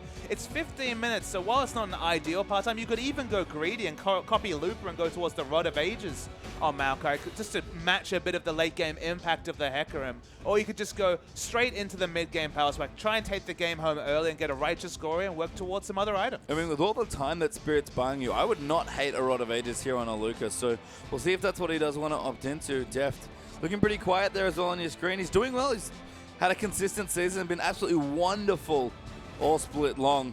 Looked great in this series as well. He's had 2 great games, even off to a good start in this one as well. But the rest of his team lagging behind. Clearly, for once, on Nunu of all champions, not able to match Spirit's pressure on Nidalee. And the thing about Sivir is that she gives up some damage for utility with the ultimate, with the On the Hunt. She usually, and every other time, basically Sivir, that Def's played this Sivir, he's had multiple other members of the team, Koro especially, and Clearlove, be able to pick up the slack and use that utility to get engaged. But both those guys are significantly far behind.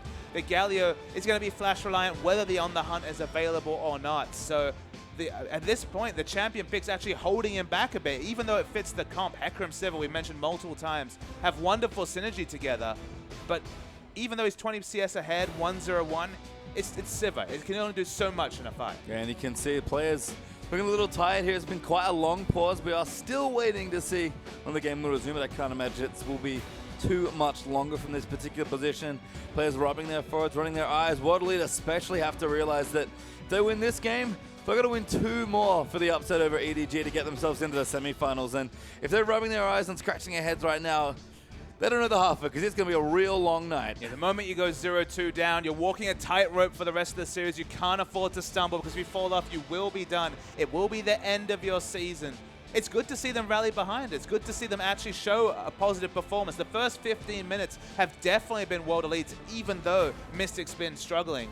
I mean, it's been opened up by Spirit. He had a much improved game. When he was looking down, I thought, okay, maybe it's all getting to him, but clearly he's just unleashing his frustration onto EDG. They haven't taken it down. Teams have gotten ahead of EDG only to get outscaled in the late game. It's definitely not scaling on paper that necessarily works for EDG, but you've got that Galio pick, which, look, it's going to have a great ultimate. There's going to be a lot of utility. You have to feel like Koro might not need to hit the Trinity Force timing as early pastry time, because you can throw the Bulwark onto the diving Hecker and make him very innately tanky. He has a decent health pool and a Cinder Hulk already, so maybe he'll just hit that tankiness a bit earlier. But it's definitely going to be an emergency Bulwark, because Koro is going to hit those timings late. Yeah, I mean, that's the bad news. Koro, we've seen him be more of a carry, you especially subbing in. And it's been nice to see that EDG can sort of adjust some of their strategy on the fly and, you know, get Koro into more of a carry role. He certainly never had problems doing that from the top lane, but felt like more of a utility player, especially at the start of this season. But I mean, the CS numbers don't look good. Everyone's behind except Deft, and on Siva, I don't know how much work can get done. If he was on a super hard carry, I'd be, you know, probably pretty confident in his ability, even from this position, but Spirit's going to have everything trained on him, and GA especially, he's the real scary thing to me. Jinx late game's great. Spirit early right now is good. Maokai just fine at almost all stages. Diana's to me scary, because when she gets big, she just rips through backlines. Basically what Koro did in game 1, she is going to look to do in this game. And she is going to be all about split pushing. And we've already seen that Galio cannot stand up to Diana in a side lane. When there's no turret behind him, when he can't just sit back and wave clear from range, he can be caught out. And the consistent damage from Diana around her auto attacks, her passive, and just the resets on her ultimate. You've got a large model size. It's very hard to dodge that Crescent Strike. In a long lane, it's not an option for EDG. That's why I said that the only way that World Elite can lose this game with the advantage they have, with the comps that are being picked, are misrotations. EDG, their only option to extend this game is to hope that World Elite will siege down one turret and then just wave clear with Sivir and Galio. But the thing about taking out this outer ring of turrets is that you can invade, get aggressive wards down, and ensure that you can just rotate faster and negate the advantages that the likes of Galio and Sivir's instant wave clear can give. Galio and Sivir can only wave clear if you're predictable in your movements, but if you've got the advanced vision, if you hold them all accountable and just out-rotate them, you can still take down structures even against all that wave clear. And I have to wonder, clearly loves Nunu going this, you know, looking for the Cinderhawk early before getting that Sidestone. I feel like in 2 different games, though, even Spirit on Sejuani was able to keep pretty good tabs on the Nunu, and that's normally Nunu's job.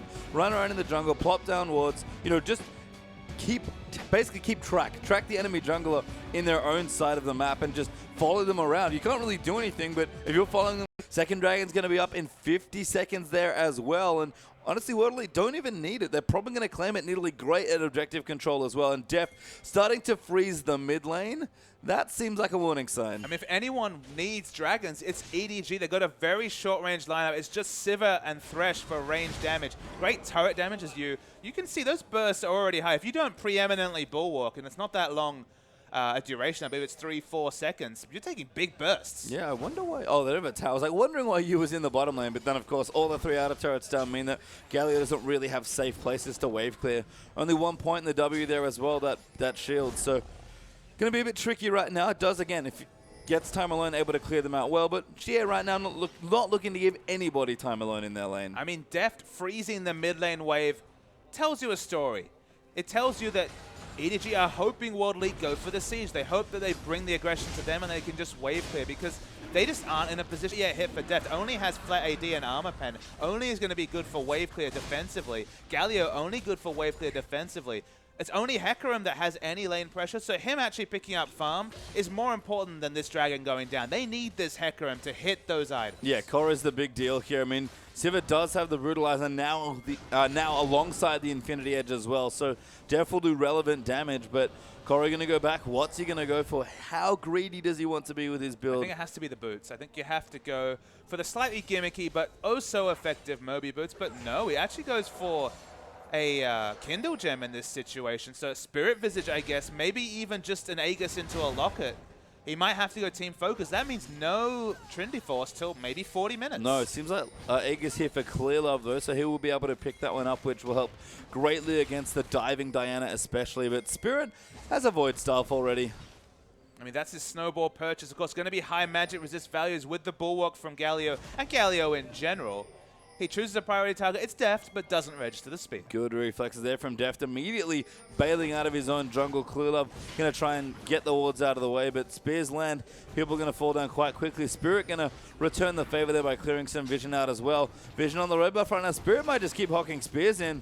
Smite does go down. Mako going to tank that one. Hook wide there as well. And again, Spirit defending that pink ward pretty much as a one-man army right now, keeping EDG back out of their own jungle. But EDG 5,000 gold ahead do pick up their own red buff. We always criticize King for not capitalizing on their advantages. World Elite, they took those outer turrets down super early. 12, 13 minutes, had the outer ring of turrets. They should be contesting for these objectives. They now have an exact timer. You can maybe pardon them for not picking this one up, but they need to be on points in 5 minutes time to ensure that no free buffs, not even camps, go to Koro or any of the members of EDG. And you can see Koro on the Grump. That's some farm that he desperately needs here in this game. The Grump, a big influx of gold there, especially with the jungle item already finished up there for the top laner. Mako and Def continuing to farm away the mid side. Def seems to want the safest amount of farm, and now that the wave's pushing back, is going to be able to wave clear out. And this is one of the things about World Elite. If they're going to keep aggressively pushing in and they can't get picks and there's nothing to contest for, they don't really do anything. I mean, you open up a lot of Baron pressure because Baron hasn't spawned yet, so freezing is kind of a genius strategy. You've already given away the dragon. Any hopes of dragon are down.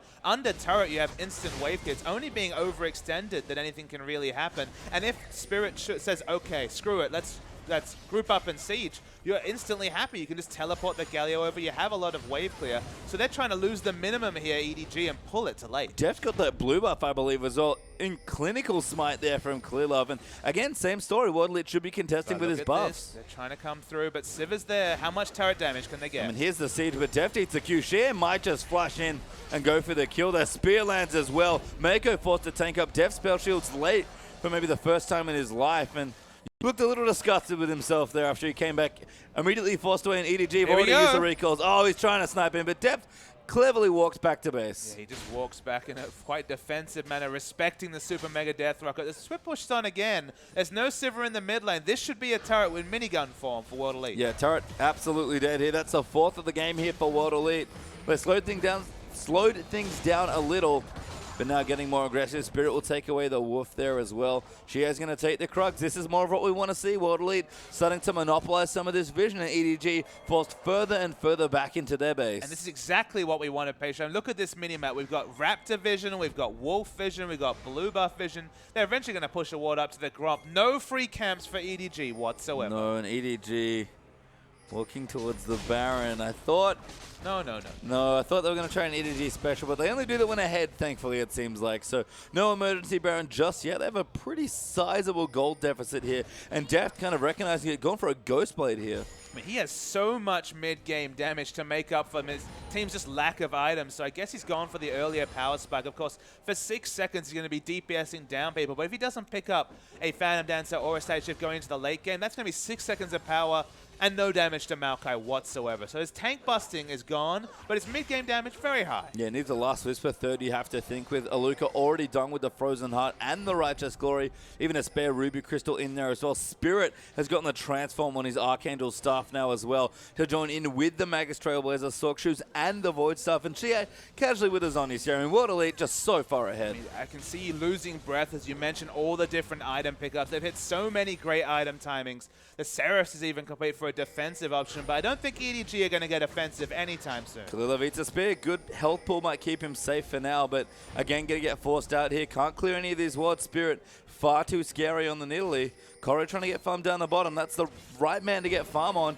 Spirit Visage up's going to make Koro quite a bit tankier, but again, not the damage coming through. Not the same Heck Room from the first game. It isn't the Trinity Force, so look, diving Mystic's not looking good anytime soon, but the Spirit Visage actually opens him up as a viable person to split against Diana, so not a bad choice in this game. Going Trinity Force, he still wouldn't be able to stand up to the Diana, you'd have to think in general. The burst trade's not going to work against the tankiness coming out from the Pale Cascade Shield. I think that was stolen away by the Spirit. No, Korra got a good smite actually securing it away, but Spirit going to get the third dragon for his team. Yeah, he has the smite available for this objective. Going to take the dragon over the big golem, you'd have to say.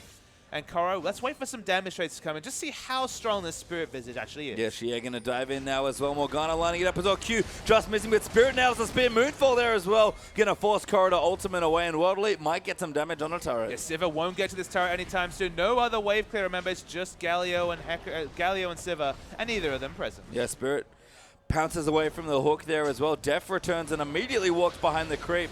Doesn't want to eat any poke here. Teleport coming through, I believe. That is Galio, yes. So EDG might want to fight, but it's 5v5. Korra not even in the area, and no ultimate even if he was. I mean, not eating the poke is a luxury EDG do not have. We're talking about the Crescent Strike, the Nidalee Spears, Zaps coming out, the Sapling's going to be set. There's so many different types of line skill shots to respect, and all the members are snowballing. Yes, she gets the Crescent Strike down. Aluka diving in, going to find Mako as the target. He's going to get blown up potentially, but flashes forward Aluka. They need to try and peel for Deft and Clearlove. Moving back in, a massive ulti from Mystic. Almost kills the Sivir, and Aluka just too tanky at this stage as Korra gets caught there. Shea will get the kill, and World Elite going to close the trap. We still haven't seen a Galio ultimate base time level 12. Might have to go for an emergency one, because here comes 5. Yeah, that's too many people diving in. Going to try and look at it. Does go the ulti. Lands in there as well, but not enough. Spirit even pounces on top of it, and World Elite, 5th turret going down. It was instantly interrupted by Aluka. Believe he got the Q down, the Arcane Smash to interrupt it.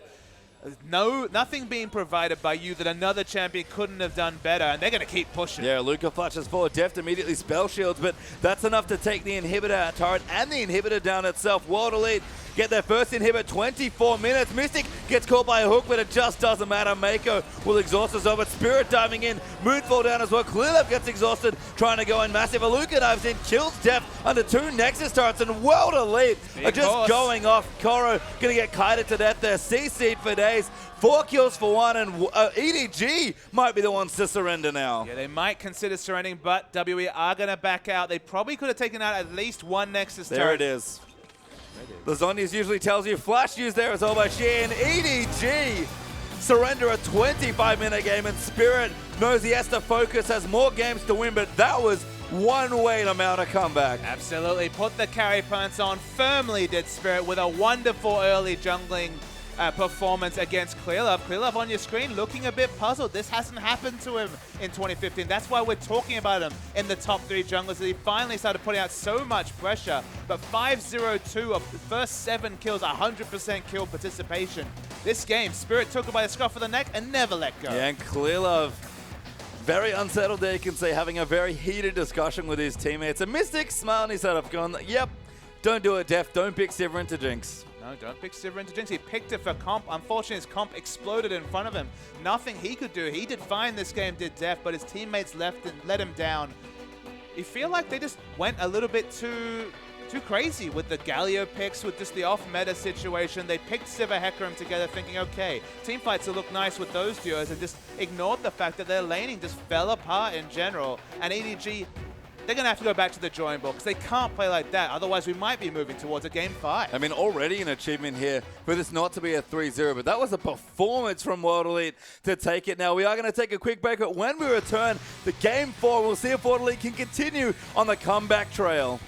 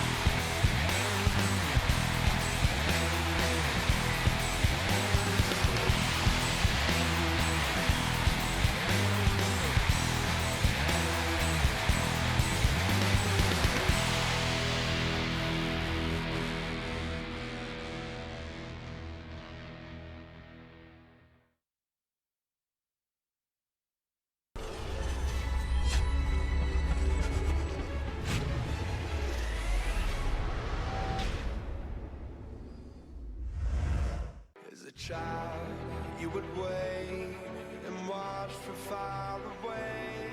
But you always knew that you'd be the one to work while they all play. Here we are, don't turn away now. The warriors that built this town.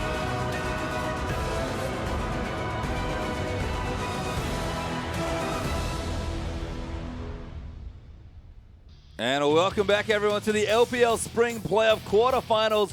We're currently amidst World Elite versus EDG, and WE mounting the comeback now after taking Game 3. We're about to get into Game 4. My name is Pastry Time. Joining with me is Pubba Smithy, and we said World Elite, you've got a couple chances now to make it back. No more games left to lose, and so far, they haven't steered a foot wrong. And all we asked was that Spirit went on to a carry champion. Oh, did he ever on that Nidalee. Picked up the MVP, you have to think. 5-0-2 out of the first 7 kills. When Italy gets going, you saw those spears, especially that second spear. Deft forced out of lane, came back, took a spear, had to walk home. You could see you getting picked on a little bit there as well, I think. Banned out 2 of his champions. He went to Galio, potentially afraid of the aggressive Diana from Xie, and it all went wrong. I mean, Deft had another good game, but that was about it here in World Elite. I wonder how they're looking at this game. They got first pick once again, and will we see the Nidalee man?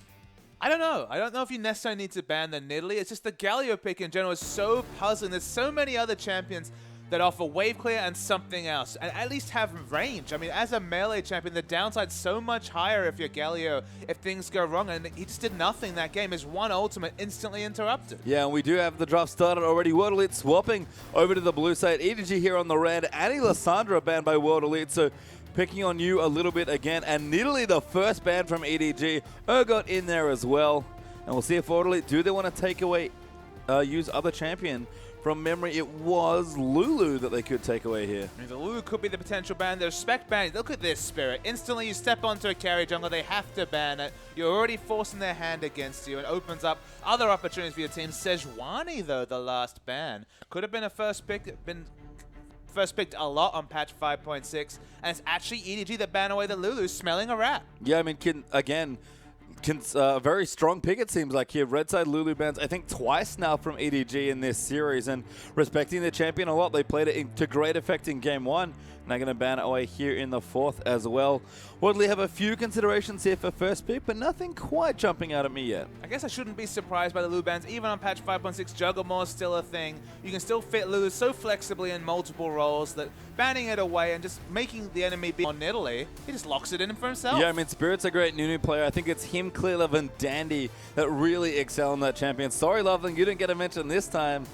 And EDG going to see what they want to go through. Korra, of course, going to flick through some unconventional champions, as he's wont to do. But EDG have to carefully consider. I don't think they expected to come into here and lose a game to World Elite, but have to refocus themselves now for this 4th game. And of course, that means that Korra has to go back onto Maokai duty. No more fun for you, Korra. He's had match histories with only Maokai in previous weeks, so it should be no surprise that he defaults back to that champion. And there's, of course, Clearlove. He's got the Gragas this time. Back on Gragas. Loved it in the first game when he played it. Very strong jungler right now on 5.6. A tad surprised to see Nunu picked above it, but I think Nunu works so well for Spirit and how he likes to bring his team back up. If he's not going to be on a carry, I think he needs to go overly supportive, and Nunu certainly suits that role. I really like Gragas from EDG just because they have such excellent target prioritization. They're just throwing in that cask, separating the threats of an enemy team. You know that EDG is going to be so on point, picking a target out of the madness that is the explosive cask in the middle of an enemy team, that they're going to profit from the reposition. That's so flexible and so unique to Gragas' kit. You can see World Elite making some considerations. Jinx swapped over at the last second there for Xie, and this setup is incredible for World Elite. They're expecting Mystic to carry again, but taking Jinx away from Deft and giving Morgana and Nunu to support it. Mystic has got a big weight in his shoulders now. And it looks like there's no option for a Hecarim to deal with this hyper carry in this situation, unless we see a Maokai in the support role, which has of course been seen so far in the LPL, but the dive suddenly looks quite difficult against Mystic on this Jinx. You'd have to think, with the Black Shield already being confirmed, you need multiple sources of magic damage to ensure that there's multiple ways to get rid of that Black Shield and this explode the Jinx or push him away from his team. Although, you could take the opposite approach and fight firepower with firepower. Very opposite there. EDG going to match scaling and late game supports here as well. Nami, Kog versus Morgana. Jinx is our likely potential 2v2. Def doesn't play Kog that often, but his Kog games this split have been wonderful. And Kog Nami, that's the strongest of the Kog'Maw lanes. We're considering the Janna available but likely to fall through this pick and ban. Just because, again, it has such a strong laning phase. You have that heal. You have the Astral Blessing for a bit more... the Tycor's Blessing for a bit more harass. Those two synergize so well, and they should win the 2v2 matchup. And in the late game, not many stand next to Kog'Maw in terms of late game damage, but Jinx is right up there. Yeah, Vlad's open as well, by the way, but Mystic is hovering Azir for Xie. I like Azir a bit more just for helping the hyper carry potential, and kind of the similar thing there for Sion. Lock it in, you. Yeah, that's the pick, but he's hovering the Ziggs. I was expecting Xerath, but Ziggs would be just fine as well, and fits the comp. I mean, again, both the AD carries are the focuses of these two team comps as they're built right now. And Mako going to go through some of U's classic champions. I imagine it's going to be one of Ziggs, Xerath, or Orianna, but we'll see if he has another curveball. I mean, I'd like to see the Ziggs, to be honest. Like, he's obviously very practiced. The team has run Ziggs plenty of times. They've got a Kog'Maw, so they're already looking to scale up for the late game. Orianna will be fine, but there is a little bit of possible negative synergy between the explosive cask and the ball carrier Maokai going into the backline, but they're going to go with the Orianna. Yeah, want something maybe a bit more control, perhaps just more utility for Deft as well. Not necessarily not trusting you with the Ziggs, but just being like, we're all in on protecting Def, because honestly, World Elite, very similar looking comp for them. And it's the sort of comp LGD have been running, just throwing multiple shields onto a Kog'Maw, adding some lifesteal, maybe even picking up the Zeke's Herald on Mako, and just ensuring that Kog'Maw can fight in the front line and do massive damage. So EDG definitely fighting firepower with firepower. They realized that because they had already opted into the Maokai, diving onto the Jinx didn't really look like a realistic option, so they just had to fight with another hyper carry of their own. Yeah, and World Elite's comp is absolutely fantastic. We'll go through the matchups here. Sion versus Maokai, trademark top laners for both of these players, and as we move probably soon to the jungle now as well. Spirit on Nunu, Clearlove with the Gragas. So Clearlove's onto the Gragas, needs to be able to separate Jinx away from his teammates. That's the big thing. But it's hard to get magic damage onto break the Black Shield in this game in particular. Orianna probably not going to get the ball onto Jinx of all people, and there's not that much other magic damage to stop that Black Shield from ensuring that the explosive cask going to do nothing to Jinx. Yeah, and of course, Morgana versus Nami, very defensive supports to protect and peel for these big AD carries. But I think if you asked World Elite what they want to blind pick, what they've got in this game probably look very close. It's just going to be a game of who can actually get onto the backline, because there's a lot of peel for both teams. It's actually the mid laner from World Elite. It's all going to be about the Emperor's Divide peeling for the Jinx, whereas, of course, Nami has the waves to potentially peel as well. So it's going to be all about who can fall down, who can navigate best. You probably always give that to Deft on the Kog'Maw, but Jinx has been the real MVP of this final series. Yeah, I mean, she's just been great. We've had, yeah, you're right, 2 Jinx games in a row and 2 wins for the Jinx players as World Elite and EDG have split the last 2, but we'll see which Jinx is better now. We're going to get straight into Game 4.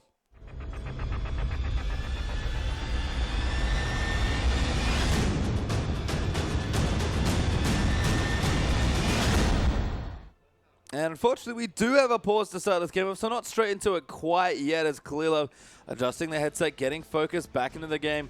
Did not have a standout game in the last one, so needs to make sure. I think he's tapping his headset, maybe saying, hey, I can't hear my teammates. That's probably essential. Absolutely, and it's a standard Kog'Maw lineup, definitely not a Juggernaut comp coming through, although plenty of shielding and peel coming through for the Kog'Maw on the EDG lineup. The use of the explosive cask is really the exciting thing for me to speculate on as we move to the end of the game. Again, probably not going to be able to get the engage onto Mystic because they don't have the magic damage to pop the Black Shield. We don't have multiple magic damage sources to really get that engage. I mean, there's always the potential, but it's looking unlikely, at least as the comps come together. Both teams are going to be about setting up around their hyper carries because, as I mentioned, if you're able to fight as an Azir in the backline, set up a couple of Sand Soldiers, have that Emperor's Divide to stop any divers onto Jinx, the Jinx should be very safe. The diver should take a lot of damage. But I mean, Kog'Maw being unattended on the EDG side is also a big thing to consider, and it's hard to get through the Shockwave, through the Nami CC as well. So it's going to be a fight definitely fought on multiple fronts, and whoever can deal with the hyper carry will probably take this game. Yeah, I mean, support summoners even, as you kind of look through what's available at level 1, are interesting in and of themselves. Conan with Ignite there on his Morgana, but Mako's gone with Exhaust, and I love the choice normally, but who are you really peeling off here? I guess it has to be Aluka, but I mean, it doesn't really feel like you need Exhaust in that situation. I guess the Ignite doesn't really give you kill pressure on the diving Scion, so just Exhaust to get some of those base damages away. Maybe the Nunu Absolute Zero is going to be registering, and it has the high base value, so that's another kind of big AoE like Kennon's ultimate that you can happily exhaust. But I understand what you're saying. It doesn't look, it's no like Tryndamere, which is an obvious exhaust target. There's no even Aurelia that's another great exhaust target.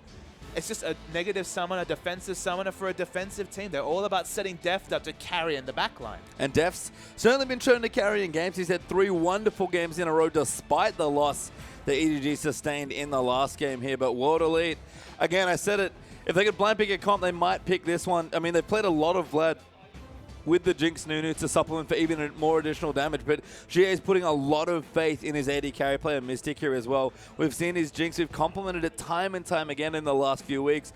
Yes, GA does have carry potential on the Azir as well. I love it with the Blood Bowl synergy as well. Sit back and watch how teams engage. I mean, maybe the team that gets the first early control over Dragon will come to situation. Both teams have good wave clear, both teams are defensive minded. This could be a very passive game, or maybe we'll just see some surprising aggression that belittles the comps that have been selected. Yeah, any sort of lead here. This is kind of the thing with late game comps in general. When everyone's trying to pick and outscale each other, you get to this neutral point where it's like, okay, well, we're both going to get strong in the late game, so let's farm up. When teams can actually get a foothold into a game, all of a sudden, any mid-game power that you haven't picked for because you're trying to outscale your opponent, suddenly you're behind in a game and like, well, I don't really have any good tools to catch up. And the crazy thing is you look at the lane matchups, for the first game out of 4, there's no obvious like incentive for either of these teams to swap finally. No Smite teleport taken by Koro, so standard lanes probably going to rain out. Of course, Sion versus Maokai, we're going to see split farm in the mid lane between Azir and Orianna. It's not quite Azir Xerath, but still going to be a big farm fest in the mid lane. You'd probably give the advantage to Kognami in the laning phase, so maybe you'd want to navigate away from the Kognami lanes, but it's not a huge advantage for EDG. So standard lanes wouldn't be a surprise. I mean, I think that slightly favors EDG, not necessarily on matchup, but maybe just skill that we've seen. Mystic and Conan, despite being a fairly new bottom lane. Yeah, I mean, Deft is just such a good laner with Mako that, especially in a Kognami lane that does have a lot of strength to it, I might give, again, a slight edge there, but that's barely anything here. We're going to see, again, junglers be a big deal here. Both Spirit and Clearlove can impact lanes and jungle alike with the champions they have, and understandably, Spirit, who puts the team on his back, whether he's on Nunu or on Nidalee, he's going to have to do work here once again. I would say that if a jungle follow was forced, for example, if Waterley did initiate that lane swap and it wasn't called by EDG, you'd say the jungle follow coming through from a Maokai Gragas might actually outweigh that of Sion Nunu, just because if you gank mid with that duo, we're talking so much targeted CC coming through that you could do potentially a lot of work in ganks. So I mean, Azir's always going to hang back, but probably even more incentive to do so this game. Yeah, and it'll be interesting to see what breaks out as we do bop into the game here. Pause is over, and Game 4 is on between World Elite and EDG. And Deft Mako, very sneaky, but do get spotted out and couldn't get some free money. And even that first comment, the fact that we're playing a 4th game is a super surprise if you tuned in for the first 2. Soundly won by EDG, but the same story for World Elite. They were very on point in your last series. So far, we see the lanes meeting in the bottom lane, but with all these backs, unsure to see where we end up. Clearlove loses his trinket ward there as well. Good pressure applied by Azir and Nunu getting that out of the way, and warding the Raptor is going to mean that Koro has to start on another camp, probably going to walk towards the wolves, but again, early jungle vision makes one thing, and that's predictability. You can see that Deft's already opting out of the 2v2. Despite having a good laning matchup, I feel like maybe they've caught on to the fact that the jungle follow, and it's especially the 2-man roaming gank squad of Gragas Maokai can apply a lot of pressure. Of course, they have a very fast jungle clear with the saplings to proc, and then the Arcane Smash being on a very short cooldown. So despite, once again, laning phases, the actual 2v2 strength has been completely irrelevant this game. Yeah, interesting to see Koro actually pop a sapling on the Wolf camp. I think they realize that they want to go for a fast blue here instead, because he's got 2 down here. The one on the Wolves not going to do enough damage, I don't think, to take out the little ones, and instead Koro and Clearlove going to start a very aggressive two-man jungle. You might think this is counterintuitive, but sometimes it's just because of the opportunity cost. If you don't need that sapling to take it down, if someone's going to invade you, then at least you have a sapling already prepped to take another camp. So because it's not a big trade, because you're not actually losing anything, because the speed difference is like so minimal, sometimes doing something like that, it'll help you 1 out of 10 times, but what that 1 out of as if the ball could auto-attack at 400-500 range. So Gia definitely going to win those auto-attack trades. You might have wanted to actually consider going for the very defensive regen start with the with the Flask, just because he's going to take a lot of damage this game. Yeah, I've seen a lot of Flask to be honest. I actually like it just from his personal style and the matchups that he's sort of been put into. Xie, quite an aggressive young player here, of course, one of the Chinese solo queue superstars, and Orderly having control of the bottom side of the map here, going to immediately get onto a quick dragon. We mentioned the fact that the team that get the objective snowball would probably have a big advantage, given that both of these are kite comps. Aluka's going to solo this down. And it's not energy pacemaker here, folks, but still we see a Sion dying to Dragon for the first one. Yeah, nice early one here as well. Luka has died for a second time, unfortunately, this game, to neutrals both times as well, so rip the Sion KDA. But the fantasy points are not working for Sion. No, but gets a good early Dragon there for his team. I think structures are the big one for me. There's good wave clear and good siege on both teams. But we have a dive brewing here. Teleport down as well. Koro going to try and get away, but gets ignited. Does flash away, but can he, by any more time, will get knocked up, and Morgana of all champions gets first blood. Very strange to see Koro in that position. Saw that the Dragon had gone down. Only had one defensive ward for himself. No one else on that side of the jungle. Gragas backing opened up a perfect time for a turret dive. Okay, they have to use a summoner for it, but the freeze was on top anyway, so they lose very little, and they get the first blood. Yeah, the one nice thing is that Koro did save his teleport after helping clear that with his early jungle, so doesn't have to walk back and port there immediately, but a little awkward to give first blood away, and if they can keep rediving here, especially if Nunu gets that side stone and gets so tanky so quickly, Koro could start to struggle. I guess maybe they were spotted going back over wards or backing in vision, because otherwise you can't just teleport bottom. You might just get killed for a second time, but gets away with it in this situation and actually ends up in a level 4 versus level 2 battle against Sion. Yeah, we've actually had a swap back here for Waterloo, and EDG immediately pack up shop in the top lane and maybe look to swap back again. Apparently Def does not like Mystic very much. This is the second game in a row where he's consistently dodged him. I mean, look, maybe he's just looking for a certain item timing in this matchup. Maybe Jinx maybe Jinx being against a Phage, for example, the orb walking might help the Kog'Maw and the auto attack trades. I mean, both of them, of course, scaling up with range between the Biocane Barrage and the Q ability for Jinx. You know, the rocket launcher and the fish bones coming through. So just waiting to see.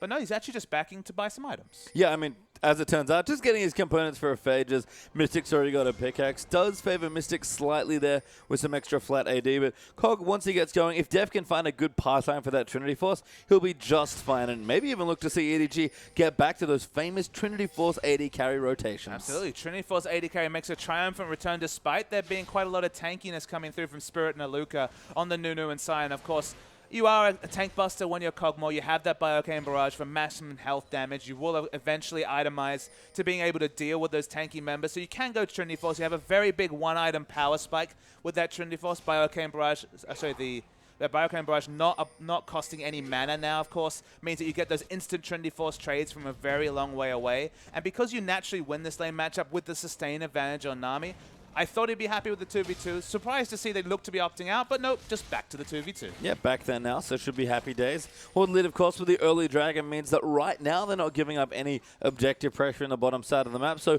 we'll flip the map once more here in this one, and Def very comfortable here, even in farming towards the top side. In fact, pretty even across the board. Yeah, exactly. CS value is definitely working fine. You finally anchored to 51 CS, winning in CS against the Azir, despite opting in with the Doran ring, with the aggressive purchase. That's actually a big thing for Orianna. Yeah, looking good here so far. As Clearleaf might even entertain a gank. No, Shea is going to spot him. Clearleaf will have to leave. Walk straight over a ward, did Gragas. So good pressure there from Shea just to keep him away. And you see the ball starting to get some trades in. Again, Orianna respecting the range of the soldiers. Speaking of trades, just look at the top. Mystic is taking huge auto attack trades that he can't deal with from Deft with the Bioarcane Barrage. And this is how I expected the lane matchup to go. That's why I was surprised to see them not opt into the 2v2. Yeah, and you can see again Black Shield coming down. Going to shake off a little bit of that magic damage there that Deft is doing. But Kog'Maw have to show him so much respect when that ability is activated. Ward going to get cleared though here by Xie, and Spirit going to walk in looking for a steal, but you already got the buff. And of course, Deft is so smart about when he chooses to activate the Biocane Barrage. The moment that a minion falls low, especially a melee minion, definitely the cannon when eventually the next cannon wave spawns, activate that W, ensure that Mystic gets punished for taking any trades. You there, protect again here in the middle of the lane.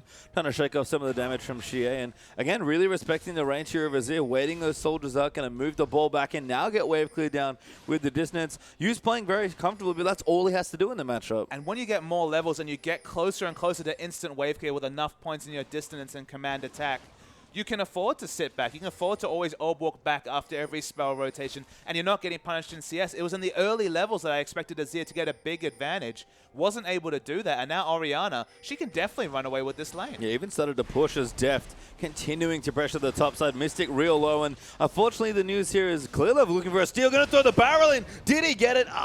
Nope, Shia got away with it. It's definitely not an AP Gragas barrel, that's for sure, Page-Time. The base value is certainly not there anymore. Close to the steal, but not able to take it away from Azir. Mystic does have his heal, so Deft probably not going to go in for a heroic flash there with the Bioarcane Barrage. Actually chomping down on a potion or two, I believe. So going to get a little bit of health and mana back, but forcing Mystic away, they'll push him minion wave into the turret. And as I said, it was bad before for Jinx, but with Living Artillery up now as well, it only gets worse. But with 47 seconds till Dragon spawning, they both back. Makes sense, they push the minion wave in. But will they just go back to top and seed away the second Dragon to move Deft closer and closer to the Trinity Force? Or will they actually rotate to bottom to try and contest for this second Dragon? Koro's going back as well, does have his teleport, so might be seeing a very smart, well-timed swap back here from EDG. They've been on top of their rotations for a lot of it in Deft. I think they must be wanting to contest Dragon because that's a Sheen. Yeah, he's got the Sheen. He's gone for the trades. He's already winning the trades happily. Of course, that Sheen proc along with the Trinity Force proc both going to be applying on the Bioarcane Barrage. So suddenly the trades get even stronger for EDG, and the offensive option, very offensive option tells me that, as you mentioned, but they're going to look to keep laning 2v2, and they're going to opt in to the Dragon fight. Let's get some contests going now. Is Mako even going to move in, get a couple of wards down? Mystic clearing out the Krugs. Very comfy, actually, there. Early Berserker is going to help with some of the early trade damage, especially in minigun form. And you got a nice defensive pink ward up the top as well. Waterly, by the way, nice little deep pink ward on the right-hand side, just above the pink that we saw from EDG, and has not been cleared yet, so giving them a lot of free vision, especially towards the blue buff area. 3 pink wards down, 1 to stop any potential turret dives coming through onto Orianna. Of course, answered by that World Elite pink ward, just for vision, but 3 pink wards down around Dragon means that it should be a fairly safe start if they choose to engage. Clearly going in, is on top of a ward though, does not quite have his sweeper up yet, so can't choose to sort of swipe that away. We'll see what he wants to get done here in the rest of the stages as well. But EDG, I think they should look to contest this second Dragon if they can. No one's aggressed on it yet. It is back up, though, and we're going to see a fight for it as most of the teams have rotated their dual lanes back down to the bottom. In the 2v2, we're actually seeing a gold lead starting to be built up by Deft after those early trades. Those without items. Now with the Sheen, the burst trades just get better, and we see a 12 CS advantage for Deft. Advantage Cogmore, never something you want to say as a bottom laner. No, and he's only going to get stronger. That Trinity Force, especially, depending on its timing, could be the big difference here in this game. We said it, with 2 late game comps looking to scale up here and some very late game carries. The game is very tense here. There's not a big margin for error if you fall behind, because again, when you have late game champions, you don't really have any way to catch up in the mid game. And just in terms of other item timings, nothing really big coming through in terms of item timings. Catalyst versus Spectre's Cow, identical gold value, those items. Working towards the Athenes, you have to say you might be closer because there's an extra amp tome in the inventory for Azir, and he's behind in CS. And the Berserker Greaves gives a bit more better rotational play to Mystic. Again, we've seen a lot of Berserker Greaves rush on Jinx. Helps you orb walk and get that last auto because you lose a lot of attack speed in rocket form. Yeah, have to switch out and chase them down. Mako going to clear out a pink ward though. Clearlove's in the area, so able to provide support, and Waterly do not even move into contest. And that Dragon's been up for 1.5 to 2 minutes, and no one's gone near it yet. So, as we said, a very tensely balanced game right now. So you just see the gold advantage is still with EDG. So it was with World Elite, now just matched by EDG, despite the fact that across the board, CS is in the advantage for EDG. Yep, Spirit now rotating into the mid as well, going to help GA push in. And is one of the nice benefits of running Nunu Blood Boil. Not too shabby on Azir, and they're going to get some damage under this turret. Yu's gone back, he's got his things, but he's going to lose a lot of turret damage as a result. And Clearlove going to walk in, maybe even ult somebody back here. Good wave clear coming through. Ult Spirit off the turret, but now maybe caught out of position. Shie might look to chase him, but just pokes him away instead. They just want to poke him to try and take away this pink ward. Of course, you can do that with the Sand Soul. Just a very cute interaction. Had to use the smite on the minion wave, then the barrel and the ultimate. So a lot of his kit used just to relieve pressure because of what looked like a poor back timing for Orianna. Yeah, just couldn't quite get it done. Nice rotation from Spirit, actually, as a result, taking advantage of that timing to get good damage under that turret. again, it's the little things that will really start snowballing out of control. Trades are fine, but if teams start eking away advantages, that probably isn't going to stop as Deft and Mystic trading blows in the bottom side of the map. Aqua isn't just why, but Black Shield was on anyway. And again, this Dragon been up for quite a few minutes now, and no one is moving in aggressively for it. Very even damage trade that time, so Mystic finally got a couple of rockets. The extra movement speed from the boots was helping him massively in that situation. Deft has to respect the execution damage coming through from the Super Mega Death rocket, so the burst trades seem to be winning for Deft, but if they go for the even extended trades, Mystic gets back into them. Clear Love down here as well. Ultimate not quite back up and on a fairly short cooldown at this stage of the game, but Clear Love going back. Probably needs a few more wards. Might have a Sightstone ready to go if that's what he wants. A Spirit spots a ward down towards the bottom side with the rat percents tingling. But Sightstone, Stalker's Blade already completed, plus the Cinderhog. Nunu looking great for Spirit so far. I mean, but it's still been a very quiet early game. It's hard to say who that really benefits because, again, the scaling's fairly similar into the late game. Maybe a slight advantage to EDG, but also a lot more magic damage, so a bit easier to itemize in the early to mid game for World Elite. It's just all even. And again, who can execute best on their kite comp with Hyper Carry? That's the late game team fights, I feel, will just be explosive this game. Oh, good poke there from Def. Lands a living artillery right onto Mystic after the Voidoo. So getting small advantages in the bottom side. You can see the CS mounting slowly, about 20 up now for Def. Maybe grows a little as Mystic goes back to the Krugs to get a bit of additional farm. But if this Dragon, which is still up, by the way, doesn't get contested soon, we're going to have one hell of a team fight for the second Dragon. In terms of turret health, both outer turrets in the mid lane are falling very low. Specifically, Azir got another Judy auto-attacking on that outer turret. It's falling low. Deft's going to finally start doing some turret damage in the bottom, get those Sheen procs onto the turret, but still very healthy. Clear rotating down as well, but Ward Leader spotted him out. A great ward there coming through, but a good Black Shield. Going to shrug off some of Kog'Maw's early magic damage, and Clear Love down here just to help clear the wave. EDG, I think they want to force onto Dragon, but with back time is probably needed here as well. It's quite dangerous, and instead, they'll just trade for a little bit of turret pressure. I mean, Jinx has to back away. Now it's porting back to base. Has to respect the explosive cask initiation coming through from Clear Love. So going to get a lot of damage to this turret. Will they start the Dragon, though? Because you feel like Jinx, if she gets in position, could definitely contribute. And Deft very aware of his mana. I think going to stay and finish the tower on the bottom side. First turret will finally fall. Spirit comes into the mid. Xie real aggressive with the three sand soldiers diving forward, but moves them back in, clears out the wave. Ward there as well, and Def might have to back here. Jinx is already back with the BF sword completed along with the Berserker Greaves and the pickaxe, and Mako going away. EDG might have given up too much pressure as Conan actually down here as well, going to start the ultimate, but no one quite here yet, but just enough going in. Good block there by Mako, but Def getting way too low. Spirit gets the first kill. Mako going to go down here as well, and World Elite are really on point. Yeah, EDG might lose the maximum in this situation. They should have backed earlier as Jia wants to back away from the turret. He wants to keep his turret up, but there's a situation where they might lose multiple things. Very aggressive by you, perhaps too aggressive. Gets Emperor's Divine, flashes over Ignite down as well. Amazing solo kill by Orianna. Yeah, that was really nice play from you. Finally onto the Orianna. We wanted to see it last game, but pulled it off here, and the Ignite came out trumps in the trade. Yeah, really nice stuff. Barrier not there. Spirit coming in, uses the smite, slows down as well. Absolute Zero gets standard, and Orianna just living. Spirit dives in, and Yu gets another kill. You can step away with so much swagger. Look at that smile on the face. He's feeling pretty good about himself because that was sick. That was indeed, and Spirit shaking his head a little bit, being like that might have been a slight miscalculation.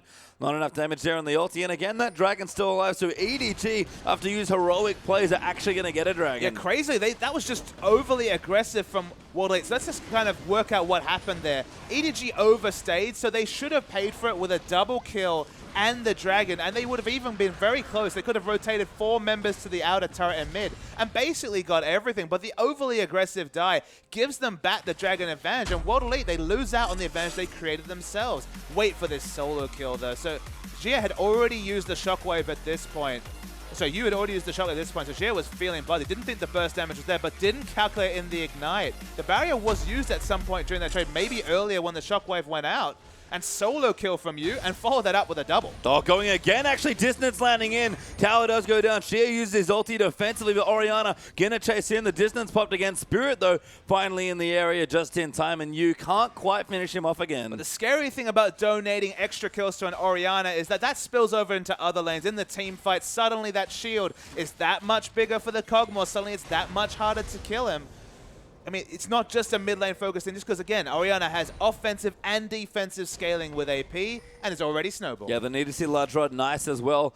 Any of the 3 choices will be just fine here for you. I'm guessing a Rabadon's Death Cap, if you had to ask me, but we'll see what he wants to go with. And again, pressuring in. Orianna quite good in sieges as well. They're placing the ball aggressively. Mako actually going to tank up some of the turret, and Def walks in. Trinity Force rotation. They'll get the last hit eventually. Waiting for that last auto attack. I believe a Sheen auto attack with Kog'Maw, even without the minion wave, would have been enough damage. But they back away. They know they'll get it eventually. And the shield, it was bigger because of the Neos Large Rod. It's already paying off. Yeah, just playing it safe there. Deft does clear out the turret, but the Trinity Force has been completed. So EDG getting more aggressive and again starting to pick things up. 1,000 gold ahead. Not a massive lead by any stretch, but that little misstep there by Shea might cost World Elite quite a lot in this game. So just talking about the Neos Large Rod items for Orianna, we've actually seen Godvi go for the Luden's Echo, and you move the ball around so much and naturally move around that you can get quite a lot of procs on that ability. But with a Kog'Maw, especially with a hyper carry, just go for the highest AP values to ensure that you have both offensive and defensive capabilities. I feel like the Death Cap earlier just makes the most sense. Yeah, not too afraid of any divers as well to, I think, warrant Azonia's. So I like to pick up here. I imagine that's what Yu's going for. Sorkshu's done there as well. So even more flat damage coming through increases some of that wave clear potential as well. Stinger done now for Shea as he moves in, possibly for Azonia's actually, with the amplifying tone. But things looking good for Azir. I like this build a lot. Very mid-game focus and transitions you nicely towards the later stages. But as we said, 2-0 on the Orianna. That's been the biggest impact in this game, surprisingly. But Aluka's already been able to itemize basically exclusively magic resist coming through with a Banshee Veil already. You feel like if old train driver Aluka gets that ultimate on point, gets into the backline on Deft, he can unsettle a lot of what EDG's trying to do. Sun turret in the mid falls down, but Mako going to pop his ultimate. Clear Love looking for a wave. He wants to line up Mystic. Going to go around the side for it, but they flash away. Aluka down here as well. Ult on to Clear Love, but you going to protect him. He will go down. Shea gets a kill on Mystic, kiting away wonderfully, but Nunu does go down there. Shea ulting in there as well, but gets exhausted by the Nami. Death flashes forward aggressively. Aqua Bubble going in, but the Black Shield, beautiful. Shockwave only onto Aluka, but Koro's so tanky. You goes down to Mystic though. Now Conan going to move back in, and Aluka also very tanky. Forces Deft to kite away, and Koro has to keep running. Deft is so low. Mako gets sniped, and that's horrible news. Deft going to go down again. Koro goes in. He wants the kill. He's going to go throw into Mystic. Does get it there. The kill actually from Kog'Maw with the passive gets in, and Conan the only one left along with Koro. Koro going to try and chase in and finish the kill. Sapling not quite there for the slow, but it's running down. Can he get Conan? Yes, he can. The last Sapling gets the last laugh. They pick up the win, but it's so close. You could see that fight. Multiple 80 carries kiting back. Slight advantage to Maokai was the big factor in that situation. He lived longer. He had more armor to deal with the physical damage coming through from Jinx. It was a long, drawn-out fight, though, a preview of the ones to come in the future. So, I mean, the one thing you can say about this fight is that you held onto the Shockwave for such a long time, arguably too long. So there's multiple times where he could have got multiple members. Didn't need to use it yet, that's fine. But watch for the ball onto onto Maokai. Could have got a double ultimate, wanted to get a triple, but the result is just a solo ult onto Aluka, crucially. So it's a misfire on the Shockwave, punished by Mystic, who gets excited and can kite out Koro. There's multiple thoughts, but Deft is very, very low at this situation, and Mystic still has his flash available, I believe, at this point. But regardless, snipes away. No, he had his flash down. Get excited, though. That's all the mobility he needed. But the re-engage on top of the passive, the Akathian surprise. And Koro eventually picks up the kill. So usually they win it marginally, but you have to feel, again, it's all execution heavy. Both comps about kiting back. And that's a preview for the future, because right now it's all even. Now a slow-mo. There is a Sapling. Does seal the fate there of poor Conan. But Spirit now actually, on top of the board. Never mind, the mini wave comes in to meet them, and he realizes that the jig is up. Buildwater Cutlass done now for Def, so building in towards his blade. Zeal complete for Mystic. Haunting Guy's done for Shea as well. That was his next item. Quite a few big purchases there, and Koro again, the big benefactor. Frozen Heart Righteous Glory already done. You have to feel like the Haunting Guys is answered by all these null magic mantles already in the inventory coming through from AG. They don't quite have the Aegis yet. You have to think that's the next big purchase coming through from Clearlove. He wants power now, which is a very interesting thing. I felt like he would just opt into a later game build here with Gia, but maybe he's actually going to go for the Liandry's on the Azir. I mean, maybe just worried that at this point his team's a little bit behind, and again, you cannot afford to fall behind in this matchup. So trusting in Mystic's late game power, wants to bridge the gap a little bit more effectively, be stronger in the mid game, see if you can pressure more. But Again, these team fights are very long, and if we go late especially, EDG have a lead, but it's not that massive, and poor Mako going to get caught out. Gets hit by a binding, Zap in there as well, but the wave actually going to keep him safe. Clearlove down as well. Mystic, though, will get the kill and get excited. Clearlove are going to go in, knock Spirit almost back in. It does knock Jinx away, binding there again. Might go back in, but Clearlove a little too tanky at this point. And of course, we saw Yu was going to provide a bit of utility there, so they had to back away from the fight. The physical damage is still not there from EDG. That's the big factor, is there's no Blade of the Ruined King, there's no Last Whisper, there's no Infinity Edge through from Deft, so itemizing Matrices is still coming up trumps. In the late game, when the physical damage gets going from Kog'Maw especially, the fights might start to shift towards EDG. Yeah, Mystic, though, looking very strong on the Jinx right now, and both teams looking for their second Dragon. World Elite will start it off, clear the ward out there as well. Ball on top of Clearlove is actually a little too low now. Sheer going to ult him back into the team. Clearlove flashes just at the last second, but Mystic gets him. Double ball onto Mystic and Spirit, though. Conan low as well, but Shie tearing through people, and Deft trying to fight, but he can't be in the middle here, but the bubble just saves him. Shie goes down, and Luca still fighting in as well, but Deft kiting wonderfully. Does not want to flash, actually can't, and Cora will chase him, but Aluka probably not going to go down. Nami will chase him, never mind. Aquabism lands, Deft going to go in for the kill, but he'll take the CS instead. Cora was so good peeling for Deft. The fact that he could do consistent damage that fight was just disgusting. It was lucky that Mako got to the fight as he did, threw out the heal, was able to keep him alive during the fight, but this Cora is already unkillable. Righteous Glory, Frozen Heart deals with all the damage coming through from World Elite, and it's just smart team fighting. We talked about execution advantage, EDG. Yeah, and we've seen why Maokai has drawn so many bans as well. He's been a very popular pick. It's been one of Cora's best performing champions throughout the split. And Deft and Mako will clear out the second Dragon for EDG as well, so advantage in that field also now coming through. Rabadon's death cap completed now for Orianna. Spirit Visage almost brought straight up by Cora, and Deft narrowly misses eating that binding. Let's have a look at the gold value. Still, it has enough for his Blade of the Ruined King. What will be his next purchase? Will it be the Last Whisper? You have to think with the pickaxe, sorry, with the longsword, probably going to be Last Whisper, but of course, could be the Bloodthirster as well. Has many flexible options. The peeling for EDG was smart. The use of terrain also, they were fighting around that choke where Maokai could just use Arcane Smash consistently to interrupt. Just smart team fighting from EDG. Should we expect anything else? No, and again, this is why we give the slight edge, I think, to EDG. Just they've demonstrated that they play better around their AD carry. Their target priority, even with you quickly rejoining the lineups, looked wonderful. Corey going to return to the lane. He's so tanky now as well, and Waveclear not too shabby either with those spells. So, I mean, Deft finds Aluka, still very, very tanky, forces the ult, though. Yep, ulti out from Aluka. Can't be CC'd, so he'll just run all the way back to his tower. And you can see Aluka using the ult nicely, curving slightly around the path as well, but Deft going to clear out some more farming, getting stronger on the Kog'Maw, and that's bad news for World Elite fans. And this EDG lineup, you know, back with you in the lineup, swapping out Deft for Name, but as I speak, that Baron's falling fast. Yep, the signature EDG quick Baron here at 25 minutes, and people caught out of position. Aluka's coming back in, but Shie's actually found in as well. Tidal Wave goes down, Clearlove does smite it away, and advantage EDG. The Righteous Glory even popped in. Spirit getting low as Deft is going super aggressive. Cora diving into the backline. Yu gets the kill onto Spirit. Aluka eats a bubble. Shie fighting over the wall, but can't do enough. Deft getting that kill. Cora still peeling everyone away, and EDG are starting to run away with this game. But Patriots have the only reason they could get that engage was a flash balk coming through from the Kog'Maw of all people. The initiation play from Deft is what got them the modal picks, trusting the fact that Cora was going to get the consistent CC once he got into the middle of the fight. Deft going for initiation on Kog'Maw, just crazy. Oh, Shie trying to go in. Bit of a big play, though, as Deft has enough damage to get the kill. Wants it Clearlove, but don't be deceived. The Gragas is unbelievably tanky with Drunken Rage active. What was such an even game is starting to suddenly look really good for EDG. With the Baron buff, these turrets fall real fast. And this team, as I said, so good at those sneaky Barons. Able to sneak one in, win the team fight after, and it's little edges they need, but jumping ahead to 6,000 gold now. Tower will melt. EDG have broken the base, and this is exactly what EDG's base looked like in the last game. I mean, at this point, Spirit can't even just get snowballs onto Deft. Finally gets one, though. Gets ulted there by Sion. That's bad news. Deft goes down to Aluka. Coro peeling away. Should be able to run from Conan. Decent AoE there from Def, but stayed to get the inhibitor. Probably worth it, but they'll be down with their 80 carry for 30 more seconds. Well, definitely too little too late for World Elite, getting one kill on trade for, what was it, Baron, multiple turrets, the inhibitor.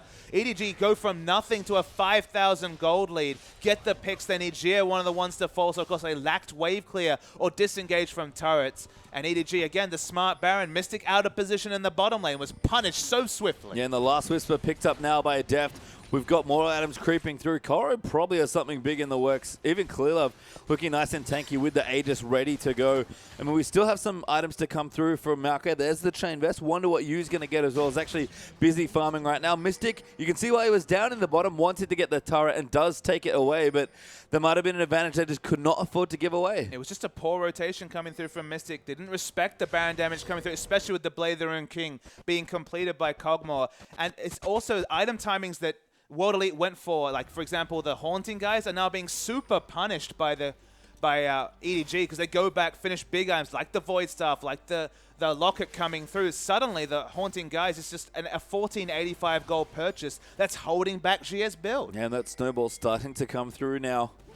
Aluka getting tankier. Double Locket actually there on World Elite side, so decent options there as far as fights go, but starting to creep vision down, looking to siege some more turrets here as well. Corrin, you position nice and aggressively. Good pink ward from Mako, going to be cleared away, but that does give away the position. But still, we talked about it. Both teams good in sieges. Both teams good, almost as good as each other, honestly, as far as their comp goes. So but with Baron buff is the ultimate equalizer in that conversation, Page Time. So they're easily going to take down another outer turret. Still waiting for the wave clear mid. Maokai's looking to push that advantage up. Not sure what Sion is doing, slowly pushing this outer turret top, I have to say. With no teleport as well. Not a good look for Aluka as World Elite. We could try and clear away. They've got good wave clear with Jinx and Azir coming in, but they have to keep on it here. And EDG, again, they didn't need much of an advantage here in this game to try and take it through, but the advantage they've gotten right now might just be enough for them to finish out the last game. I mean, just out-rotating. First out-rotating for Baron, then out-rotating in terms of the mid lane, and now Aluka overstaying in top without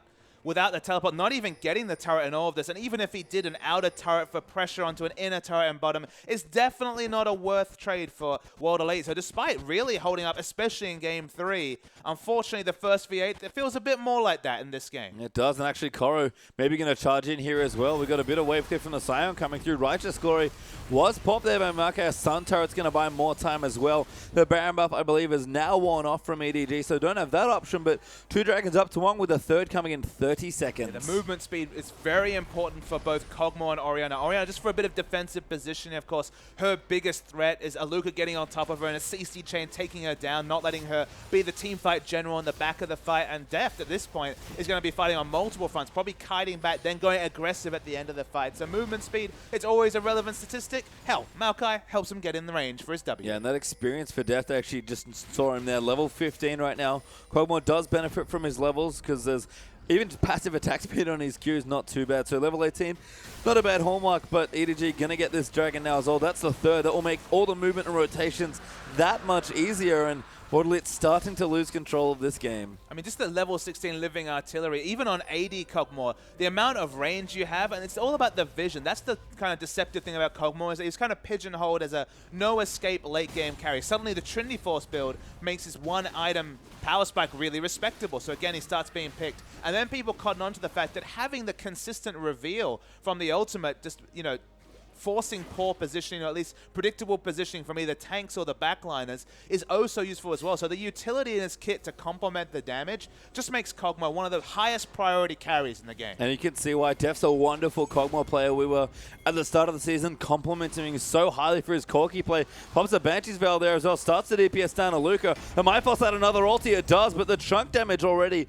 just from a couple of autos, is pretty significant. I mean, worth knowing that the cooldown on that ultimate is very, very low from Aluka, and he has a reliable way to get away if he's preyed upon. But again, the slowest of pushes up top doesn't get them anything. That's actually going to force Koro. No, does get cancelled by Xie. Now has to run away from Mystic. Is going to flash over the wall and can't quite follow him yet. EDG are coming in as well. No, the binding cuts him off at the front there as well. Now Koro going to try and buy more time. The ulti's down as well, but he's going to get a little too low. One more rocket they need, and Spirit takes the kill. Very weird teleport from Aluka, though. They were definitely going to get the kill. Now Deft's face tanking this outer turret. Sion could have been instantly there. These rotations from Aluka, they're making me shake my head because I just don't understand what he was trying to achieve. Feel the same way, honestly, about EDG from those last few plays. Very aggressive from Koro to be down there trying to split push, I guess, or push the wave out. And even Def Face taking the turrets, a bit sloppy from them. So both teams need to refocus, clean up some of the play here, and especially with Baron coming back up in 30 seconds. We have big objectives to fight over. And again, EDG with a lead, but it's narrowed now, 3,000 gold only. I feel like Koro was taken back by the fact that there was only a couple of abilities that can interrupt the channel of the teleport, and wasn't expecting a flash Emperor's Divide from Jie. If they can punish the fact that this positioning-based backline fighter doesn't have flash, that might actually be a win for EDG, as weird as it sounds, because flash gated is Jie in a lot of situations if he wants to use his ult for initiation. Yeah. We can see now EDG going to move in for some vision around the Baron now as well, walking over a couple of wards, but they'll start it up in almost full vision, actually. And Jinx is not there. Yeah, they're going to force on a fight. Mystic again, slightly out of position for this fight. Koro going to zone them away. Aluka going to dive straight in. They're not going to finish it this time. They will re-engage. Clear up onto Spirit, going to try and cancel it. They're actually still in the Baron pit, taking too much damage. Aluka diving in as well. Now Mystic's joined in and Mako kiting away. They need to get Aluka, but an ulti there lands on the Shie. Def flashes out of the pit on top of Aluka, but Yu goes down to the Baron damage. Shie tries to get away with Cobalt, somehow gotten a double kill, but Def now getting aggressed on Mystic, gets a triple kill, maybe make it a quadra as Koro's going to move in as well, but Koro again, the last man standing, does get Mystic. He's got a blue buff will this chase time. down Conan again. No, gets bound there. So the supports will survive here, but another weird fight. And it ends in a bloodbath, 4 for 3. It was a super sloppy team fight coming through from EDG. Yu actually took over 60% of his health just from the Baron aggro. Then Deft, it switched to Deft of all people. They couldn't get out of the fight. That's why Deft had to flash aggressively. It wasn't an initiation flash, which actually looked great the last time he used it 5 minutes ago. It was just get the hell away from Baron aggro fight. And again, the magic resist shred was consistently coming out, ensuring that Jie was doing even more damage. Even Spirit's Absolute Zero ripped through the team. EDG's positioning twice in a row, quite poor. Yeah, and the gold lead very slim now. Only 1,000 up for EDG. Despite the 3 dragons and the 6 turrets to 3 that they're up here, World Elite all of a sudden have a way back into this game. Again, we talk about the scaling. Both AD carries looking big. Both mid lane is looking big. Top lane tanks massively tanky there as well. It's certainly going to come right down to execution now, and EDG are going to siege once again for the Baron, but Dragon's back in a minute 55, and Aluka going to dive in there, gets Koro for a mini stun, but shield there is going to keep the Maokai safe, but they're still going in. They want the damage on the Maokai. Clear tries to disengage with the ultimate, and Koro, Righteous Glory pops the ultimate, come down though as well. Spirit, they're still disengaging, but Koro going to get low. Tidal Wave cancels the Absolute Zero, and Koro still alive. Def though getting chunked out. The ulti onto Jie, not quite enough. The Aqua Prison almost makes it good, but Jie just gets away, and that's a 1 for 0 now for World Elite. So it's a single pick. Crucially, Koro doesn't have teleport. They want to start the Baron, but no health Jie, no health Spirit. So it's only 1 pick, so it shouldn't be any big advantages coming through to World Elite. They haven't been able to get any of the global gold. In fact, if they got these 3 other turrets to match the 6 turrets on EDG's side, they'd actually be ahead in gold despite the gold reduction on those turrets. It's sloppy fighting coming through from EDG, and you have to say, in some ways, Space Jam, they seem to have shut off after those first 2 games. Yeah, it's been really messy here. I mean, Game 3 was just World Elite sort of getting ahead of them, snowballing, and EDG being, okay, maybe we mispicked, maybe we just had too much of a sloppy early game, but Spirit really took over in Game 3. This game is just sloppy execution of the end game, and I think that's the first time I've ever said that about EDG this entire split. Definitely it's not been a trademark of their 2015 play. Koro needs to be the person leading these fights. He's 2,000 gold ahead of his lane opponent. He's got so many items in this point. He's super, super tanky. We've already seen that Def can live a long time in these fights, but they can't be tanking Baron. They can't be positioned so poorly. In a straight-up fight for the last 15 minutes, it's been advantage EDG. We just haven't seen a straight-up fight. No, and it's just been sloppiness across the board, and both teams vying for the big objectives. World Elite now will move in to clear out some of the Baron vision. But it's, again, balanced very tensely. It was pretty tense at 6,000 gold ahead for EDG, and now basically at nothing at 36 minutes into the game. Sun Turret set up for Shie, World Elite with fantastic positioning. And Mystic actually has an item advantage over Deft, about 500 gold himself away from an Infinity Edge. So hasn't managed to match the 4-item spike coming through from Mystic. Has Blood Boil well. Baron's going down quickly. Koro coming in, but Clearlip getting poked out. And the Baron now coming through as well, but Wadley going to get a 2-low clean up. Will dive into the pit. He actually does not seal it. Spirit will get it there instead. Now Koro diving through as well. The Shockwave coming in, but just to peel for death. They have to keep him alive. Conan getting over. Mystic getting resets. Aluka in the front line soaking so much damage. Will finally die to Orianna. Koro now getting in the back line, but Shie still fighting. Flashes over the wall. Deft is dead actually there as well. And World Elite, they've come out ahead. Mystic going off in the later stages of the team fight. Finishes in style with a triple. Mystic went huge that fight. Deft couldn't respect the damage from Azir. Had to tank it if he wanted to get any damage on the backline, so died incidentally. You died to 1 crit, and World Elite might break the base. Yeah, they're going to get a lot of good damage done. They've left the 2 carries alive. They're both not too shabby when it comes to pushing. Mystic, especially with 4 items, going to shred through the turrets, and they'll keep melting them down. Inhibitor is broken. And the kiting back from World Elite has been so impressive in these fights. Mystic's got so many more autos without punishment compared to EDG. He's going for more damage. He wants to finish this game. Jeez, this is aggressive. Clearlove, though, can't do anything. We'll get 1 turret. Going to work on the second. Clearlove going to try and buy time here. Koro back in 10 seconds. You up soon as well. Deft is also there, but Aluka is teleported back in, and Deft is trying to fight. He gets on the Mystic. Too much damage to the World Elite. They break the Nexus and force Game 5. World Elite are doing crazy things this series. They look so much more cheery. You could see the smile on Spirit off your screen. 2-2 after 2-0 lead in the start of this game for EDG.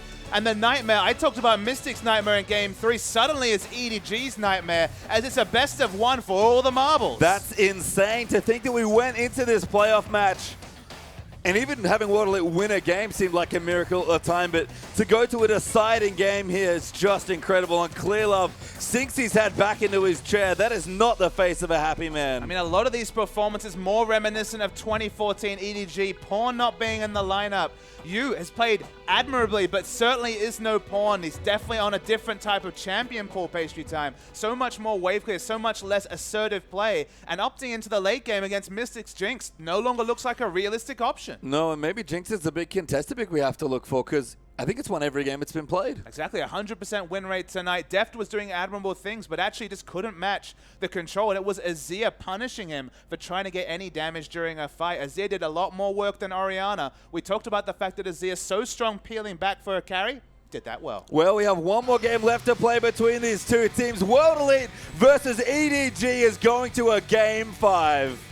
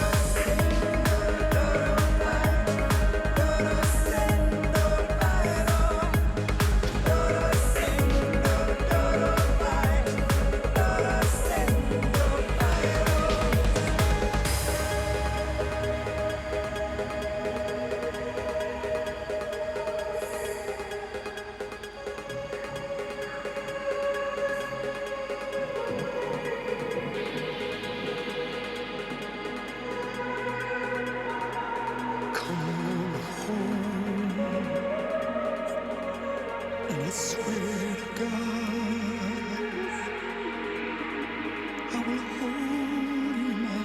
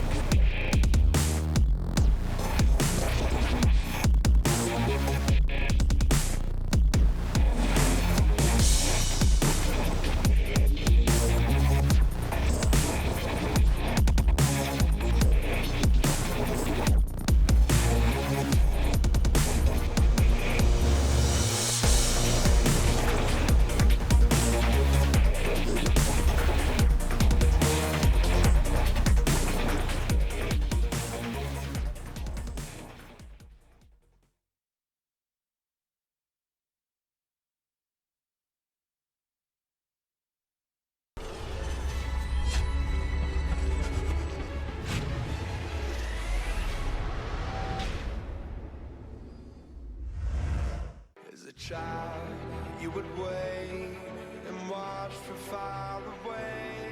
But you always knew that you'd be the one to work while they all play. Here we are, don't turn away now.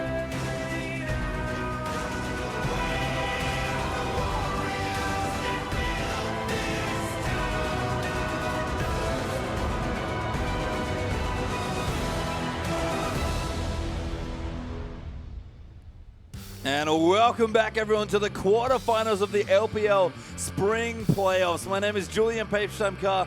Joining with me here is Christopher Papa Smithy Fist for our last game, a fifth game as the underdog bites back. World Elite versus EDG. And just the fact that this has gone to the fifth game. Remember, this is first V8. This is 38-6 versus the negative win rate World Elite. I mean, World Elite, since IEM Katowice, since that very impressive showing with their new roster, have been 10-4. But, you know, people were saying, okay, but that's at the end of the season. You've got a lot of teams really playing around with their lineups, trying out new champions. I don't know what excuse you have this time, because 2-2, all down to a best of one to see if EDG even make it out of the quarterfinals. Yeah, they were favored to win not just this match, but every match here. Heavy favorites to take the first LPL split by storm. They topped the absolute crap out of the ladder, finishing in first about 2 weeks before the split even ended, and all of a sudden moving into playoffs, and they might not make it out of quarterfinals. Exactly, quarterfinals. The people were basically writing MSI victory in pencil for EDG. Doesn't even look like they might be even getting there. I mean, even if they take this game 3-2 against World Elite, there's plenty of other top LPL teams suddenly maybe double taking and thinking, okay, maybe we can also unsettle EDG. It's been a very disappointing performance. How much of that is the change in roster? You have to ask. Pawn no longer in the roster so far in this series. We've seen you replace him because of a stomach injury. I mean, it's not just you, because I mean, you remember got that amazing double kill on the turret dive coming through aggressively, but look at this change. God. We're having a substitution, and he's back. Yeah, Pawn being subbed in for the final game in the series. That was part of the reason I think the break took a bit longer between games than we expected. EDG talking to the tournament organizer saying, hey, can we bring Pawn back? He's been brought up for the bench. He's sick. He hasn't played a game all day. Coming in cold here for a fifth game. Massive pressure is on. And all I'm trying to say is that look, he wasn't the source of that last game. Some of those Orianna ults went wide, but it was great in lane. But this is crazy. Literally sick. Was expected not to play any games, even in the playoffs. It looked like they'd be using you going forward. They certainly didn't factor in potentially losing to World Elite in the quarterfinals. And this is the result. Yeah, I mean, Pawn coming in at the last hour. Absolutely insane stuff here from EDG. Again, it's crazy that we're even here. 1 versus 8 going to a fifth game is just insanity, as we look quite a bit different today. We're looking quite dapper. We're looking dapper. Oh, we're still looking dapper. That's convenient. And again, the fifth game coming in.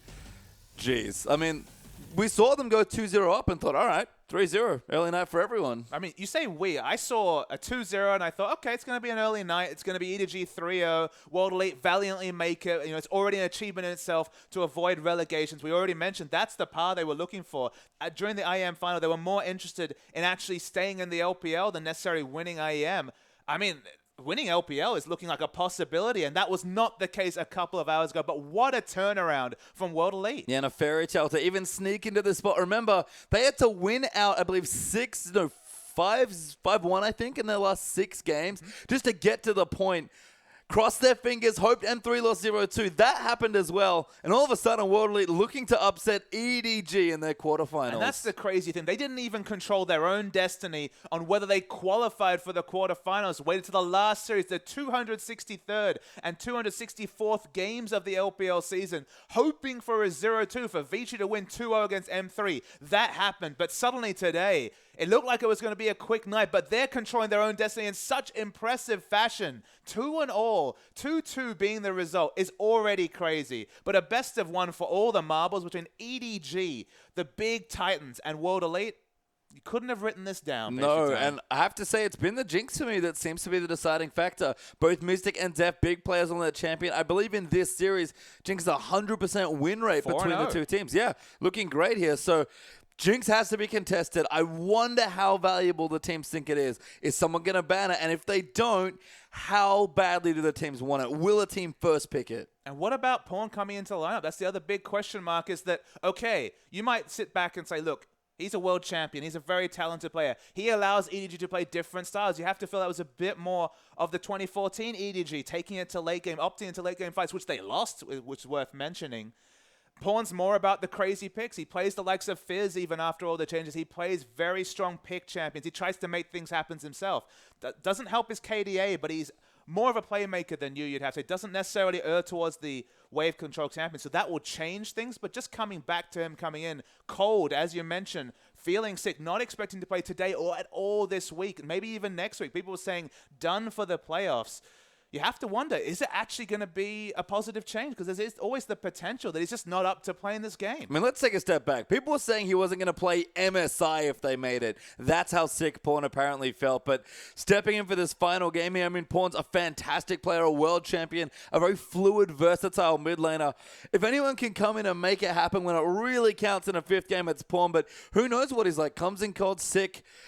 EDG, I think, didn't want to have to press the big red button, but it's emergency on all stations here for this team. And World Elite, massive wind of momentum coming into this final game. And the momentum, I'm sure, will be encapsulated in just Spirit, who, of course, was so down after that second loss. I think he was also thinking what we were all thinking. There was going to be a short night, but they've come back so strong. First with that carry performance from Spirit on the Nidalee, basically winning them game 3 single-handedly. Kicking and screaming, he took them with 100% kill participation at the start of the game. And they're just outfighting them as a team in that second game. That's the scary thing, is that swapping out you for Pawn, even if you want to say that's a straight upgrade, you still have to take in the fact that Clearlove definitely fallen off a tree after the first 2 games. His pressure has been really, really low. We used the word dumpster to describe game 3 with how strong Nidalee was. Didn't make much happen on the Gragas either. He's going to have to go back to the well, maybe even bring back the Lee Sin. That's been so legendary this season. He needs to show a difference. Mako certainly hasn't made the support roaming plays that he has in the previous times. Korra's done fine himself, but he hasn't gone for the carry route, and the Maokai was relevant, but not enough to take them over the line. Yeah, and after the first few games, where EDG really just outclassed World Elite, mainly from a strategical standpoint, we're just out-rotating them. World Elite have managed to keep up excellently in games 3 and 4, and even out-rotating EDG in a lot of situations as well. It's crazy to think that a team whose roster has really not been together for that long is doing so well against the best team in the LPL. I mean, it's a fantasy. It's a dream. That's what I said. I mean, it's crazy that they've come back and made it 2-2. They were so much underdogs in this game that the fact that they're even here, whatever the result, is a massive win for the World Elite organization. Because you have to think, it's not going to be a late charge next season. When we're talking about LPL Split 2, we're going to talk about World Elite in the same breadth as the of EDG, the likes of OMG, the top teams in the league. Yeah, and the other thing as well, even if EDG do manage to clutch out the 5th game and advance to the semifinals, like you said already, teams were scared to play EDG moving into the late zone. They started playing crazy stuff to mix it up. They'd secured first for so long, and they still couldn't lose games doing kind of whatever they wanted. All of a sudden, EDG look a lot more mortal than they did at the end of the split. And that's the thing. The gods have now descended to mere mortals, you have to say. Suddenly, teams like Vici and IG, who play in the same side of the bracket, the 4 strongest junglers in the world, Clearlove, Dandy, Spirit, all on the same side of the bracket in this case. It's looking like a possible win for them in the semis. Suddenly, it's the good side of the bracket to be on, because EDG are rattled at this stage. Yeah, and you can see World Elite, chatting amongst themselves, chatting to their coaches, to their analysts.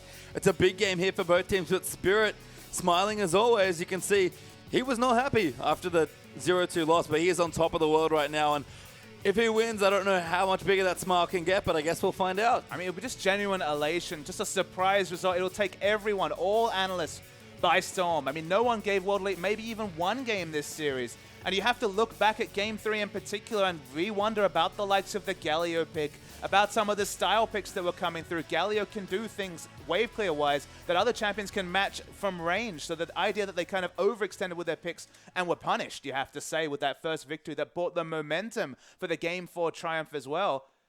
you feel like this was navigable for EDG, and suddenly it's all one game. Yeah, one more game, one last draft here as we come down to our 5th game with the best of 5. EDG on the blue side, World Elite over on the red. Nidalee and got banned by EDG. Annie Lulu there from World Elite. Sejuani hits the bin once again on World Elite. One more ban left. The Annie ban stays true all through all 5 games of the series. It's now EDG that are making the adaptation bans. That tells you about the momentum coming through. Nidalee has to be banned, Urgot has to be banned, and Sejuani as well. All champions that have been played by World Elite. Yep, gonna take them away here in World Elite. We'll consider their last ban. I said Jinx, probably the most important champion given the games that we've seen between these two teams so far. Are World Elite bold enough to ban it? They're not. Nunu is so smart though. So Rek'Sai is available, the most banned champion in the LPL regular season at 56%. No guarantee they'll lock in. And I don't know about locking in Jinx first pick, even with the priority. Now you don't have Nunu for the insurance. Yep, they lock in the Rek'Sai. Jinx is available. Yeah, you said it already. That's why I love the Nunu ban, because it basically blocks the Jinx off as well. We've seen the teams combo that together. Sure, we can play without it, but it's not really the same team combo. Absolutely. That extra steroid from the Blood Bowl just decreases the item cap you need on Jinx to be relevant. Suddenly, Infinity Edge and maybe just a Zeal is enough items. Spirit has his choice of jungle. It's not going to be the Riven, I don't think. That's a bit too crazy. Don't you dare say that now. This is the time where Spirit would consider playing Riven. I mean, the Lee Sin is still a really big pick away if he goes for that situation. Obviously, EDG have already committed to a jungler as far as we know with the Rek'Sai. Probably not going to be the going top Rek'Sai in this situation. But look, they're not forced to pick a jungler because one's already been selected, and there are the picks. Yeah, they'll keep it casual here. Maokai Morgana, very strong, very standard, and very flexible in some situations as well. World Elite don't tend to move roles around, so Morgana probably a support there, but World Elite going to keep it very strong on 5.6. And look, Pawn considering a very mechanically intense champion to make his triumphant return to the lineup. Probably no reason to necessarily lock it in. This is another interesting hover. If we do see the lock-in for Gnar for Koro, he is undefeated on this champion. 10-0 this season, never ever lost. Wow. On Gnar, and the Corki pick comes out. EDG are going straight to comfort. They are so afraid of World Elite right now. Def's going to get his Corki. Koro will get that undefeated Gnar. These are strong picks for EDG, but they haven't played them recently. As I said, they're going back to what they know. This is well and truly back to basics for Edward Gaming. And you know that Def can still play the Corki. You know that Koro can play Gnar. Class is permanent. Form is temporary. So they're going back onto the comfort picks. The LeBlanc takeaway would be a very interesting one. You feel like there's a bit of mind games coming out for the mid lane. Of course, World Elite find themselves on the red side for the 5th game. They do have the counter pick, and it's going to be for mid. Yeah, Lucian here, the pick for Mystic, so going to forego the Jinx with Nunu banned away. Gragas, the pick away, likely for the jungle there for World Elite, but EDG have a lot to consider as they move through here. Oh my god, they've locked in Kassadin. There's nothing to consider. He locks in the Kassadin, looked excellent on the rework Kassadin when he brought it out. It's going to be a mid lane pick as far as we know. But they're looking to pick up a support as expected. They have flexible options in this situation. It's usually the Annie, but it's banned away, so the Thresh makes a lot of sense. Thresh has been banned already, I think, twice this series away from Mako. Again, we talk about EDG going back to comfort. Thresh is locked in. Edward Gaming, they have a very clear plan. And we'll see what they can get done. World Elite have one more pick left. I mean, they have a rotational-based team and a Kassadin for late-game insurance, but blind picking Kassadin, the rework Kassadin that falls through picks and bans so regularly. Pawn has set one hell of a gambit, blind picking Kassadin in Game 5, and you can see Jia is really considering his options. Yeah, and it's not like Pawn had time to warm up with a couple of extra games and really get a feeling for the enemy mid laner. This is Pawn's first game in this series, believe it or not. Yu has played all night up until this point, but Pawn has been something at the final moment, and Xie, he looked fantastic on it, goes straight back to Azir. He locks in the Azir. Azir definitely has the early laning advantage, but if Kassadin gets going, if he's not harassed enough, he can, of course, happily go a regen-heavy start with the Flask and the potions, navigate through lane. We have seen crazy things, so many hops. We're talking 12, 13 Rift Walks in the late game with the Athene's Rod of Ages, sometimes even a tier into Archangel's mana stacking Kassadin, but man, there's something to be said about a player who comes in Game 5 and locks in Kassadin blind. Yeah, and that's Pawn, honestly. He's been locking in Veigar in the split. He's done crazy stuff all LPL long, and to be honest, he's been rewarded with it as we go through our matchups. Pure comfort for EDG, like we said. On World Elite 2, Gnar versus Maokai to kick things off, then Rek'Sai versus Gragas. So you definitely give Gnar the laning advantage, especially in the early laning phase. Has the range to harass, no resource champion, should have control of the lane. Not so much control in mid though. No, Cassidy versus Azir, pretty curious as Death's Corki will take on Mystic's Lucian. That's aggressive there in the bottom side. And to round it all out, Mako's legendary Thresh against Conan's Morgana. Such a crazy fact that we're just into this 5th game. It's so high pastry time because it's all on the line in a best of 1. It is. I mean, 1 game left here, best of 5. This is the best kind of stories. The ones that leave me tongue-tied, speechless, and somehow unable to speak. I don't know what's going to happen this game, but someone's going home very unhappy, and someone is finally pushing themselves over the line and into the semifinal. So they pushed themselves out of the meta picks with the likes of Galio in Game 3. It didn't work. In Game 4, they went for the Protect the Cog comp. Didn't work either. Now it's the ultimate safety. It's the likes of the Corki. It's the likes of the Gnar. Not undefeated Corki, but near to, of course, probably the best Corki in the world. Has the biggest one-item power spike. But this is patch 5.6. Basically, everyone else has abandoned the Corki pick. It's going to have to rise from the ashes with a big performance on that. Is Deft. Yeah, I mean, Deft, he's gone big all series long. He has to go really big in this last game. And will Titans 4 or will Gods rise again? We're getting into Game 5.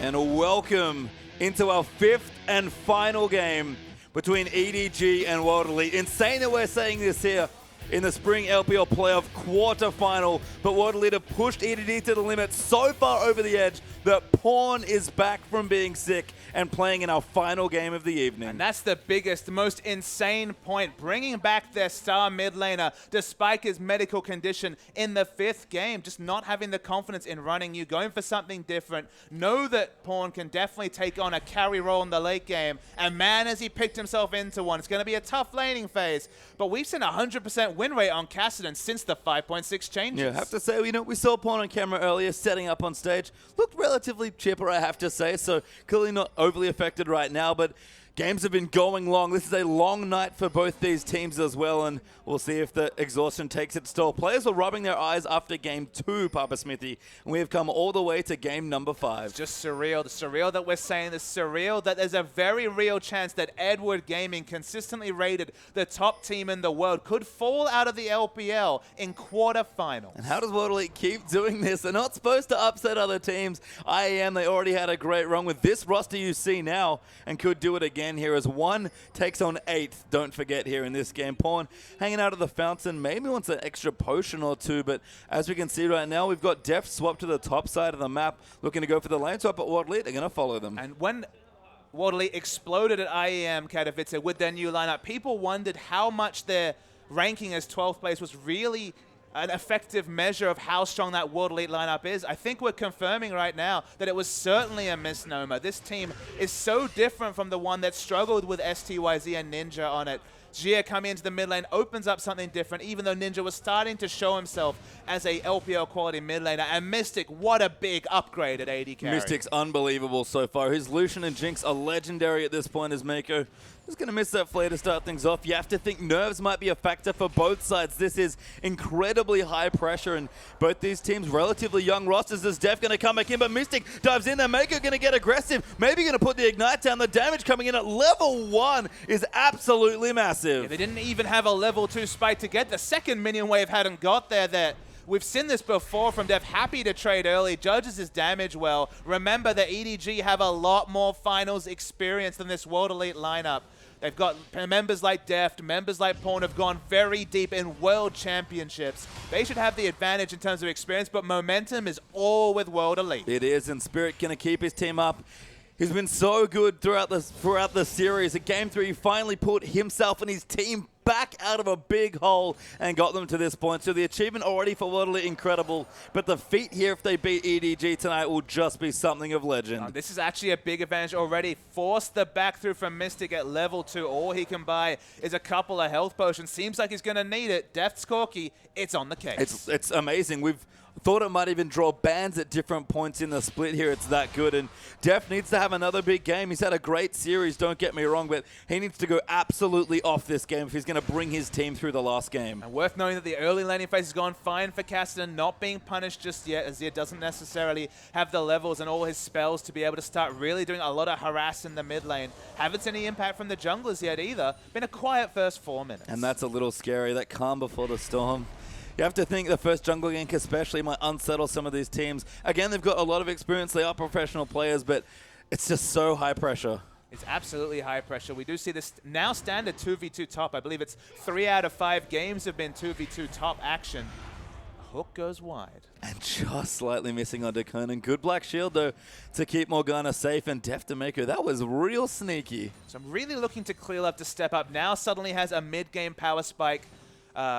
Jungler coming through, can skirmish very well, very flexible champion. Clearlove has been so on point all season. He's the one with the most experience, of course, with over multiple-digit LAN wins in his career. A former World Elite player himself since good old 2012.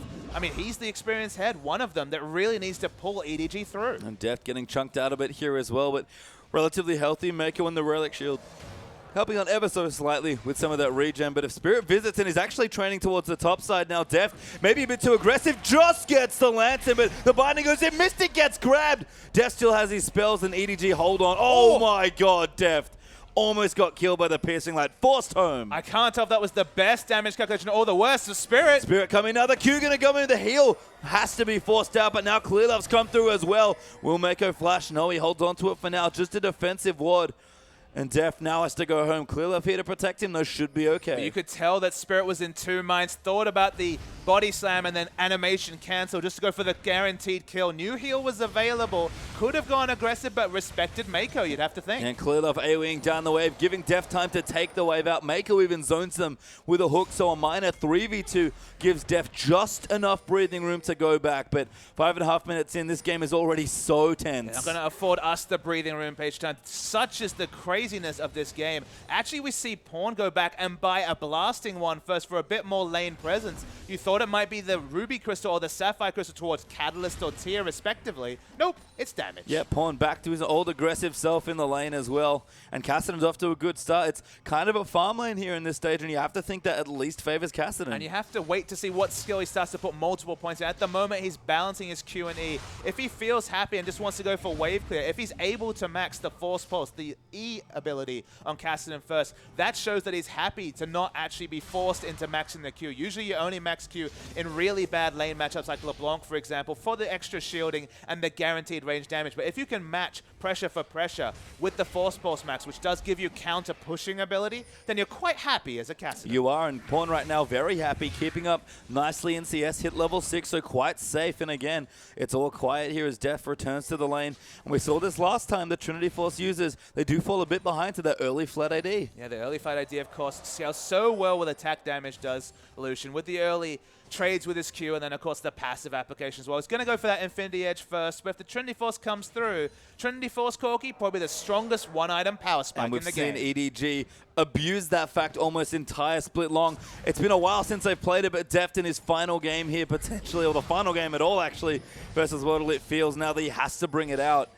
Not quite the fade yet, so perhaps a bit behind in lane, but keeping up nicely in CS as Pawn starting to get aggressive, and Spirit notices, comes to visit mid lane for a second. In the very early season, when, of course, Cassidy was still at must-pick or must-ban status, it was expected that Cassidy would win this matchup. Traditionally, we've seen Azir do well, but Clearlove finds Spirit. Yeah, it's caught Spirit, and Pawn has already rotated down. Gragas in trouble now. Ignite down as well. Pawn probably going to flash, does go over, needs another rift for Clearlove, goes in there, and Cassidy gets first blood. And of all people to get the first blood, Clearlove flashed after it, but it's Pawn that picks it up, already doing really good work in the mid lane. I was trying to mention that it seemed like Cassidy was a counter pick to Azir, but we consistently saw Azir do well in the matchup. At this point, it's looking pretty damn good for Pawn. Yeah, and Spirit, a rare misstep, honestly, in this series. He's been on point with his pressure all night long, but that was just a place he didn't want to be as Mystic gets flayed. Def exhausted, though, as Conan trying to line something up, but Mako body blocking nicely.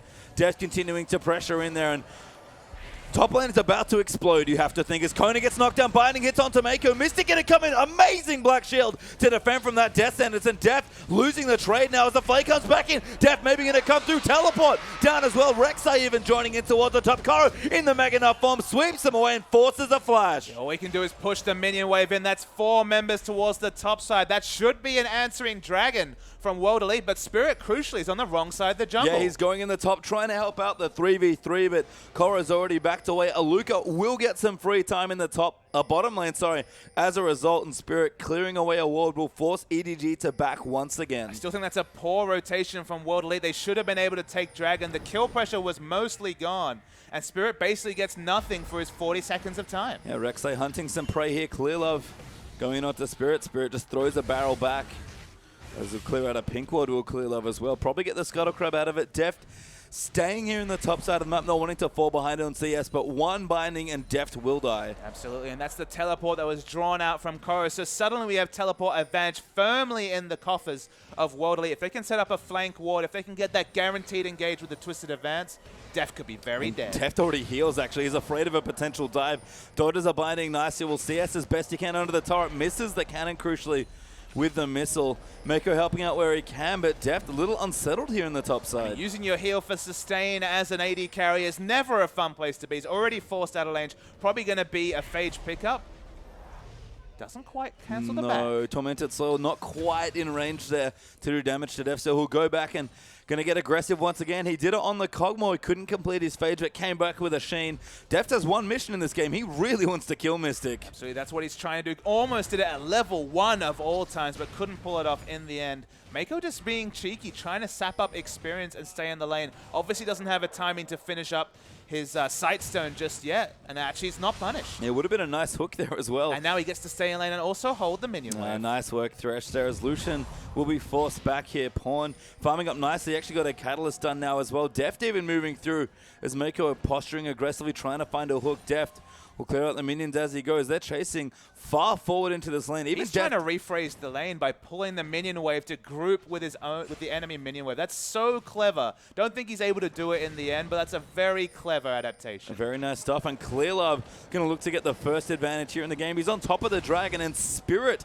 has dropped all pressure this game to unfortunately put Clear Love under the bus. He's Clear Loving it this game. But Spirit's pathing has been super, super poor. When they saw 4 members, and of course the Gnar ultimate being used, there was no real chance of a re-engage with the Gnar ultimate down. They should have answered it with the first Dragon. They don't pick up the Dragon. He just slowly walked to top, cleared a ward, had a pink cleared under his nose, and now the Dragon is taken by EDG. 700 gold in an advantage, but Luca could be in a lot of trouble. Multi-plus wallop there. Clear Love going to come in. Twisted Advance goes in, but no knock-up. Pawn though, looking to continue the dive. Will get the kill onto Aluka. Might be Koro. No, it's Clear Love of all people with the Prey Seeker to get it. Okay, so Pawn would have been the ideal person to pick it up. Looking at gold, doesn't quite have enough for his right of 8. Oh, Mystic outplaying Mako. Dodges past now. Maybe going to go through a Spirit. Looking for the ulti, but Ardent Blaze comes through. Mystic will not dive, and Deft forced back again. Yeah, but Spirit again gets no pressure down. Able to push in, but he's basically on Nunu duty with his play recently. Conan's going for the assassination. Nails it. Box down there as well. Conan will get the kill, and assassination effective. The support Morgana assassination, of course, high base damage on that Soul Shackles. So this is a successful gank, you'd have to say. They get the turret, they get a kill on the Morgana awkwardly, but not the best kill distribution, but just fine. But the CS advantage, and in general, the 2v2 going for World Elite. And let's pop back to the jungle for a second, because I agree with the 2v2 looking nice there. Spirit, real far behind. Not finished his Cinder Hulk yet, although very close. And Clear Love, Cinder Hulk completed with the Stalker's Blade and a Sightstone done already. I mean, look, you have to say Clear Love with the big advantage, but there's another turret pushed. You have to say 2 turrets to 0. Kassadin forced out of lane with the roam, or opting out of lane, is forced out and loses his turret. That's still a lot of global pressure going to World Elite, but crucially, they don't have a Dragon respawning in 2 or 3 minutes they would have had if that earlier rotation had been true. Yeah, and Pawn CSing nicely still, but not quite up to his Rod of Ages. We'll have it at a good clip here. Although it does have an amplifying term, apparently needed a couple more combat stats because that will delay his Rod of Ages pick by just a little bit. But looking good for a game again where he hasn't played all night, coming in cold and a little bit sick. He's doing quite nicely, but falling a bit behind in CS in the mid lane. There's so much map pressure working here for World Elite. Remember, Deft's on Corki. If he doesn't use that Trinity Force to take turrets and rotate, that's going to be an awkward situation. The turrets are definitely working against EDG in general, and now they have to overextend in the hopes of taking one down. Yeah, top tower did go down, so World Elite 2-0 up and Deft playing so far forward. He's got Mako just towards the Tri-Brush in his back pocket and tanks a tower hit there as well. Yeah, 2. Uncharacteristic mistake again, but Clearlove coming to the top side. Once again, Mystic Seeker lands in, exhaust that onto Rek'Sai, gets Conan in the knockup. The Stalker's Blade down as well, but Aluka is also in the top side. Pawn, though, is going to join in. Can he dive in on someone? Koro even coming through in the Gnar as well, and Pawn trying to line it up. Koro forced to get out, though, not quite Mega Gnar yet. Pawn eats a binding, forced to flash away Koro. Now in the Mega Gnar form, Gnars them away, but Mako probably going to go down here, getting too low, and Xie cleans out a kill. It was another awkward over-engage coming through from EDG. They recognize they have no map pressure. Conan's fast. Yeah, Deft forced to Valkyrie out, will miss the binding with EDG, bring everybody to the top and can't get anything. They don't even get the turret down, crucially, and World Elite continue to get lots of map pressure. Remember, they already have 2 out of turrets, including the super important mid turret down. They're trying to ensure that this game doesn't go long, that Rod of Ages is never fully charged up, and we don't see a late game Cassidy. The World Elite dual lane is doing work in this lane. Massive bindings from Conan all game long. Pawn finally has his Rod of Ages completed, but look for that 24-25 minute mark for that to be fully charged. EDG better batten down the hatches because a storm is coming. And the storm is coming. The storm's been here for 2 games already, Page Time. The item time is being completed by World Elite. Remember, Infinity Edge is actually more expensive than Trinity Force, and it's already done for Mystic. Oh, Mystic.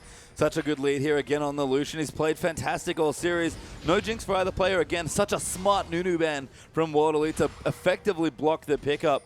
Def still working on his Trinity Force. Maybe if he can rotate once he gets it, will look to be okay. But Pawn's in a power drop. Clearlove is building up. Even Koro honestly needs to get a bit tankier.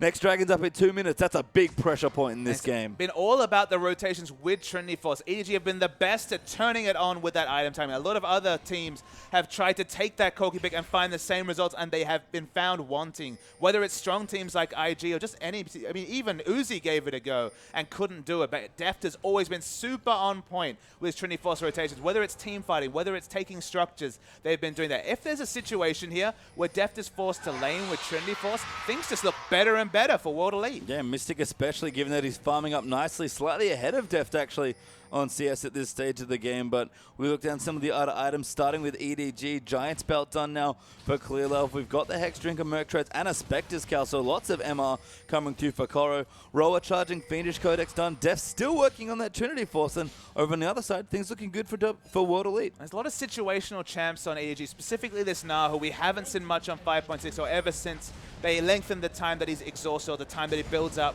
the Gnar bar. In this situation, we haven't seen him a lot. You can say that you look down this EG lineup, they really want to fight in a jungle situation where they can actually get multiple Gnars. You feel like in an open situation, they're going to struggle to get onto the backline. This is even with the likes of Cassidy, who's not necessarily hitting the item timings he wants to. Looks like it's going to be the Athene second. Of course, could be the Morellonomicon. Only has the Fiendish Codex completed. They're very similar team comps, but in the late game, if anything, I probably favor World Elites. I mean, Koro's undefeated now, has to go off big here. He's had some decent intros with the Mega Gnar in this game so far, but no game-changing ultimates quite yet. We've seen what he can do when he really goes off. It only takes one ulti, but Koro going to be tired for this next dragon, you have to think. But EDG already aggressively moving to get vision. EDG got the first dragon. Now they're prepping up for the second one. So many blue wards. Of course, it is double Sightstone coming through from both teams, but all the defensive wards around Dragon are EDGs. Yeah, and we've got Death's Trinity Force completed as well. This is not a shabby time to fight at all for Edward Gaming, but Aluka got his teleport. Koro does not, so Gnar has to keep tabs on the tree. Yeah, Gnar stays in the top lane. It looks like it's about 2 minutes, maybe a minute and a half till his teleport's available.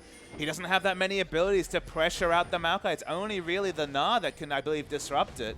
So at this situation, it looks like EDG can't opt into the Dragon for at least another minute and a half. Yeah, waiting out Koro, but that is a long minute they have to try and wait. And Koro pushes the lane, he starts wandering down. That's pretty smart, but World Elite are already clearing out vision with the Sand Soldiers there. Very smart stuff from Xie. And it undoes all the early sweeping because they got the Dragon ready for themselves. Suddenly, World Elite come in late, throw down a pink, all because they don't have teleport on Gnar. Yeah, and Aluka has a Righteous Glory now as well, so ready to teleport in at a moment's notice. Koro even going back, playing very close with that teleport timer, is he? Yeah, we'll see if he has any big pickups. Of course, he's been sitting on the Spectre's Cowl and the Hex Drinker for a while. Not just a Ruby Crystal being picked up. It's about, what, 10 seconds till the teleport is available, and Dragon's been started. Yeah, Ward in the back, though. World Elite, there is vision here, actually, and Clearlove going to come in, tries to steal it. Lantern out, though, from Mako, but now we're all square back on the objective. One apiece in Dragons. Yeah, cute combination, but they get nothing from it. EDG really needs to start getting turrets. They only have the bot lane turret compared to top and mid coming through from Wally. Crucially, that mid punishing Pawn for his turret dive roam onto Aluka, where he didn't even pick up the kill credit, which even kept the Rod of Ages timing from being just a little bit later. So Wally, they're trying to capitalize on the fact that they have this outer turret down by picking up Dragon Control, and they were able to do that despite all the prepping from EDG thanks to that teleport. Yeah, Pawn continuing to clear in waves now as well. Koro back in towards the top lane after lounging around the mid for almost no value, unfortunately, with that port down. Clear Love getting some more down. We'll clear out the Scuttle Crab now as well, but Shear's Azir build, I've loved it when he's done it. He's gone for this Athene Stinger. I believe all the games tonight that he's played this champion. This gives him so much good mid-game power. I mean, it's very standard itemization, not picking up the Haunting Guys, which was a bit of a left field pull.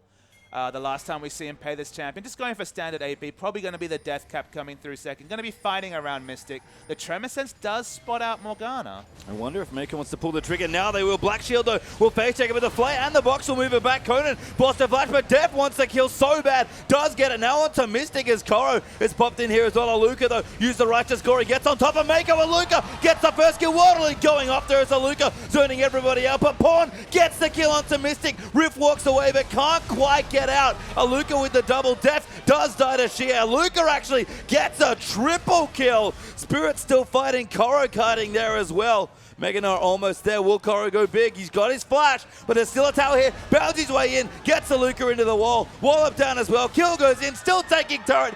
Ace by EDG. Not and quite. There's the Gnar play from the undefeated Gnar player, Koro. 10-0 for the regular season and in other tournaments, still undefeated on their champion. The re-engage was crazy, but he layered his CC so well that crucially, Aluka can never get an auto attack in to prop his Sap Magic passive. That extra health probably would have kept him alive. But we're going to see the replay coming through. So, of course, Conan face checks. Instant port comes through from EDG. They're the first to react in this situation.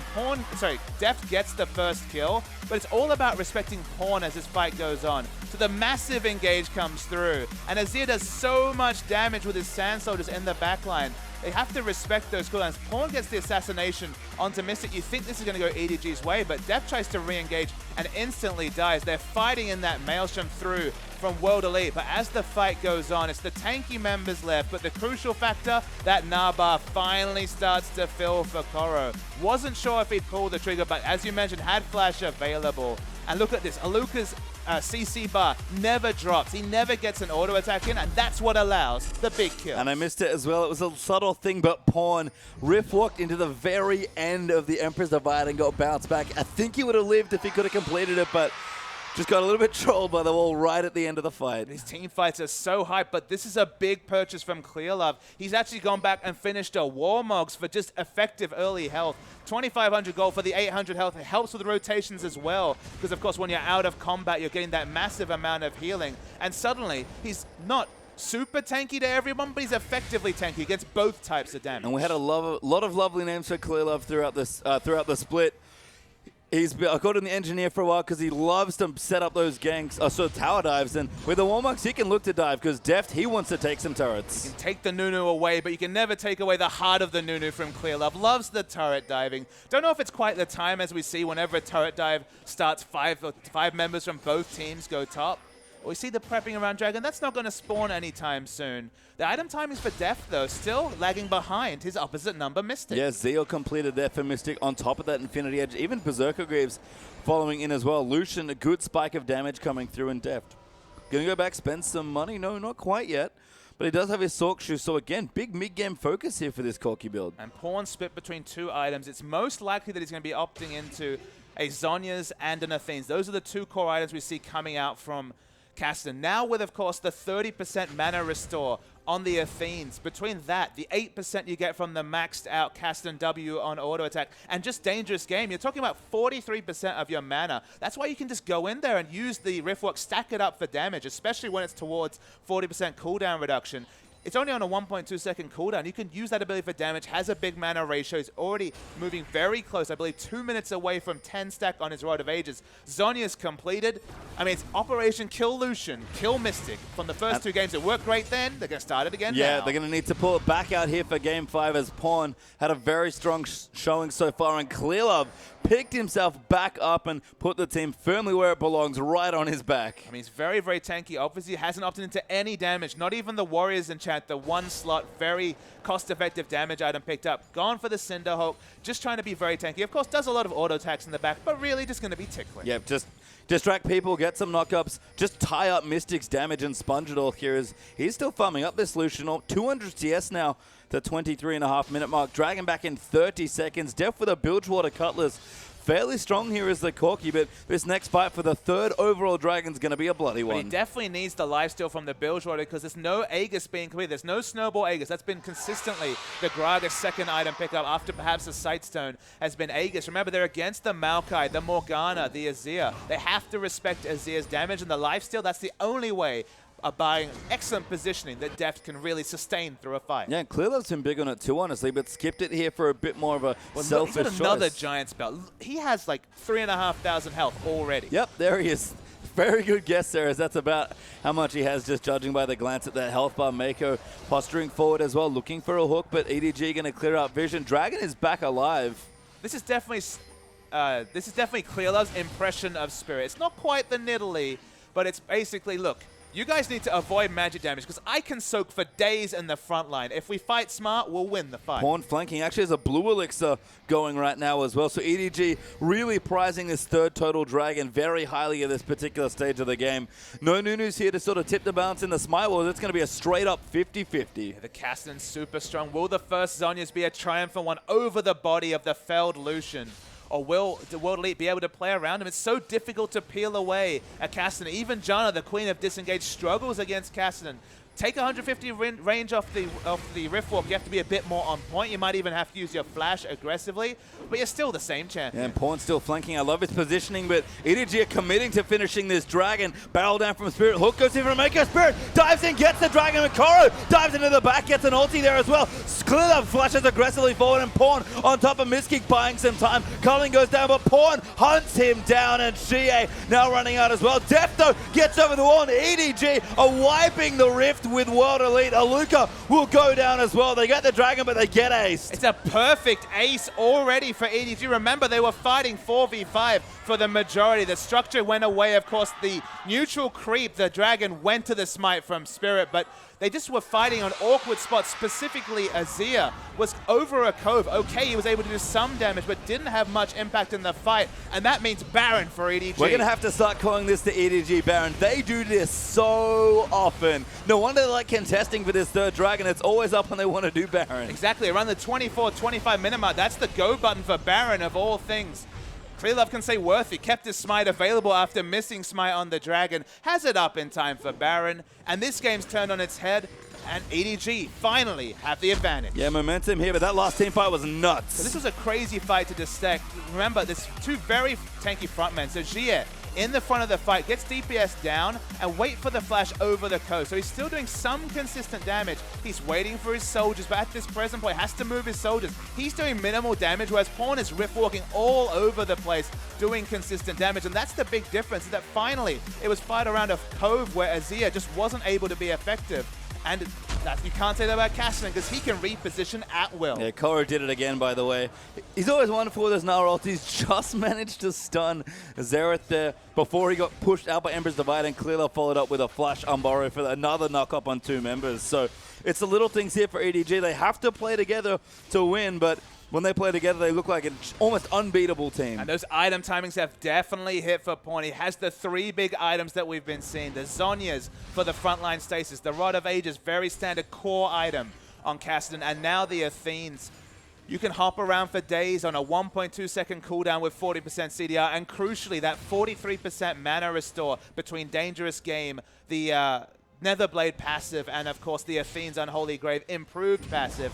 The front line, good luck dealing with this Kassadin because he's going to be running at Mystic at every opportunity. EDG starting to take out turrets now as well. Finally get the mid-outer turret. Took them a short while, but Baron buff might make tearing through some of these structures a little bit trivial. Koro in the top side of the map, pushing away with the Baron buff as well, but the wave clear from World Elite is not too shabby. And it's not been about depth this game, you have to say, Page Time. It's been the reintroduction of Pawn, able to bring out these carry champions that it seemed to only entrust to him. Of course, you, a noted Zed player, does play things other than wave clear, but he wasn't given that opportunity.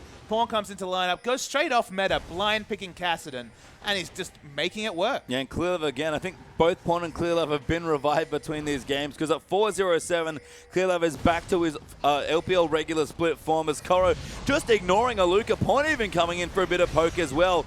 Hook lands onto a minion as Miko delivers that to his friends, and Baron Cannon minions pushing in. They'll take a turret as Pawn goes in so aggressive, but pops his Zhonya's. That's going to buy them just enough time for the turret. Nice bind. Yeah, calling in there as well, but Clearlove will tank it away, and too many rift walks. Yeah, and the thing about World Elite is that they need Azir to set up if they have defensive wave clear. But if you just get out-rotated, as they were in that situation, Azir showed up to the outer turret late. The turret goes down fast because a lot of the wave clears around the Azir sound shoulders, and to some degree, the culling coming through from Mystic. So EDG need to keep this aggressive ward line on both sides of the jungle, the blue and the red side, if they want to out-rotate and get these global objectives. Clearlove is so tanky, 3,800 health or so. Randuin's almost completed now as well, getting close to 4k health on the Rek'Sai. He's really been snowballing, and it's weird to see a Rek'Sai, having so much impact, but Clearlove, he got some extra gold and he's put it to fantastic use. It's no coincidence that he's the most banned is the most banned champion in the LPL. She has so many flexible options. We haven't even seen split push Clearlove in this game. Of course, with the build he's gone, it's not going to be the fastest split push, but of course Cinderhulk helps with a bit of AoE magic damage as another strategic option that they have moving forward. And Pawn down the bottom now starting to do some split pushing of his own. He's level 16 already for the rank 3 ultimate. Thought it was 18 for a second there on my screen, but not quite that far ahead yet, and I love this adaptation. Mercury treads on Kassadin. Absolutely. That's the thing about these consistent damage dealers is all that they need is tools to help them do that, whether it's the stasis for reposition from the Zhonya's, whether it's the Merc Treads. At this point, we already mentioned 1.2 seconds a cooldown on that Rift Ward. That's going to be his major damage tool, and that's kind of the interesting thing that's happened with this reworked Kassadin. Okay, we say reworked Kassadin. Of course, the most changed champion in the history of League of Legends has gone from a champion that did a lot of burst damage at range. Of course, the Q used to silence, QE used to one-shot people. Okay, they made the Q a lot weaker, and it became more about getting into range of Force Pulse. Now with the changes, really, you're heavily incentivized to get into melee range, do all your damage. So you'll see him hopping around in melee range in fights. Needs to get tanky through the stasis and the Rod of Ages. But if they successfully wanted to make Kassadin a purely melee assassin, that's what they've done. Yeah, and Koro now on the top side as well, getting quite tanky on the Gnar. You can see our Giant Spelt there to go along with a bevy of magic resist items and the completed Randuins. I mean, the gold lead as we glance up there, about 8,000 gold here for EDG, massively far ahead, and Dragon back in 20 seconds. World Elite stole the last one. Clearlove will not let that happen again. And everyone's been itemizing magic resist to deal with the Kassadin. Makes a lot of sense, but at this point, Death's close to the last Whisper. Probably has to go this build just to try and DPS down Aluka in the front line. Never been the best tank buster has Corki, but you can say the same thing about Mystic before about 4 items, specifically the last Whisper. Randuin's on both the frontline tanks, and crucially, the Randuin's on top of 1,000,000 health coming out of Clearlove. And Koro buying a bit of time in the top side will give EDG their second dragon of the game here, and Pawn, very, very sneaky, is waiting up for the minion wave. That was actually fortuitous timing for Jia that he revealed himself, tried to wait long enough, probably didn't have enough damage to burst down Azir, but he would have tried. He would have indeed there as Pawn. Gonna check in, gonna pick up a blue buff for himself as well. World Elite forced all the way back to their base, and this is more the position we're used to seeing EDG in. It's amazing it took them 5 games to get here, but looking like they might just eke it out. Yeah, they have so much map pressure at this situation. Koro is sitting in a ward, yet still being respected by all of World Elite. Kassadin, no one wants to split push against him at this point, despite not having teleport this game. He is the one that's going to go split pushing. Azir's going to set up, but of course he needs to set up before he can even wave clear, and Pawn's got so much AP that this turret's going to go down. Yeah, hard enough to pin down just with the Rift Walk. Merc Tread's going to make it almost impossible as Pawn just backs aggressively. He's got not nothing, worried. He's got nothing to worry about. You can't catch a Kassadin with Flash available and level 16 plus 40% CDR sitting on quite confidently. He's already taking over this game, and he's stacking AP, not respecting the magic resist coming through from the enemy team, not rushing for any Void stuff. Yeah, need to see Large Rod might be the next item through as well. Deft, surprisingly low impact Corki game for him. Not a bad Corki game, don't get me wrong, but 3-1-5 with 260 CS is not the Deft we're used to seeing. But Pawn has really picked up the slack. Clearlove as well, and the whole team honestly playing great spirit. Forced to flash away, and Pawn just going back in. I mean, look, he can go in and go out instantly with the changes pastry time, so don't let that fool you. If he goes in, he's got plenty of options to rift walk out in that situation. But yeah, they just tried to pick anyone, even the tanky Gragas in that situation. Last Whisper now completed by Deft. again, late game Corki versus late game Lucian, you definitely take late game Lucian. They got basically identical power in terms of builds, very similar gold levels. But Lucian 0, 2, and 5 not had the impact Mystic of the last 2 games, but he's got the items to set up if the team fight goes World Elite's way. And the fear of the late game Cassidy as well is mounting here as Shie has picked up his Rabadon starting to get going. Is it not a bad late game carry either from the mid lane? So things picking up slightly. 3 items done now for Mystic as well. So can start to bust through the massive amounts of health here that's being stacked on World Elite. Feel confident despite the deficit. They're 10,000 gold down and they're pushing. Because look down this EDG lineup. They have very poor wave clear, but the engage is on. Clearlove's coming here as well. There goes, he gets a knock off onto Mystic. Pawn, get a dive into the backline. Great a 0 from Shie. And Mystic's still alive somehow, but Pawn will not be stopped. Clearlove goes in as Thresh gets the kill. Now Azir goes down to Cassidy and Conan getting low will follow. Luca looking to go down now as well. And EDG, another win. Big team fight, 4-0 this time. And you could tell how that fight was going. Def just skipped past the tanks and assassinated Conan in the backline. Pawn, he missed his first 3 Rift Walks, but don't worry, he's got a 4th and a 5th pastry time, and Mystic can do nothing. You can see you watching there in the picture-in-picture, cheering on his team. You have to think maybe a little sad he didn't get to play the final game, but happy that his team looks to be in the position to be advancing. Korra's even split pushing down the bottom half of the map as well. And Depth will join in for the Baron damage, but EDG, even with all the health, have to be careful. They're trade tanking back and forth, but masters of the Baron buff, they will quell it. Don't worry, Clearlove's actually got a lot of effective health, even though it looks very small. When you're just taking a glance at it. Pawn finally ran out of mana. I believe he needed 6 Rift Walks to finally gap close on top of Lucian. But once Lucian goes down, Azir's already fighting a disorganized fight where he can't set up any sort of control with the Sand Soldiers. The one-team fight goes to EDG. Yeah, and there's a death cap done for Pawn now as well. Mystic, if you thought you were in trouble in the last fight, I have very bad news. Pawn has not gotten any weaker since your last encounter. And that's the thing. You might ask, why did he go for death cap? Why did he go for Needless Large Rod instead of working towards the Void Staff, of course, but he's not interested in hitting the tanks with damage. That will happen incidentally. He's been all about just assassinating Lucian, and Lucian hasn't fit any magic resist or even lifesteal into his build yet. That hasn't been the build path that Mist has gone. He's respecting the tankiness of Koro and Clearlove in the front line and realizing that he needs to go for these item builds, but he's been preyed upon. We might see an engage. There's the hook. Conan gets hooked up as well. Instantly blown up as Clearlove claims the kill. And Koro goes in. Nas 2 into the wall, but they're diving so deep. Pawn going in. GA almost goes down. And Pawn unrelenting as he hops into the back. Mako goes down. Spirit getting low. Deft fighting still behind the turret. And that's an ace for EDG. Pawn gives no cares about peel, about turrets. He doesn't need to with the cooldown on that Rift Walk. Now Zhonya's just changing aggro to Clearlove. Don't think the surrenders come in yet, Page Time. No. Why would you surrender and EDG keep pushing? A stylish Zhonya's there from Pawn. Very confident that they might have the game sewn up here. They're going to take one Nexus turret. Conan's back up. 15 seconds till the next though, and EDG poised to get themselves into the semi-final. Conan getting zoned by Deft, who dives into the fountain, and Pawn. What a game to finally come back.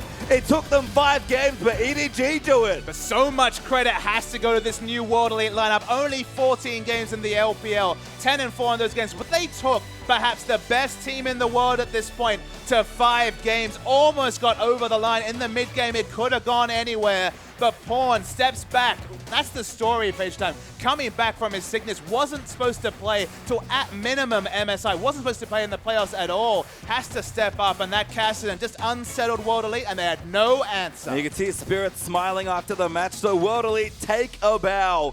It took them to bring Pawn off the bench from sickness and 5 full games to do it, but EDGX Clearlove collapses almost in happiness. Amazing that they got pushed to that point in World Elite. Full credit there, but EDG will push themselves through to the semi-final 3-2. Remember, it's a very tough top side of the bracket. The other semi-final, so other quarterfinal on this side of the bracket is Vici versus Invictus Gaming. Both top teams, both been in form recently, and suddenly you're going to face an EDG team that looks severely mortal in this 3-2 win over World Elite. Yep, Kryptonite finally discovered by World Elite. Pushed them to the limit, you have to say, for Edward Gaming. And a fantastic performance by World Elite, but EDG, the favorites here for your playoffs. I use the phrase heavy favorites at the top of the evening. I might just stick with favorites for now. And it was Clearlove finally showing up after 2 abjectly poor games from him. 7-0-12 on full tank Rek'Sai was enough, and 6-1-10, take a bow pawn. Your team needed you, and you came in big. He did, flew in like Superman and just carried when he needed to. Blind picking Cassidy, going off like he almost always does, and a wonderful best-of-5 series. Hard to believe that that's just the first one in the playoffs. A best-of-5 in that game, in the first V8th game. Who knows what we have in store for us in the rest of this week, Pastry Yeah, Time. not even the rest of the week. Guys, join us tomorrow, but we are done for this evening here in the playoffs. It's been wonderful, but join us again tomorrow. We'll have the promo summer coming through as well. We'll have the spring playoffs, but for tonight, for myself and Papa Smoothie, we'll see you then.